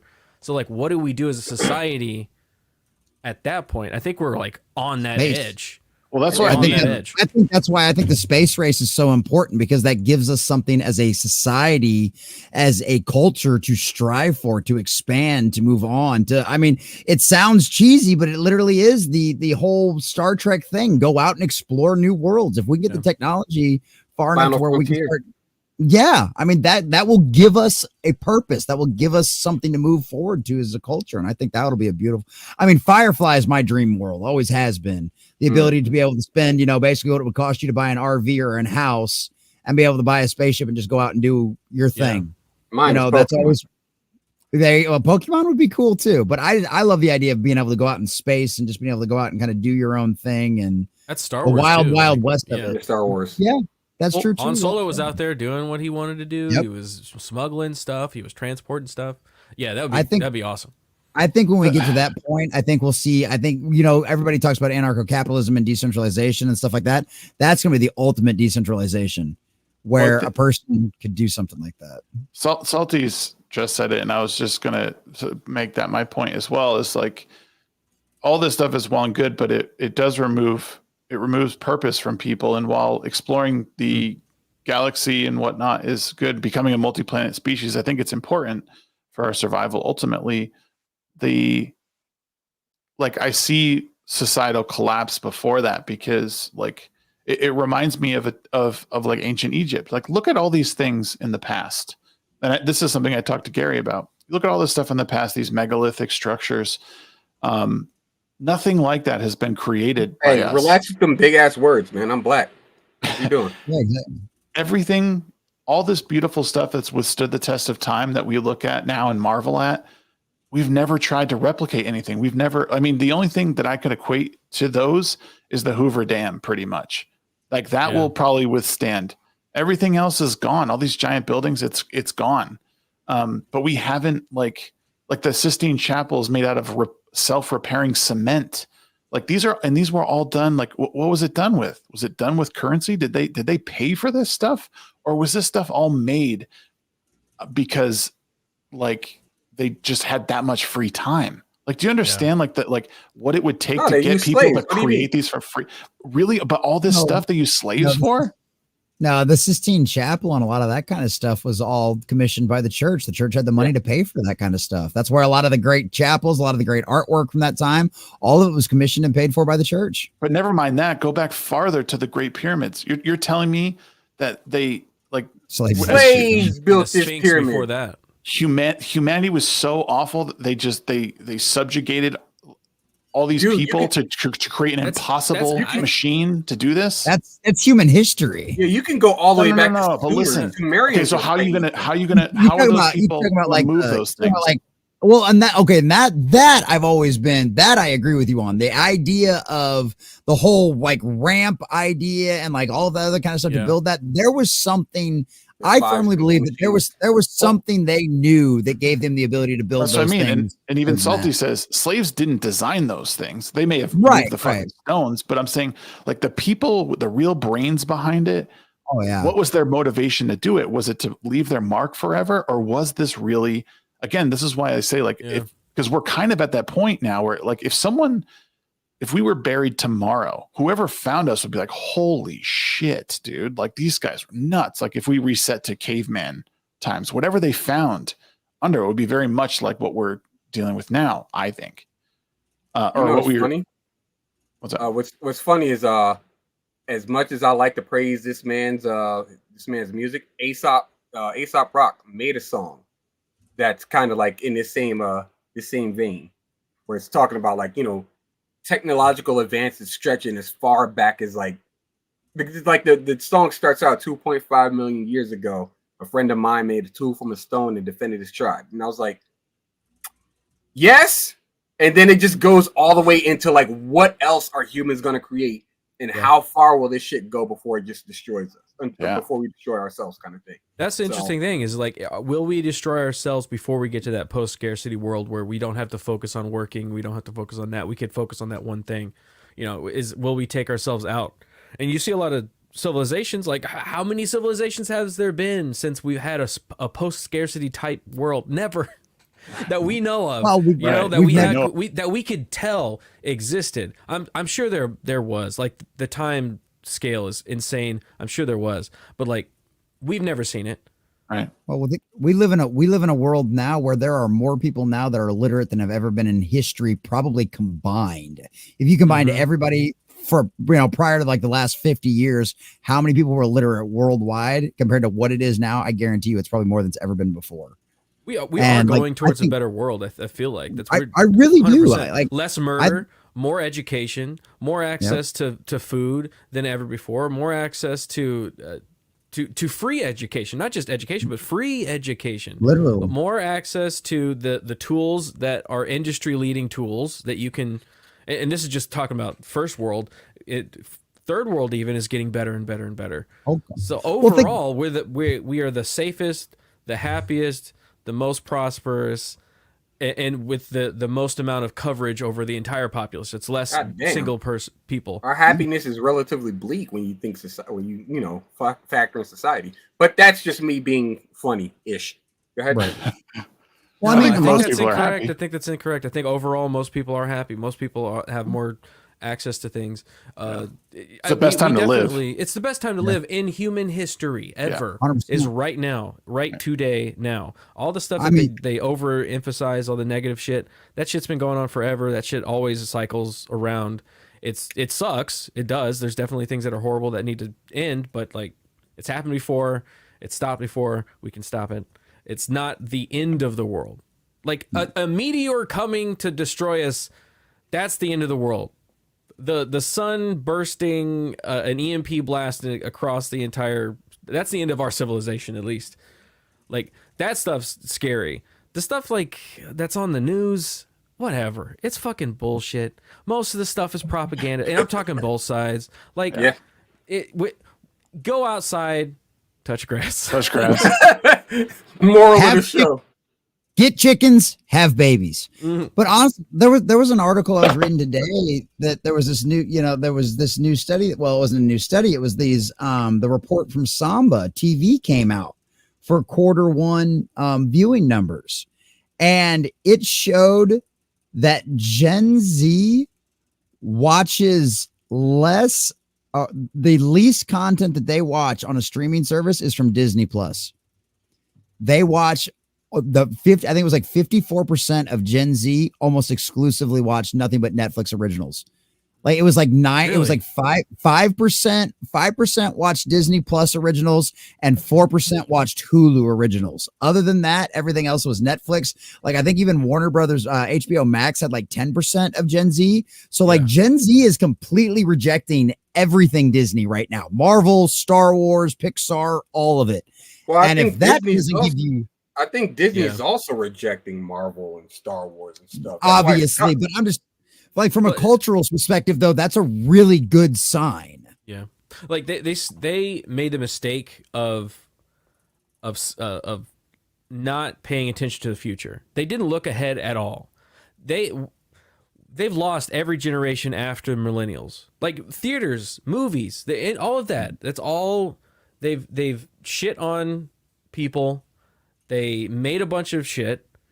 They didn't have respect for that power that they had. They just did whatever they wanted to do, trying to take as much as they wanted to take. Yeah. And they've left every generation after millennials. It's the erasure of their it's basically the erasure of traditions. Like people used to make it make it an event to go to movie theaters to see the blockbuster movies or the holiday movies, something like that. 100 years of movies. It's done. And it's like, again, you look back in history, you see things come and go. Like Seth Rogen, he was saying, movie theaters are not over. People still like to go and look at paintings. When was the last time a motherfucker came up and painted and everybody talked about it?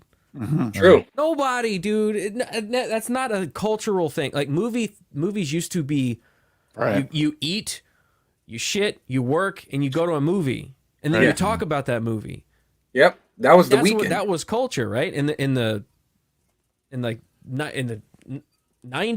in the 80s, in the 70s. That's what you did. That was so central to culture, and that is not the case anymore. It's Dude, gone.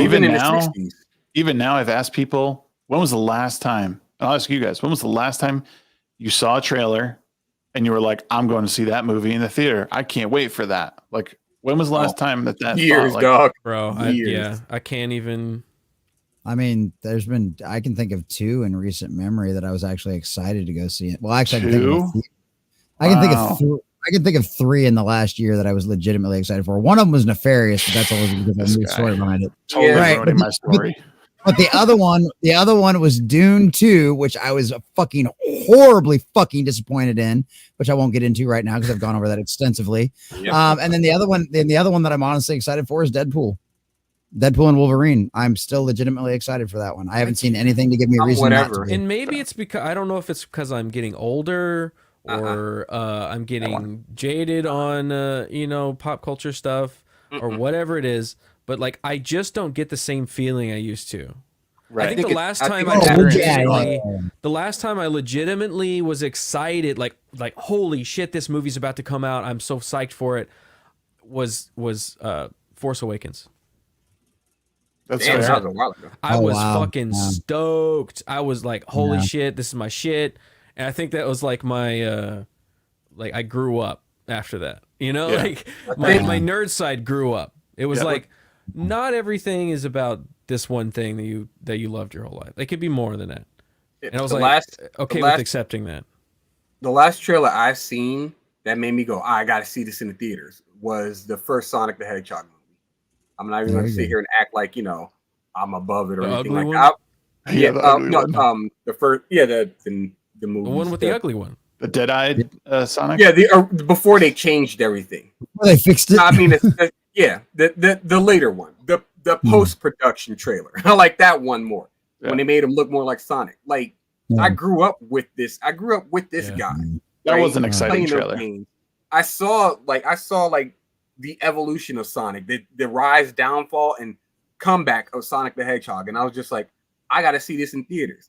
And I saw it in theaters. It was one of my favorite movies as in my adult life to see, and it completely ruined Birds of Prey. Like no other. It was like in a short amount of time. Then COVID hit, and then I was like, well, it's the best. It was the last best movie to hit before COVID. It was a surprise. Like I did not expect that to be good. I was like eagerly hoping that movie would be good because same as you. I grew up like my earliest memories of video games was Sonic the Hedgehog 2, Sega Genesis. So I was like, okay, I hope it's good. And then when I saw that they redid the design because the first one was bad and the guy was like respectful with the fans, I was like, okay, this could be good. And then it turned out to actually, and I'm a huge Jim Carrey fan, and I thought he did great in that movie. Oh, Jim, it's him. It's his return to form. Yeah, I love it. It did a really, really great job. But I still have that. I still haven't gotten to that. That excitement that I remember doing, and I think it's part of the movie going experience has kind of gone away from me. the way that movies used to be presented, like maybe it's just anecdotal, I don't know. But like you'd go to a movie theater, you go into that lobby and you look over and you see the posters and you get excited for whatever the poster is because like it's Spider-Man 2. Holy shit. Oh, dude, like it's just a claw. Like, oh shit, what is it going to be? Like you didn't have the internet constantly spoiling every single aspect of every single thing that comes out. Factor, So it's like that intrigue of like, oh shit, they're making that. I want to see that. And then you'd go into the movie, you'd be talking or whatever. There'd be the pre-show, and then it would lights go halfway dim. Oh, and then such a good feeling. They play the last actual commercial, goes into boom, trailer time. You're watching one movie. Oh, I get excited for that. I get excited. That looks dumb. Blah, blah, blah, blah. And then lights go all the way down. Movie starts. Like, that's how it should be. Not the way that they present shit now. It's like now everything's so impersonal. There's no magic about it. They try to pretend that there is, but it's like they've taken it all out. Like you go into it, you've bought the ticket on your phone, so you don't see a single person. You just go to the scan kiosk. You go zzz, you go into the concession stand where you just get it yourself because they're doing those, and like all the Cinemarks around me are self-serve.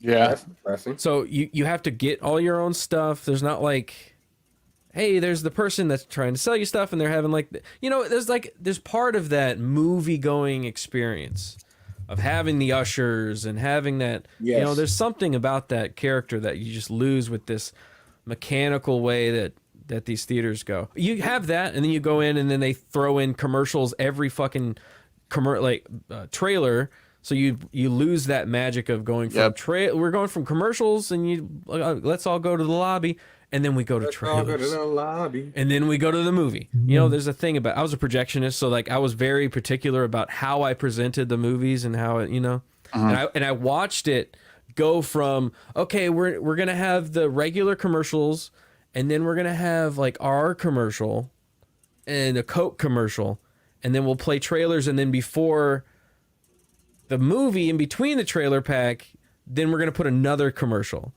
Yep. And now it's like it's worse than that. You'll get commercials in between trailers sometimes, and in between the trailer pack and the movie, there's like 4 commercials for Coke or whatever the fuck it is, and it's not even Coke. It's not even relevant shit sometimes to the movie. It's like an insurance guy, his law firm or something, or safe like repairs, safe like replaces. Like it's not even Coke at this point. It's just whatever they can get into that slot and make money. And I'm like, people don't want to go to that. Like a prostitute. It takes fucking 4 hours to go to a movie. You got to spend the time to go there, and you got to go through all that stuff, and then you got to wait.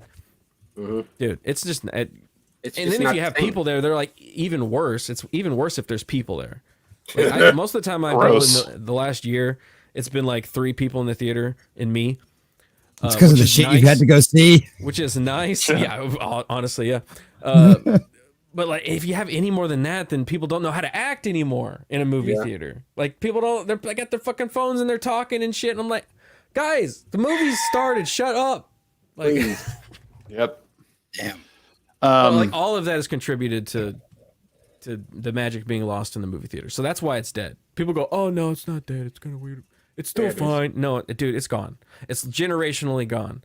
After millennials, it's done. It's dead. Yep. Well, and that's the thing is, Disney. The unfortunate part is, I think that people have to reject that like automated shit, like in movie theaters, and maybe like let them take an even bigger hit and either close or die for a time, because people will want that experience back, and they will sort of rise up like a phoenix in that way, because these movies, people, I don't think people hate it. They're just A, getting crazy expensive, and B, like, I don't know, man, it's such a shitty experience now, especially all the ads you're mentioning, like the commercials. It's like trailer, commercial, trailer, commercial, trailer, commercial. I'm like, what the fuck is this? But we are at 4 hours. We're gonna start. Yeah, we're gonna start signing off here. I need to go to bed before I die. Amrata has to put a video together now. Right, yeah. I mean, to her time. I don't want to do that. Garrett, thanks for coming on and chilling for the second half of the show. Hey man, yeah, thanks for having me on. It's been Shout out to Gothix for showing love too. Yep. Yeah, Gothix was great. You guys got anything coming up that you guys want to share before we depart? Nothing that I want to share. Hey, no, I'm joking. Somebody else go. No, just that show I was talking about earlier, Normal World. Go watch that. Hell yeah. Bet. That was a good show. Thank you. I got my daytime stream tomorrow. I'm going to be doing it at noon instead of at 11 because I've got a house I'm supposed to go look at 11. So I'll be doing that at noon tomorrow. And then I might be playing some video games tomorrow night too. I need to find something new to play. I have no idea what I want to play. I need to find something new. I played Power World. Dragon's Dogma too. Have you played Valheim? Valheim's I have not. Valheim's a good time. It's a good and they time. just put out Ashlands. Yeah, they just put something out, so it's kind of relevant again. It's a fun survival game. Pretty cool. You're a Viking. Yeah. Pretty dope. I just need something that's going to keep my chat entertained. We're kind of I think everybody's getting a little burnout on Helldivers at this point. Yeah. It's a lot. It's a fun run, but they're blast. Come out. What the hell is ESO? Elder Scrolls Online. Oh, okay. It's a good MMO. I'm burnt out on MMOs, honestly. I hate MMOs. I can't stand them. The only MMO I actually enjoyed, and that was as a kid, was RuneScape. But dude, this is classic, bro. Oh, I love RuneScape. That was the jam. I have blood work to do tomorrow. So aside from that, what do you got going on? Doctor's office, Yeah, doctor shit. Gonna go to the dentist and get your teeth clean. I have a manga that I need to continue to draw. Should we start? Huh?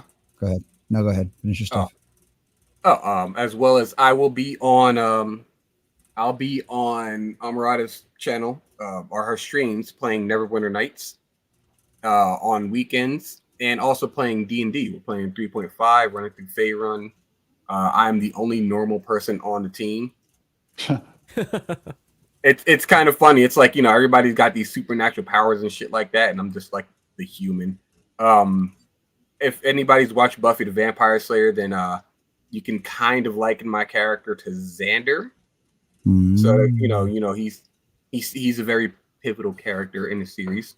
So I might be doing something cool. We'll see how it goes, how the DM goes along with it, stuff like that. Aside from that, apparently I'm going to be in Dallas. Yeah. So I'll see you guys in a couple weeks then. Sick. That's about it. Also, Garrett and I are going to be starting a retro game show. Apparently, I'm making that shit up, but damn. There we go. I'm making the shit up. Can you make time exist? Could you make some more time in the day? Absolutely. Just cancel one of the shows you're on. You can cancel that one with the weird old dude with the glasses. You can I don't know which one you're talking about. The one with the weird old dude, and you got the other guy that likes yelling, the bigger guy that likes yelling, the bald dude. Oh, that one, you can cancel that one. The one with Gay Jeremy. Yeah, look, there's Amarada. Hey, no, I'm joking, but that's pretty much all I got going on. Well, I didn't read this one. Salty came with another $10. Thank you, Salty. So this is why Daily Wire is screwing up. They outsourced the culture to Spain. Blaze is greater than Daily Wire. Blaze just needs to invest in some animation and video games. Hey, somebody listened to me around there. I straight up told Stu in his chat one time, he was doing one of those little Ask Me Anythings, and I was like, dude, I want to watch you and the guys play video games. Like, I want to watch you fucking lose your ass at Mario Kart. Like, that would be the funniest thing ever. Oh, that would be funny.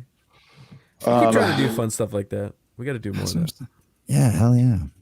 As for me, sorry. Go ahead. Oh, I was just gonna say, as Glenn Beck playing video games would be the funniest shit ever. That'd be like Gary playing video games. I'd watch Glenn Beck playing video games. I would too. I'd watch the shit out of that. As for me, I'm working on a project with Garrett on the side too. We're all going to sit around a table and talk about just awesome, cool stuff like we did tonight. That sounds great. And we're also going to invent more time while we're doing it. And money. Time and money. Time, money. Fuck inventing new technology. We're going to figure out a way to make more time in the day. Hell yeah. No, thank you guys all for the super chat. Salty, thanks for being the hero tonight. That's awesome. Future Boy, thank you as well. We had so much fun this evening. Garrett, Gothix, Sheep, hello, Mr. Grant Gregory, Jesse, and of course, No Green Rocks. Thank you guys so much. We'll see you guys next week. We'll talk about more pop culture, all that jazz. Be good. Love one another. Touch some motherfucking grass already. And sunlight is the best disinfectant. I'll have babies too. Get chickens, have babies. Bye-bye. Get chickens, have babies. Bye-bye. Fertilize.